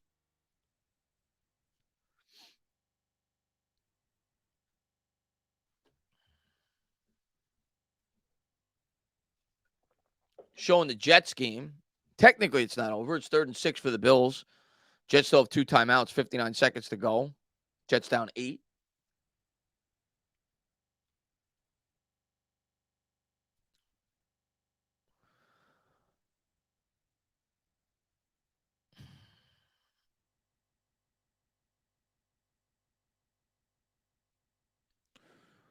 Giants fans, it gets better. You guys will constantly overreact, but once you guys get and the Jets will hold them, it'll be 4th and 5. We'll see if we get Anthony Richardson. We'll see if that's a guy they identify as would be a good draft pick. I can't wait till the New York Giants is good. You and me both, Isaiah. We'll get there. Just not yet. And that'll do it for the Lions game. As Goff just had basically a game-winning throw to Penei Sewell. Just caught a first down. A game-winning first down. The offensive tackle. And Dallas is going to close out Houston here. What's up, Vincent, man? Thanks for popping in, man. What's up, Derek? See if the Jets could come up with a miracle. I don't have to watch this game on Red Zone. I can watch it on CBS. Or maybe not. Oh, yeah. See if the Jets come up with a miracle. 46 seconds left. We'll see how Mike White does here down the stretch for the Jets. Have that on in the background. Tyrod is the man. We're going to get Tyrod is the man fans now because he scored a touchdown when they were down 40 points in prevent defense with backups in. He also fumbled his first drive. Hey, Chris, the Lions also played my Dolphins tough. The Lions are a good football team, man. Jets got the ball in their own 21. 46 seconds to go in the fourth.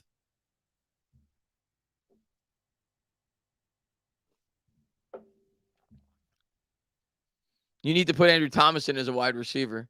Here's White. And incomplete. Are we going to get Jones is great because he scored once today? No. Jones was whatever. He was okay. He was pretty good. Wasn't great at all. Nobody was great today. I mean, in terms of who was bad, it was the defense was really bad. Special teams was pitiful. It's the worst we've seen special teams all year. Yeah. I guess you could say the play calling was bad. Here's White. Incomplete.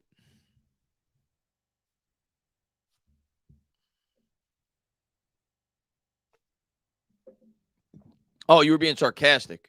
You said I added that he belongs on the bench. If you're talking about Taylor, you're being sarcastic. I mentioned that Kayvon is a bust because he talks more than performs. That's his MO in college, don't drive. I don't think Kayvon's a bust. I don't think Kayvon's played well the last 3 weeks. I mean, he didn't do a ton today. He's going up against the best offensive line in football. He did have a sack, but the defensive line didn't get a whole lot of pressure, himself included, throughout the game. Looks like the Jets are going to turn this over on downs. 4th and 10. That'll be the game. Oh, Mike White. That's not Mike White. He was knocked out of the game. Okay. Well, that's interesting. They didn't bring in Zach Wilson with Mike White going down. I'm assuming he didn't dress. Eagles are very good, Anthony. I ain't going to hate. Eagles have a complete team, Anthony. And I thought the biggest threat in the NFC was going to be San Francisco. But now that Jimmy Garoppolo got hurt, we'll see how Purdy does today. I still think the Cowboys could certainly be a threat for the Eagles as well, just based off their team makeup. I think if you could keep Hurts in the pocket, he could struggle, but that's much easier said than done. You need a really good defensive line, and you need good cornerbacks going up against those wide receivers. So we'll see in the postseason. I don't think the Eagles are going to win the Super Bowl, but they're certainly a threat to win it. I mean, they're good. They're very good. Oh, I thought that was Mike White. He just turned it over on downs. Yeah, I thought that was Mike White.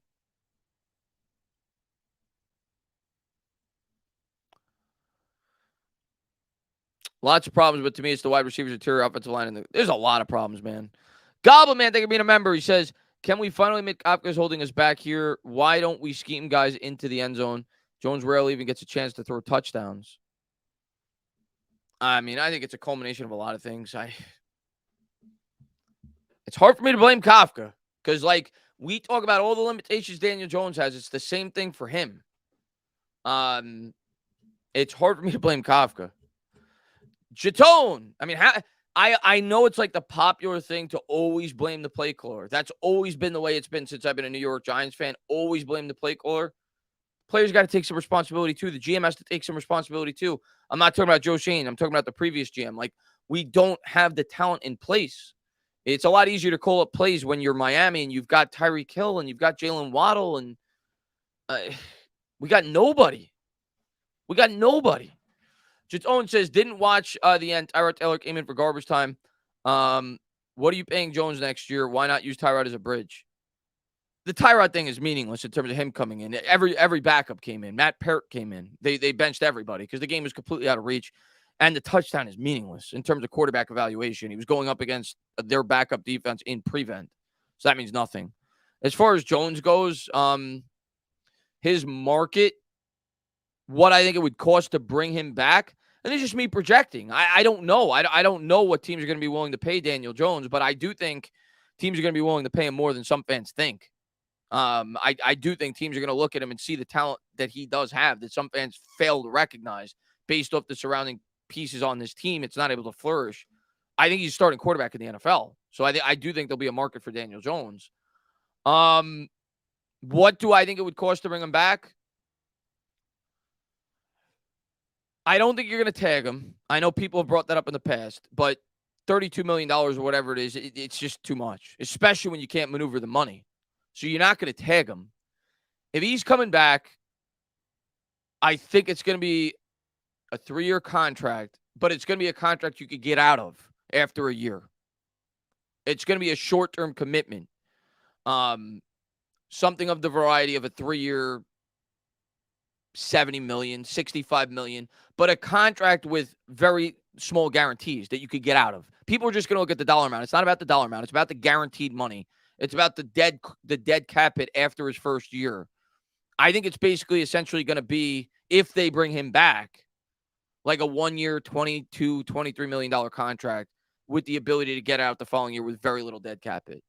That's what I think it's going to be. The numbers may say 3 years, 65, 70, but the numbers that matter is the guaranteed salary. And I think it's going to be something like that if he's brought back, which is basically a year contract to say we're going to keep building the team. We're going to bring in wide receivers. We're going to build up the interior offensive line. We're going to bring back a quarterback who's familiar with our offense that hopefully the younger players on this team can continue to mature and grow with them at the quarterback position. That's what I think you're looking at if you bring him back.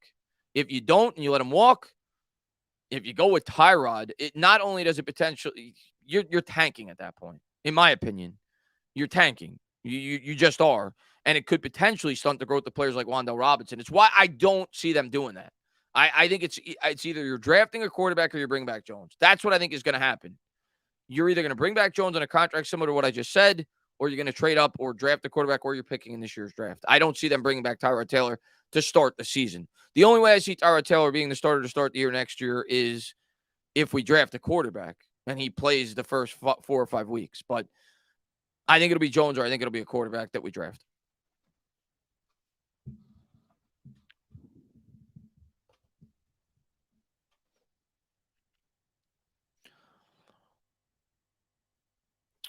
And T, thank you very much. Worse than the Giants are dumb calls to fire coaches.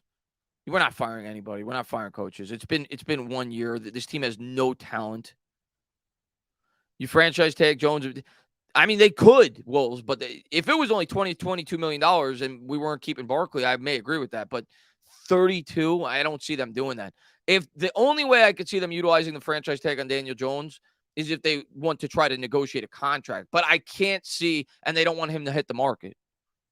And they want to negotiate a contract with that power, which I suppose is possible.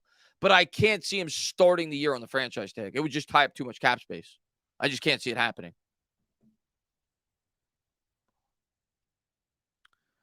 Jones is coming back. He's done enough with scrap players, 5 comebacks. I'm still leaning he is coming back on a deal similar to what I just said. But listen, I can't predict the future. I don't know what Joe Schoen is feeling. What do we do with Slayton? Depends on his market. I mean, the wide receiver market is going to be very thin next year. So if a team's willing to give him a D, it's good. I know, like, I don't want to see Slayton go. He's played relatively well for the Giants. He's had drops, even though he's played well. He still has drop problems, but he's played well for the Giants. He's definitely exceeded my expectations this year, but you can't pay him a ton of money. You just can't. You can't. We have so many other players on this team that we may want to bring back, and we can't give him a ton of money. And if the wide receiver market is thin and he gets a sizable contract because of that, you let him walk and you get a comp pick. That's what Schoen will do. I don't expect Schoen to go out there and spend a ton of money on outside free agents this year. So if you lose players like him to free agency, you get maybe a 4th-round comp pick if he gets a decent-sized contract. But I'm leaning Slayton won't be back because of that. I think the market's thin, and I think a team's going to be willing to give him a decent amount of money. I just do.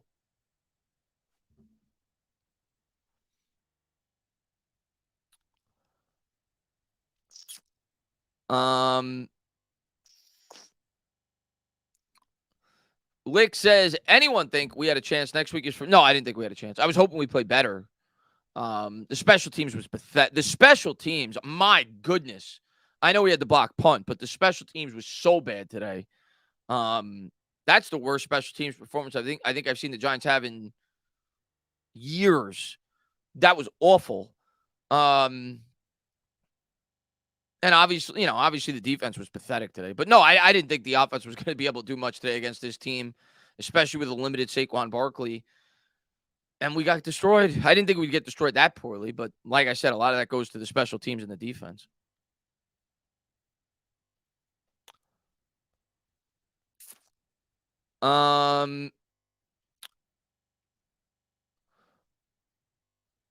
Yeah, Boston Scott torched him. I mean, obviously the punt that we let hit the ground, they started at the 30, it was awful.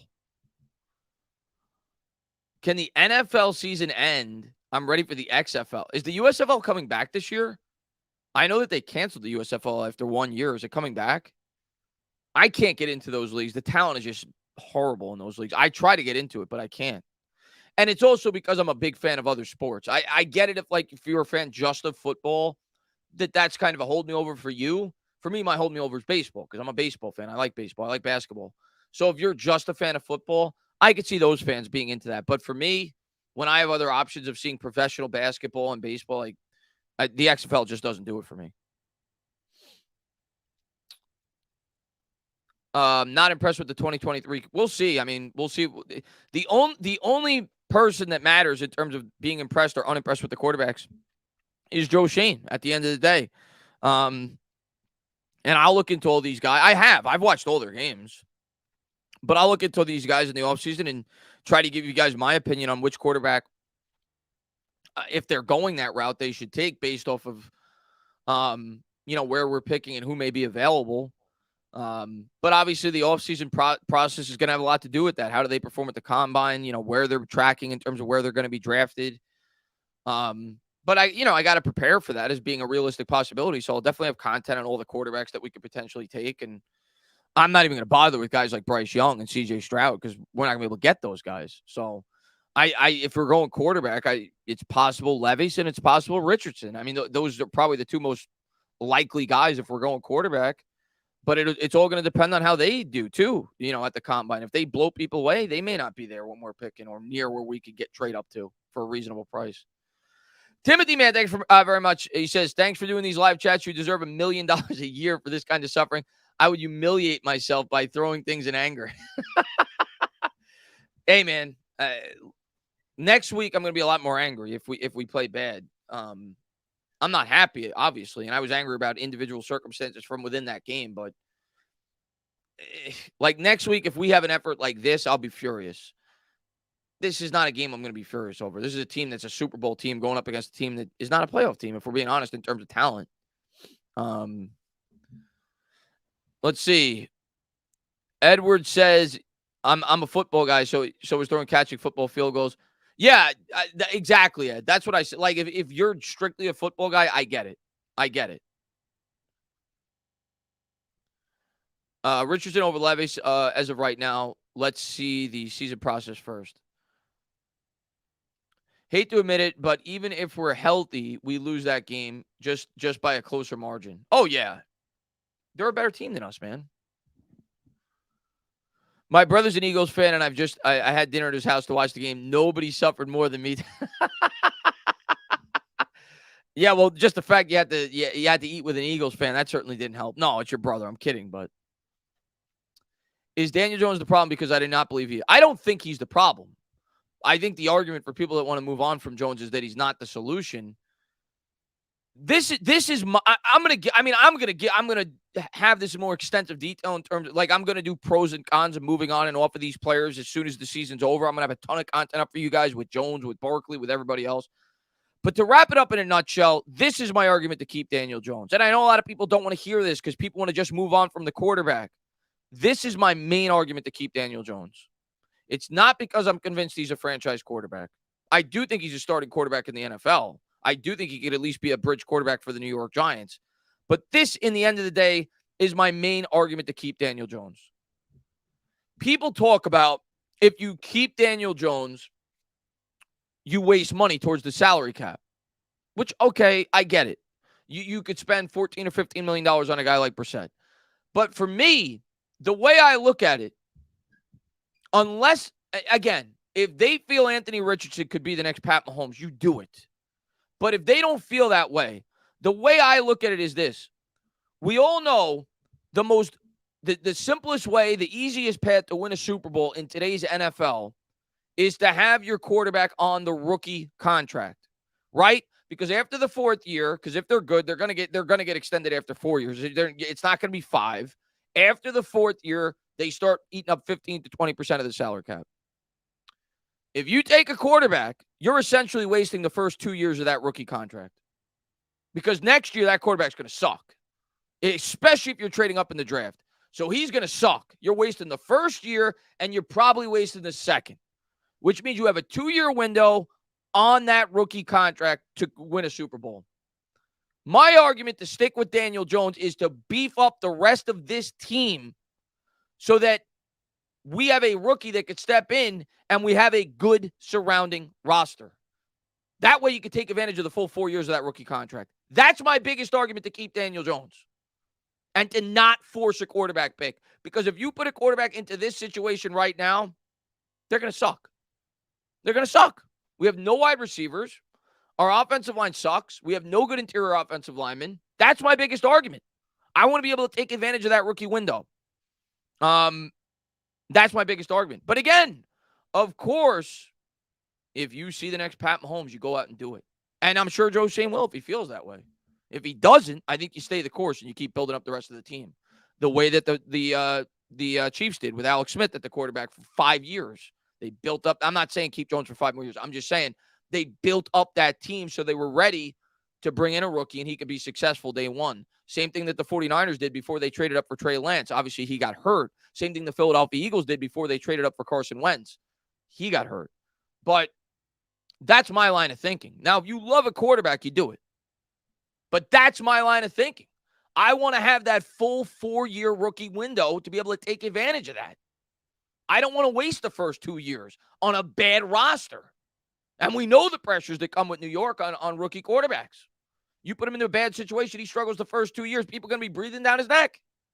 I don't want to fail the next quarterback the way that we failed Daniel Jones. That's my biggest argument to keep Daniel Jones. That's my biggest argument to push forward for another year and keep building up the rest of the roster.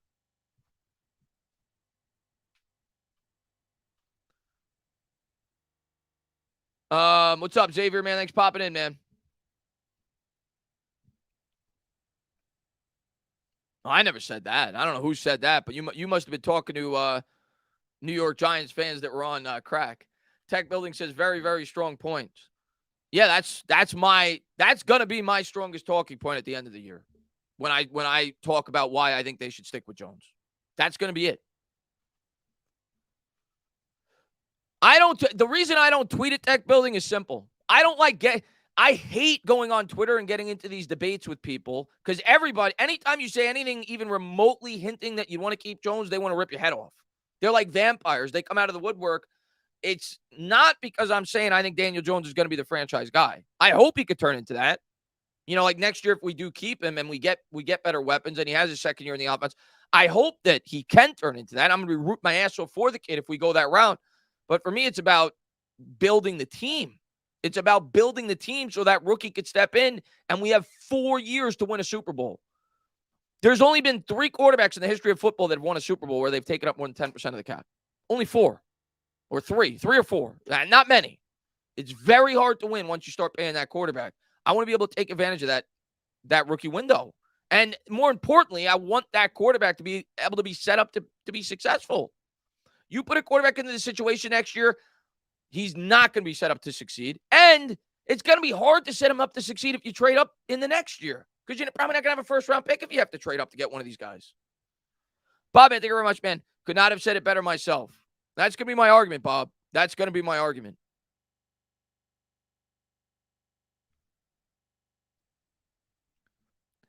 How much would we have to pay DJ to keep him another year at least? I listen. I think it's going to be what I've said all along. I think it's going to be what I've said all along. I think it's going to be 2 years, 65, 3 years, 65, but with an out after a year. That's what I think it's going to be if they keep him, something like that. MI Giants 26. I'm jealous of Dallas. They built their team great. They did. They started with the line and they built it out from there. John says the scenario is building more steam where the Lions and the Seahawks get in, but it's possible, John. The way that would work, the way that could happen is, it could definitely happen. The winner of the Washington Giants game could fall apart after that, and the Lions could win out. The Lions look like they're probably gonna win out. We'll see how Seattle does today, but yeah, I mean, the Giants. Listen, here's what I'll say: if the Giants beat Washington and beat the Colts, no matter what happens, I'm not going to be upset if we miss the playoffs. You win those 2 games, I'll be very happy with the year. They go 9-7-1 and they miss the playoffs. Okay. Yeah, I can't be upset at that point. They did everything they could to make the playoffs at 9-7-1. When 7 teams make the playoffs, they had some very quality wins this year. They win those 2 games. If they don't get in, they don't get in. I'll be happy.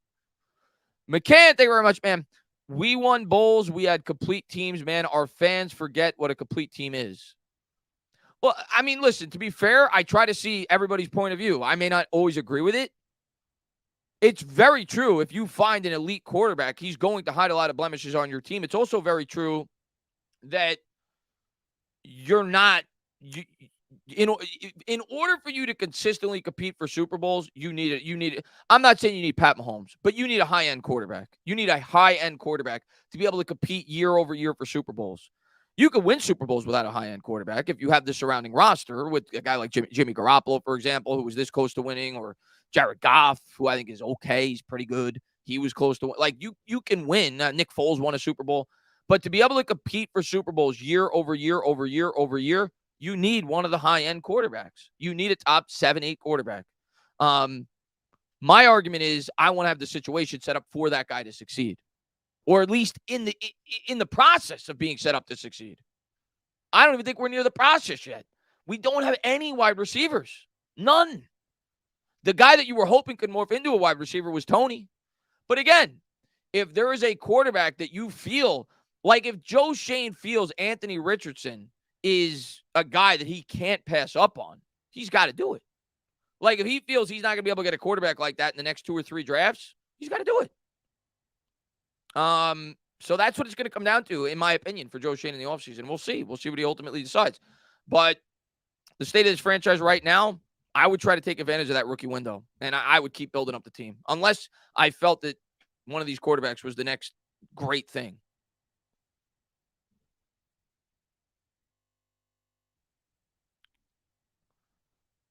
You definitely could ruin top quarterbacks with bad teams. You see it happen all the time. That's why we're not going to do it, in my opinion. Like, fans could say, just start Tyrod, tank at a quarterback, and I understand the philosophy. Let's be honest with ourselves, D-Bibble. We can say that, and I understand where you're coming from when you say that. You're going to put yourselves in a position to draft a quarterback. You're telling me that if the New York Giants win, say, 8 games this year, they start Tyrod Taylor next year, they play a harder schedule, they tank, they win 3 or 4 games, you're telling me the pressure's not going to be turned up on Joe Shane? You don't think Joe Shane knows that? And the other thing that I think a lot of people don't take into account when they talk about this future quarterback situation, sure, he'll get his quarterback, he'll get his opportunity with his quarterback, but if the team's not good the following year and they stink, he might lose his job. But the thing that, like, I think a lot of people, another variable, at least for me, next year, that if Joe Shane is not drafting a quarterback, if you're drafting a quarterback, you're drafting a quarterback, it's whatever. But for people that say start Tyrod Taylor next year, sign Jacoby Brissett next year, sign Andy Dalton next year, just sign a cheap quarterback and let Jones walk. How does it look on Joe Shane if he does not draft a quarterback? He lets Daniel Jones walk to, say, the Indianapolis Colts. Say the Colts win 11 or 12 games and Jones looks good in a better support system. And we've got Joe Schmo at quarterback and we win 4 games. Like, you may say, well, it wouldn't have worked out here, but that's not going to be the overall perception. That's another factor, at least for me, from Joe Shane's perspective this year, if he is not drafting a quarterback, that incentivizes him more so to keep Daniel Jones. Not to mention he's already used to this offense, and He's well respected in the locker room, and the player and he's got some chemistry with some of the players on this roster. I think it's draft a quarterback or Jones comes back. I don't think Tyrod Taylor's going to start. I don't think random free agent quarterback's going to start. I think it's drafting a quarterback or Daniel Jones. That's what I think it's going to be. You may not, Alyssa, but the Giants aren't going to tank next year. They're just not. Money Mitch says, I would like to be in a Chiefs situation where we build a team. That's what I want. That's what I want. I want a Chiefs situation. That's ideal to me. You know, everybody says you don't win. I see a lot of people on Twitter bring up the point you can't. The way the Titans are building the team is exactly how you don't want to build a team. I disagree. The Chiefs built the team like the Titans for 7 years, 5 years. They waited until they got their team situated, and then they went up and got their quarterback. You could build a team that way. And then you put that quarterback in a situation for him to be successful. I'm not saying I want to keep Jones for 3 or 4 more years if he doesn't progress. If we're not winning like the Chiefs were, you make a quarterback change at some point. But I want to build up the team. I don't think we're near being able to support a quarterback right now.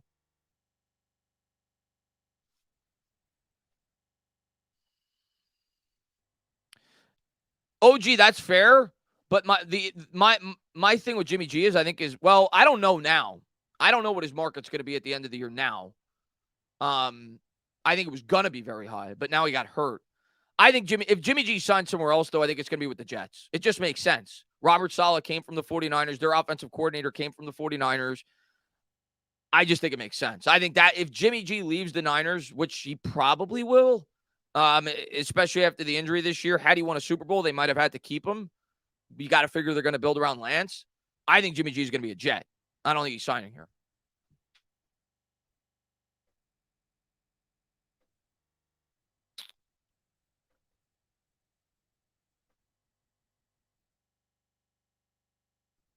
Despite your recent video, I think next week's game against Washington is the make or break.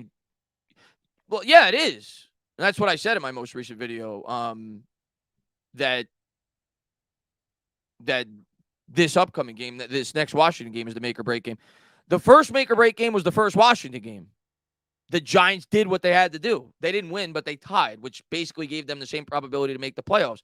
The whole point of winning or tying the Washington game was to set them up for the second Washington game, where if they won, they'd own the tiebreaker against Washington, and that would be their easiest path to the playoffs. So the first Washington game was a must not lose. They did that. The second one is a must win. But had they lost the first, the season's over. Had we lost that game last week and didn't tie, we're dead. Pretty much. That was a must not lose game. We were able to accomplish that. Now we got to beat them.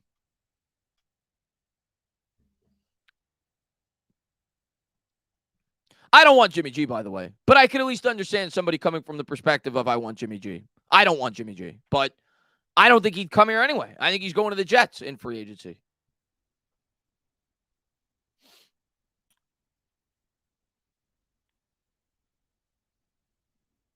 They could stick with Mike White. He's played decent for them. Keep going, Chris. Great show. This team will be good eventually under this. I hope so, man. You want Chris at quarterback? And Birdie says, who in our wide receiving core would you keep / get rid of?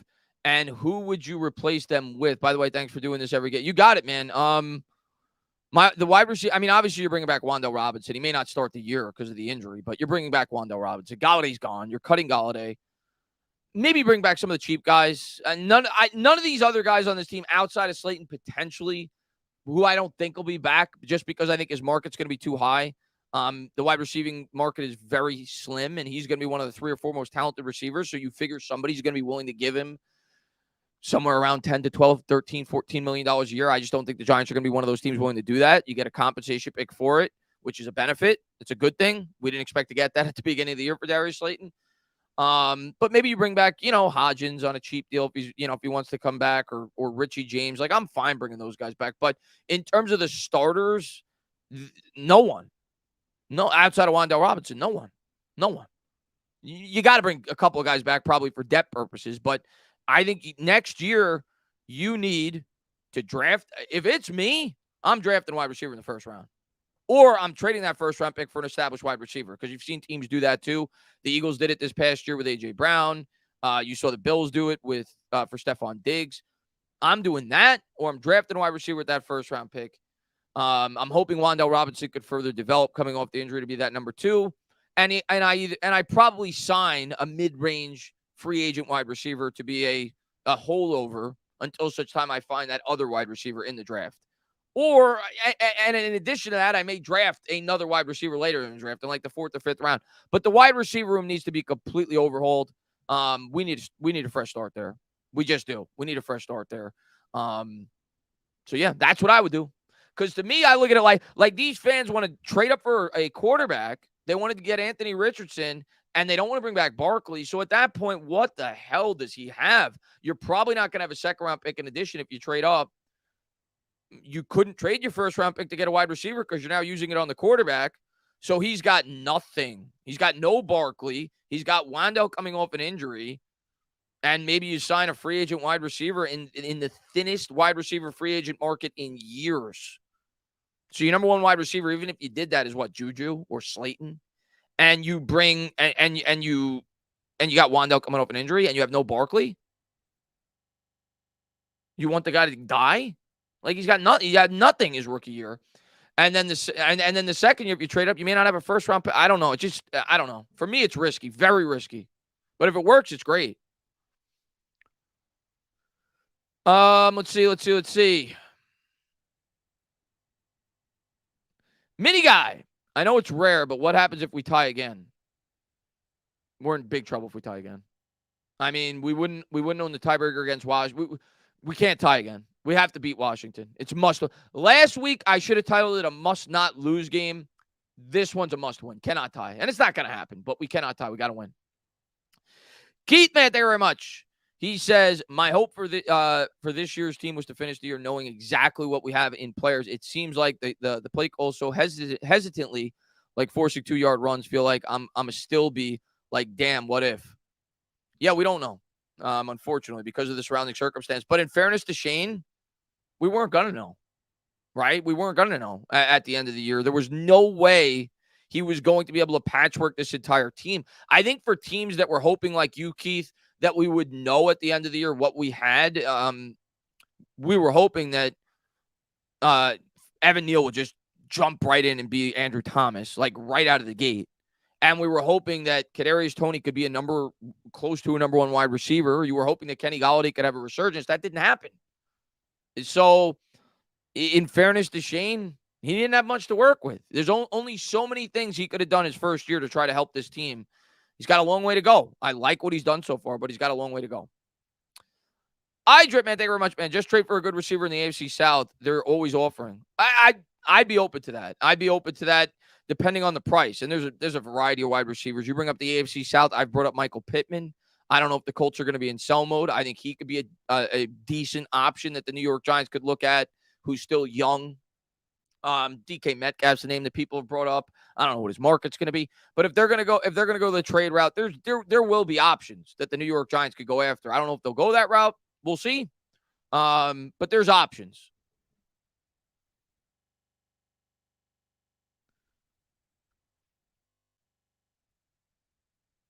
DJ did fine. Would be nice if he had a wide receiver that could run a fly. I think fine is the right word. He was fine. He didn't lose us the game. We know he's not Mahomes. Anybody being realistic knows he's not Mahomes, but he's good. He is good enough to win football games. I believe that. I don't want to commit to him long term, but I also want to use him as the bridge for the reason I told you guys. That's my biggest reason, and that will be my biggest reason that I hammer home in the offseason. But I'm not going to scream if they take a quarterback. I'm just not. Dolph says, unpopular opinion, Tyrod with the Bills was putting up better numbers than Daniel Jones. I think Tyrod could take us. I don't. But you're entitled to your opinion. I don't. First off, that's Tyrod Taylor from like 6 years ago, 5 years ago. The guy's what, 33, 34 now? No. Tyrod Taylor's not good. He's not. The touchdown at the end, I knew that was going to happen. So that's like in the back of my head. I'm like, I hope they don't bring in Tyrod Taylor because then you're going to get a couple of people that say these things. The touchdown at the end of the game is meaningless. He's going up against a prevent defense down by 30 points. I don't think Tyrod Taylor is a starting quarterback in the NFL. I still think Daniel Jones is a starting quarterback in the NFL. I don't want to call him a clown. Listen, everybody's entitled to their opinion. I just disagree with it.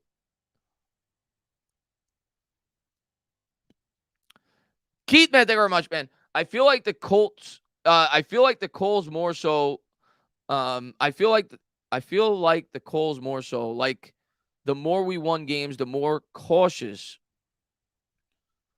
Hold on, let me just pull this up.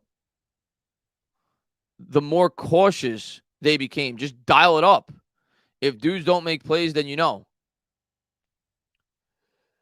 I'd like them to be more aggressive, but again, my honest opinion is it's the same thing for Garrett. It's why I didn't want to defend Garrett because I do think that Garrett's play call, just his scheme was very basic.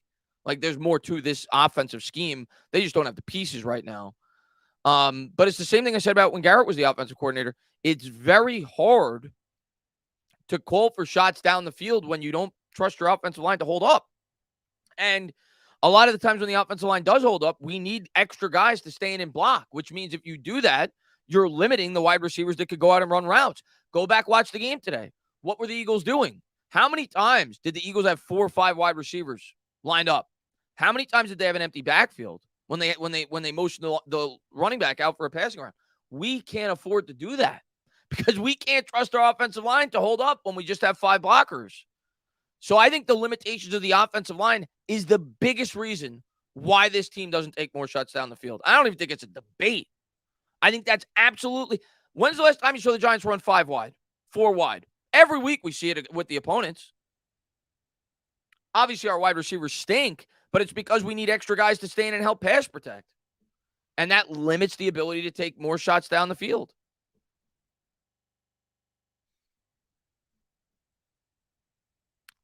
Let's see. T, thank you very much, man. There was no good reason to draft Saquon Barkley for $7 million in 2018. So why keep him at $12 million 5 years, several injuries later? I mean, he's still a great player. It wasn't a good pick, but he's still a great player. But I don't think they're going to give him a lot. I'm the biggest Saquon Barkley fan in the world. I love Saquon Barkley. I want every New York, like he's what I want in terms of a player and a person as a New York Giant. Great teammate, great talent. But even I don't want them to give him at this point a 4-year deal. I just don't. I don't think it would be the wise decision by Joe Schoen. I do think they'll tag him, as I think they should. A running back tag is not that much. It's like $10 million. He's still a game-changing type player when he's healthy, especially if he could get some weapons on the field. The question is he going to agree to that? And if he doesn't, are you willing to come to terms on a reasonable contract? Which for me, I'm hoping it's of the $10 million year, 3 years that you get out after 2. Like, that's what I'm hoping. But he's not getting 4 years, 60 from the Giants. He's just not. He might get it somewhere else. Not going to get it here. Panthers up 10-0 on Seattle. That's good news. Hopefully, I don't know if the Bucs are playing tonight or I don't remember if they're playing the Sunday night game or the 425 slate, but I think they're playing the 425 slate. So you want to keep an eye on that 49ers game too. You want both of them to lose. If the 49ers lose to the Bucs and Seattle loses, they both play each other next week. So if we win, the loser would drop behind us in the standings. No, to be good, man.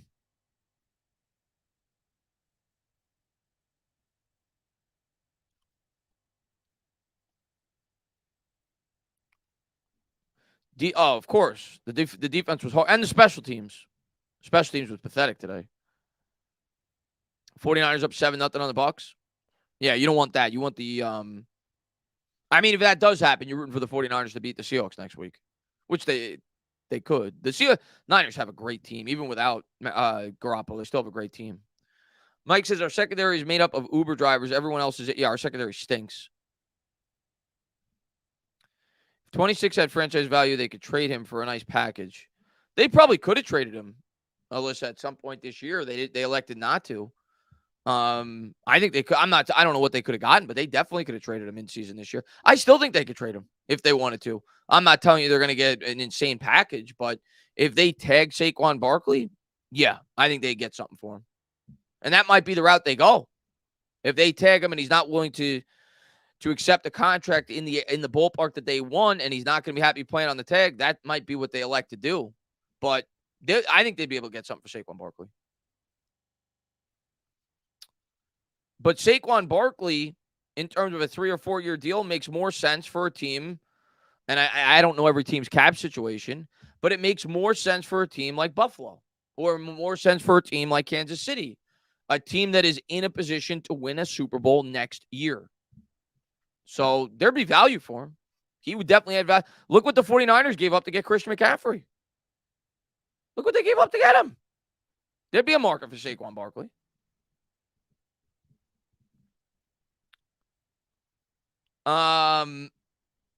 I think DJ is good enough to win on a team with good receivers, but not good enough to make bad receivers look better. That's like 95% of quarterbacks in the league, but I agree with you. But that's like 95% of quarterbacks in the league. I don't think Tua is good enough to make bad receivers look good. But this year he's playing at a near MVP level. I'm not taking anything away from him. He's playing at an MVP level this year. His stats are great. I don't think Jalen Hurts is good enough to make bad receivers look great. I just don't. There's a handful that can. Not many. Pat Mahomes is one of them.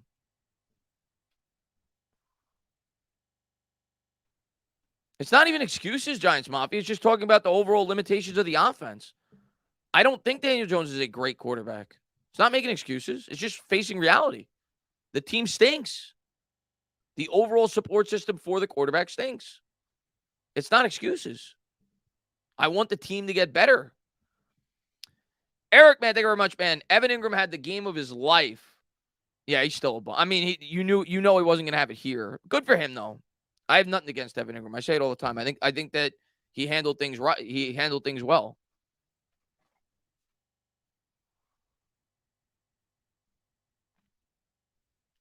Mahomes has Kelsey, best tight end in the league. Yeah, Mahomes has weapons all over. Yeah, I'm not. By the way, I'm not trying to imply that Mahomes doesn't have weapons. He does.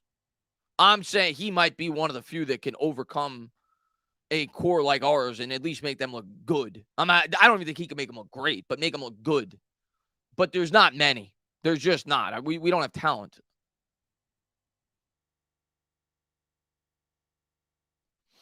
But yeah, of course Mahomes has weapons. Mahomes had weapons since he came into the league. Mahomes came into the league. He had Tyreek Hill, Travis Kelce, and he had that running back Kareem Hunt, who was really good too when he first came in. So he's always had weapons, but Mahomes on another planet. Tua actually been making Trent Sheffield look good and make Devontae Parker look decent as well. Yeah, Ray. But what I would say about that is, would Tua be able to make Devontae Parker, who is probably better than any of our receivers, but no, I'd say he's comparable to Slayton.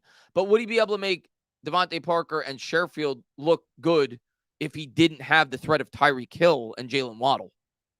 Of course he can make those guys look good when you have Tyreek Hill and Jalen Waddle. They take up all the attention of the opposing defense. So, yeah, your third option and fourth option are going to look a lot better when you've got the best wide receiving core in the NFL. If he had those two guys as his top two receivers, which is essentially what Daniel Jones has, I don't think Tua is going to look great.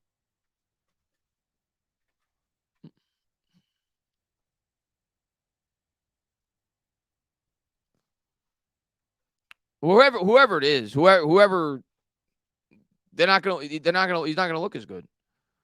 If Jones scored that touchdown, you'll all be saying, no, I wouldn't. Not in that spot. Absolutely not. That was garbage time. That's why I said I wanted to take him out of the game.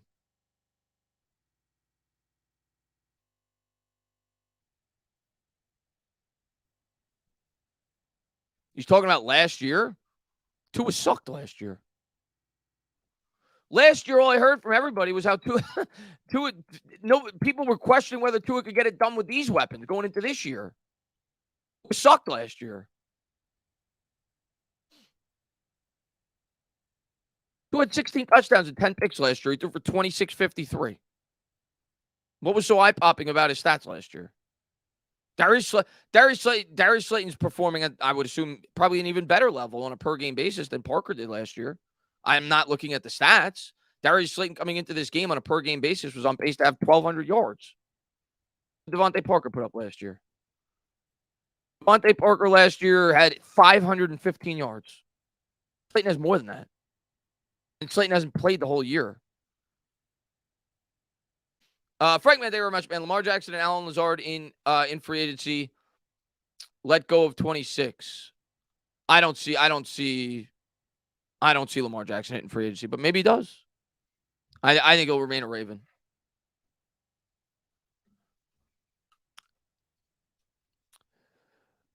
No, man, you don't have to apologize. Everybody's got their own opinions, man. I like to hear everybody's opinions.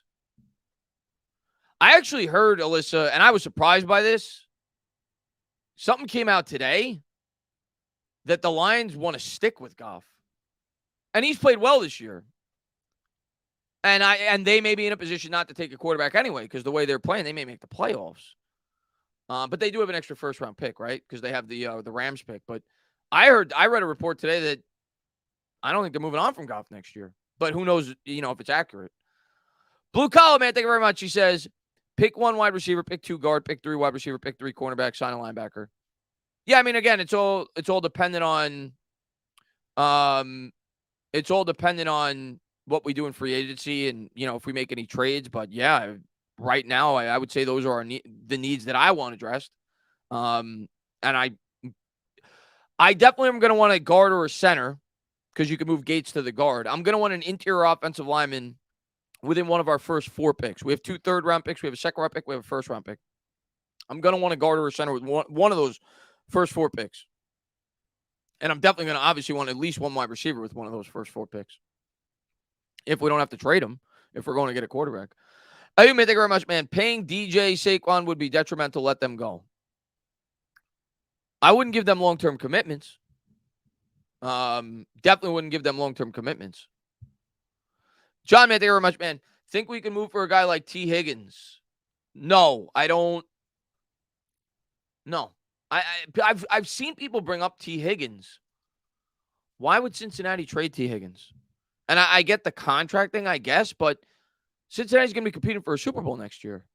T. Higgins is one of the best young wide receivers in football. Why would they move off of T. Higgins? A lot of people brought him up to me. Has there been rumors that I don't know about that they're looking to trade T. Higgins? Why would they trade T. Higgins?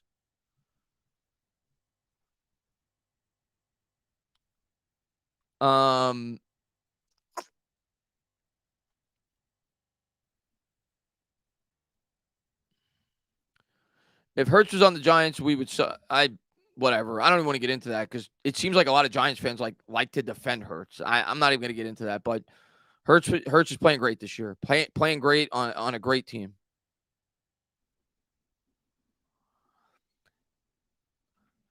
Bob Wells, man, thank you. He says, what would it cost for Roquan Smith, the linebacker? I don't know what the linebacker market is going to be. Didn't somebody trade for him? They did, right? Pretty sure they did. Yeah, the Ravens traded for him. So I would assume the Ravens are going to probably extend him. Otherwise, they probably wouldn't have traded for him.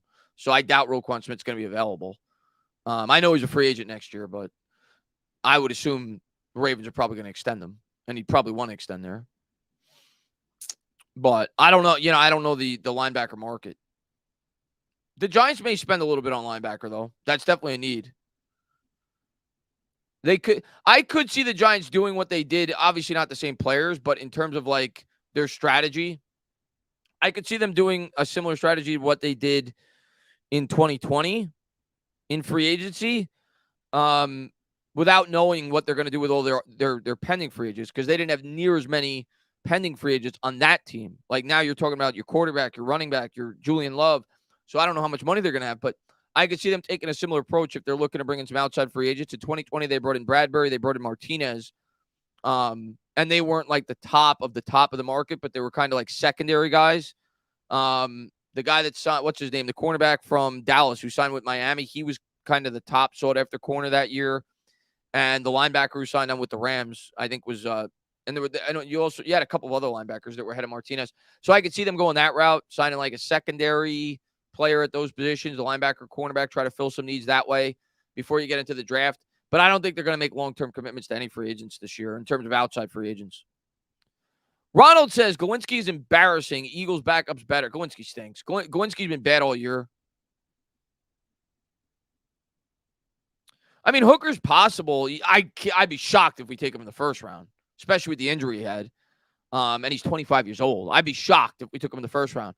Is it possible in the second or third round? Yeah, it's possible.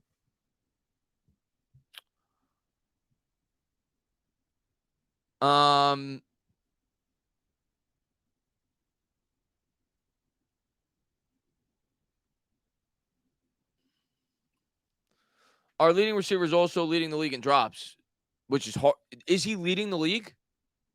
I don't know if he's leading the league, but he's near the league leaders, which is ridiculous because he doesn't even get that many targets. What wide receiver free agent would be available?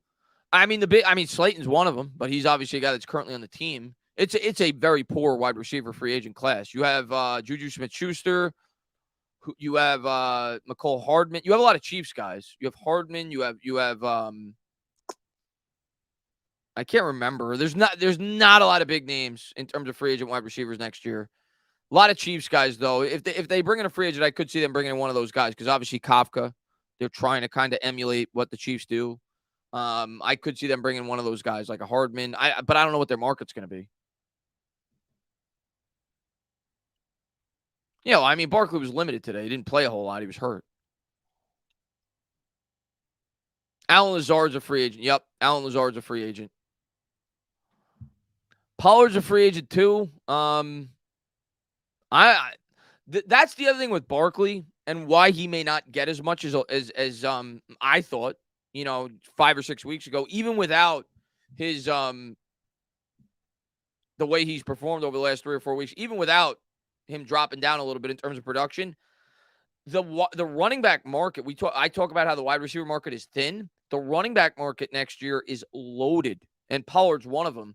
So that could hurt Saquon's value. So maybe the Giants get him back cheaper than we think, but let me take a quick look at the NFL free agents. I remember looking at the list for the running back position. It's freaking loaded. Running back next year, you've got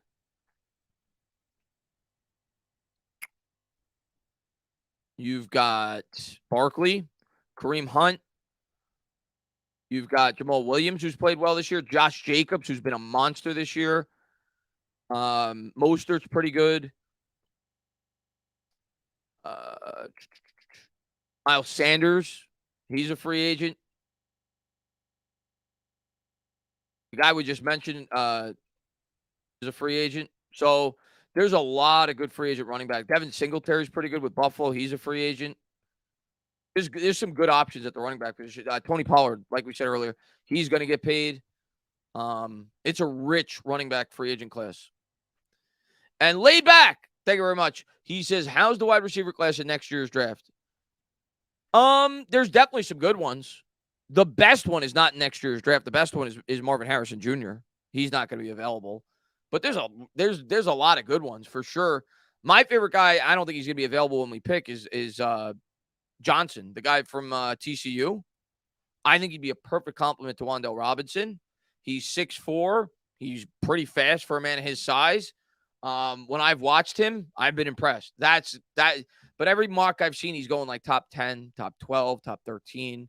But that's a guy I like. But obviously the guy from Tennessee is really good. I've watched a couple of their games. He's good. Ohio State's got a couple of good wide receivers. There's plenty of good wide receivers. There's Marvin Harrison, though. There's no Marvin Harrison in this draft. I love the tight end from Notre Dame. I don't think we're going to take a tight end, but I saw somebody in the chat mention him. I love him, but I don't think we're taking a tight end. Jordan Addison, he's the guy from USC. He's really good also. Yeah, you just mentioned it. Yep. Michael Mayer, right? I've watched a few Notre Dame games this year. I love him. But I don't think we're taking a tight end. He's probably going to go early second round, if I had to guess. Maybe late first round, but I don't think we're going to take him. But I'm a big fan of him. I love him.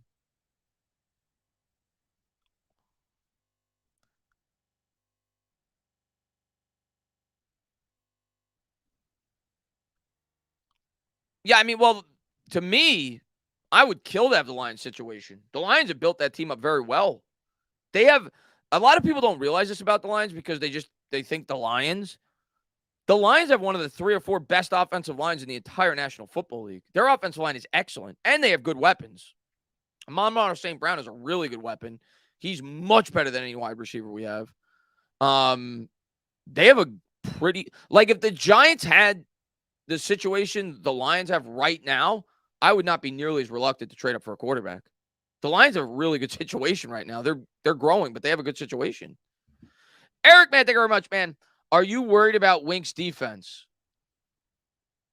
No, I'm not. We don't have the pieces, man. Like, I don't care who the defensive play caller is.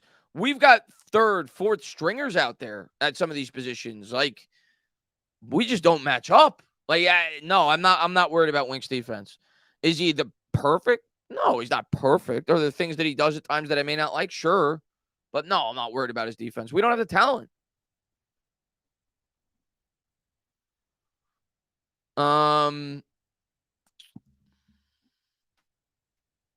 Yeah, if we had McKinney and Adoree Jackson, I'd be much more critical.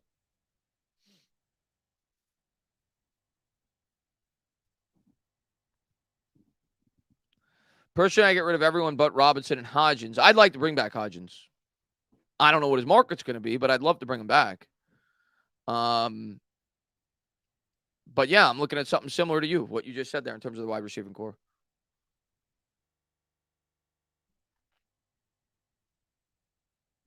Detroit also has the Rams' first-round pick. Yeah, I know. Report came out today, though, Mark, that I saw that I don't think they're going quarterback next year. Now, who knows? Maybe they don't love a quarterback in this year's draft, or maybe they're just saying that because they don't want teams to jump them, but we'll see. But I often wonder how they would look if DJ and Hurts switched teams. Unfortunately, we're never going to know that. But I can guarantee you this, Johnny. Daniel Jones would look a lot better, and Jalen Hurts would look a lot worse. In terms of who would be better, I don't know. The obvious answer that's easy is Hurts because the number he's putting up, he's playing great this year. One would get much worse just based off the situation, the circumstance.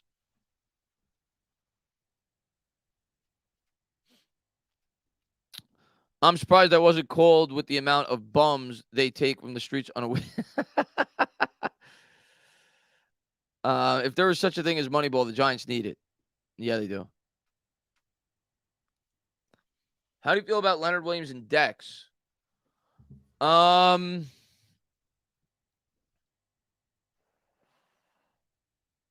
want to keep both. I want to extend. I would extend. I've said this. I would extend Leonard Williams. And it's not because I'm in love with the idea of extending a 30-year-old player. It's because of his contract. Because of all the backloading, he's due to be $32 million next year against the cap. So if he was willing to negotiate, I would like to extend Leonard Williams this year and spread out the money and keep him for at least another 2 or 3 more years with this team and to pair him with Dexter Lawrence. Dexter Lawrence, to me, has to be a part of the future of this team, long-term future, this very long-term future of this team. I think he's awesome. I think he's only going to get better. So I love that pairing. And yeah, I'm hoping they could keep those guys together, hopefully for at least another 2 or 3 years.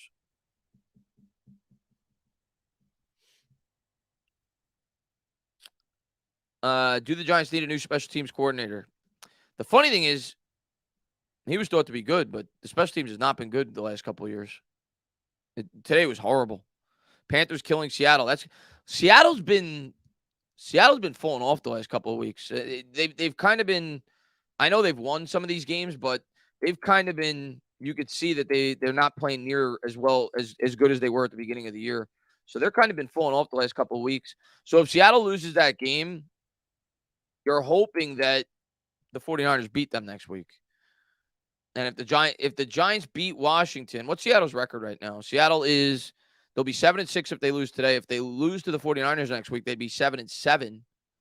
And if the Giants were to beat Washington, you don't even got to worry about Detroit at that point. If you could stay above both of those teams, as long as the Giants won one game after the Washington game. Seattle would have to win out to pass them, and Washington would have to win out to pass them. So both those teams would have to go 3-0 if Seattle lost today and next week and the Giants beat Washington. Both those teams would have to go 3-0 even if the Giants went 0-3 to pass the Giants. So you're hoping that Carolina holds on. You're hoping that the 49ers beat Seattle next week, and you're hoping we beat Washington. If all that happens, it's going to be damn near impossible for the Giants not to make the playoffs if they could beat Indianapolis, which is not a lock. And Washington's obviously not going to be easy next week. Neal will be great. I think Neal's going to be great. Our pass protection today was a joke. Jones got sacked twice on the first drive. Tyrod Taylor first play, and he fumbled because he got blindsided. And granted, that was Matt Parrott. But the pass protection today was a joke. It was horrible. I disagree with this. I don't think Leonard Williams is mid. I definitely don't think Leonard Williams is mid. I'm not saying he's worth his contract, but he's definitely not mid. Leonard Williams is a very good football player. Leonard Williams is very... I think a lot of Giants fans don't realize how good Leonard Williams is. Leonard Williams is very good football. In my opinion, very good football player. My thoughts on the Mets moves, Chris B says, I love what the Mets did. How could you not? They brought in... Quintana's basically going to replace Taijuan Walker, but you got him back for much cheaper than what Walker got. Verlander's going to replace DeGrom. And as much as I love Jake, it was a better move. Verlander's only a 2-year commitment compared to Jake, who's 5. And the guy keeps getting hurt. So I love that move. That's at least a lateral move in terms of talent. And Verlander, at least recently, has been able to show he's more likely to last a season. And then you add the Japanese guy that everybody's raving about, who should at least be a very good middle of the rotation guy that will replace Bassett with a lot more upside. So I love what they did to the pitching staff. You added Brandon Nimmo back. I thought that was necessary. And they buffed up the bullpen. They bring in Robertson, and they got a lefty. I can't remember his name off the top of my head. We all know we needed a lefty. And I don't think they're done. I think they're gonna add another arm in the pen, and they'll probably add another bat. So I love what the Mets have done this offseason. Eric, man, thank you very much, man. Do you see Dallas paying Pollard and keeping Zeke? No, well, I don't know the specifics of Zeke's contract. I'll look at it right now. I don't know when they're going to cut him, but they're obviously going to cut him eventually. His contract is just so bad. Zeke's contract next year, he's due to make. I don't think they're going to cut him next year. It only saves them $4 million if they cut him. I don't think they're going to do that. I think they'll cut him the following year, maybe, because they save $8 million in 2024. Pollard's probably going to be a casualty for them. They're probably going to lose him, much like the Giants lost Ahmad Bradshaw to free agency. They're kind of a similar type of player for me. Much like the Giants lost Ahmad Bradshaw to free agency, I think to the Colts. I think it's going to be the same thing with Pollard. I don't think they're going to be able to pay him. Eric says, I just read that.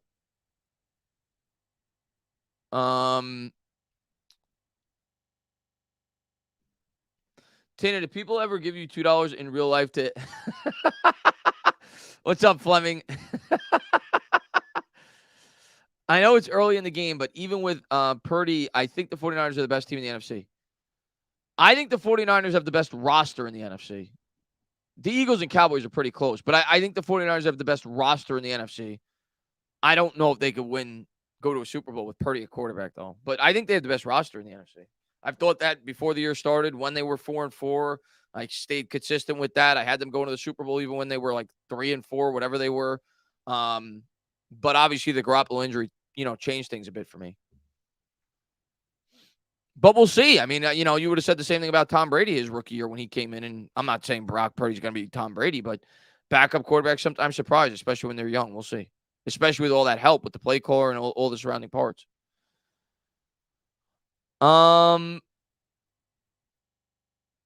I don't think that at all. I mean, they definitely could, but they're definitely not a lock to win a Super Bowl.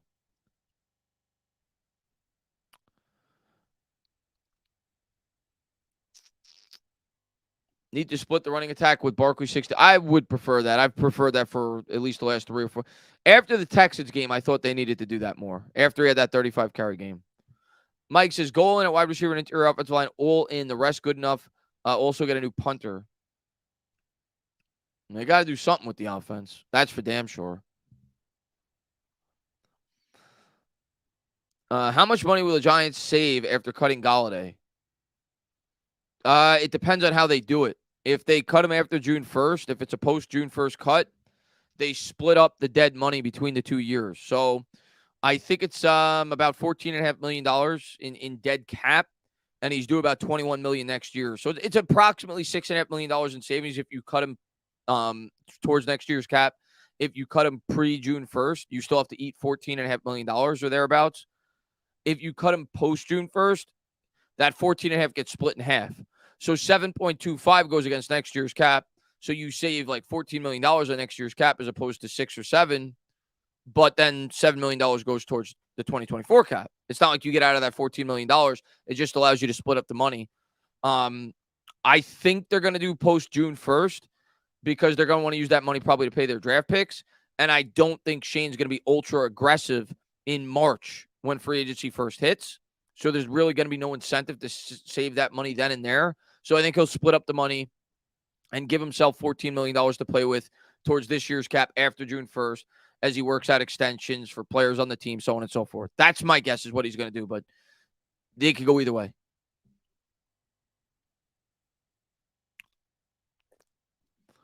What teams do you want to lose? I mean, we wanted the Lions to lose. They didn't. That was bad. Now we want the Seahawks to lose, who are losing, and we want the 49ers to lose, who are losing. To lose, who are winning. Seahawks are more important than the 49ers, though, because I think the 49ers are better. I don't think they're going to fall off. One of those teams has to win the West anyway. So the Seahawks losing is very good for the Giants. And now next week, you're hoping the 49ers beat them again. They drop to 7-7. And then I think they have the Chiefs still on their schedule, if I'm not mistaken, the next week. So if they lose to the Niners next week, if they lose today against Carolina, they're probably looking at 7-8. So they kind of fall out of the playoff picture a bit. So you're hoping Seattle loses today. And Justin, I was going to close it out anyway because I'm starving. But DP came in at the best time. I'm not leaving because of him. I was going to close it out. I'm starving. But guys, I am going to get something to eat. I will have a video up tomorrow, I'm sure, talking about the playoff scenarios, everything else. And obviously this week I'm going to have a lot of content. I'll probably be live at least 2 or 3 times throughout the week. This week was kind of a slower week just because it was like, it's the Eagles. We're probably not going to win. This game's not nearly as important as the Washington game.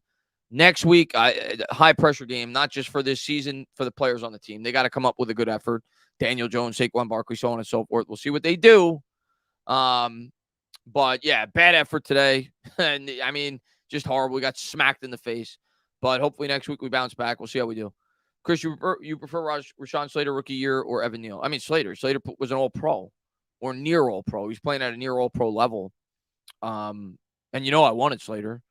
But I still think Evan Neal is going to be terrific. And he may end up being better than Slater. But we'll see. But guys, be good. We'll talk soon.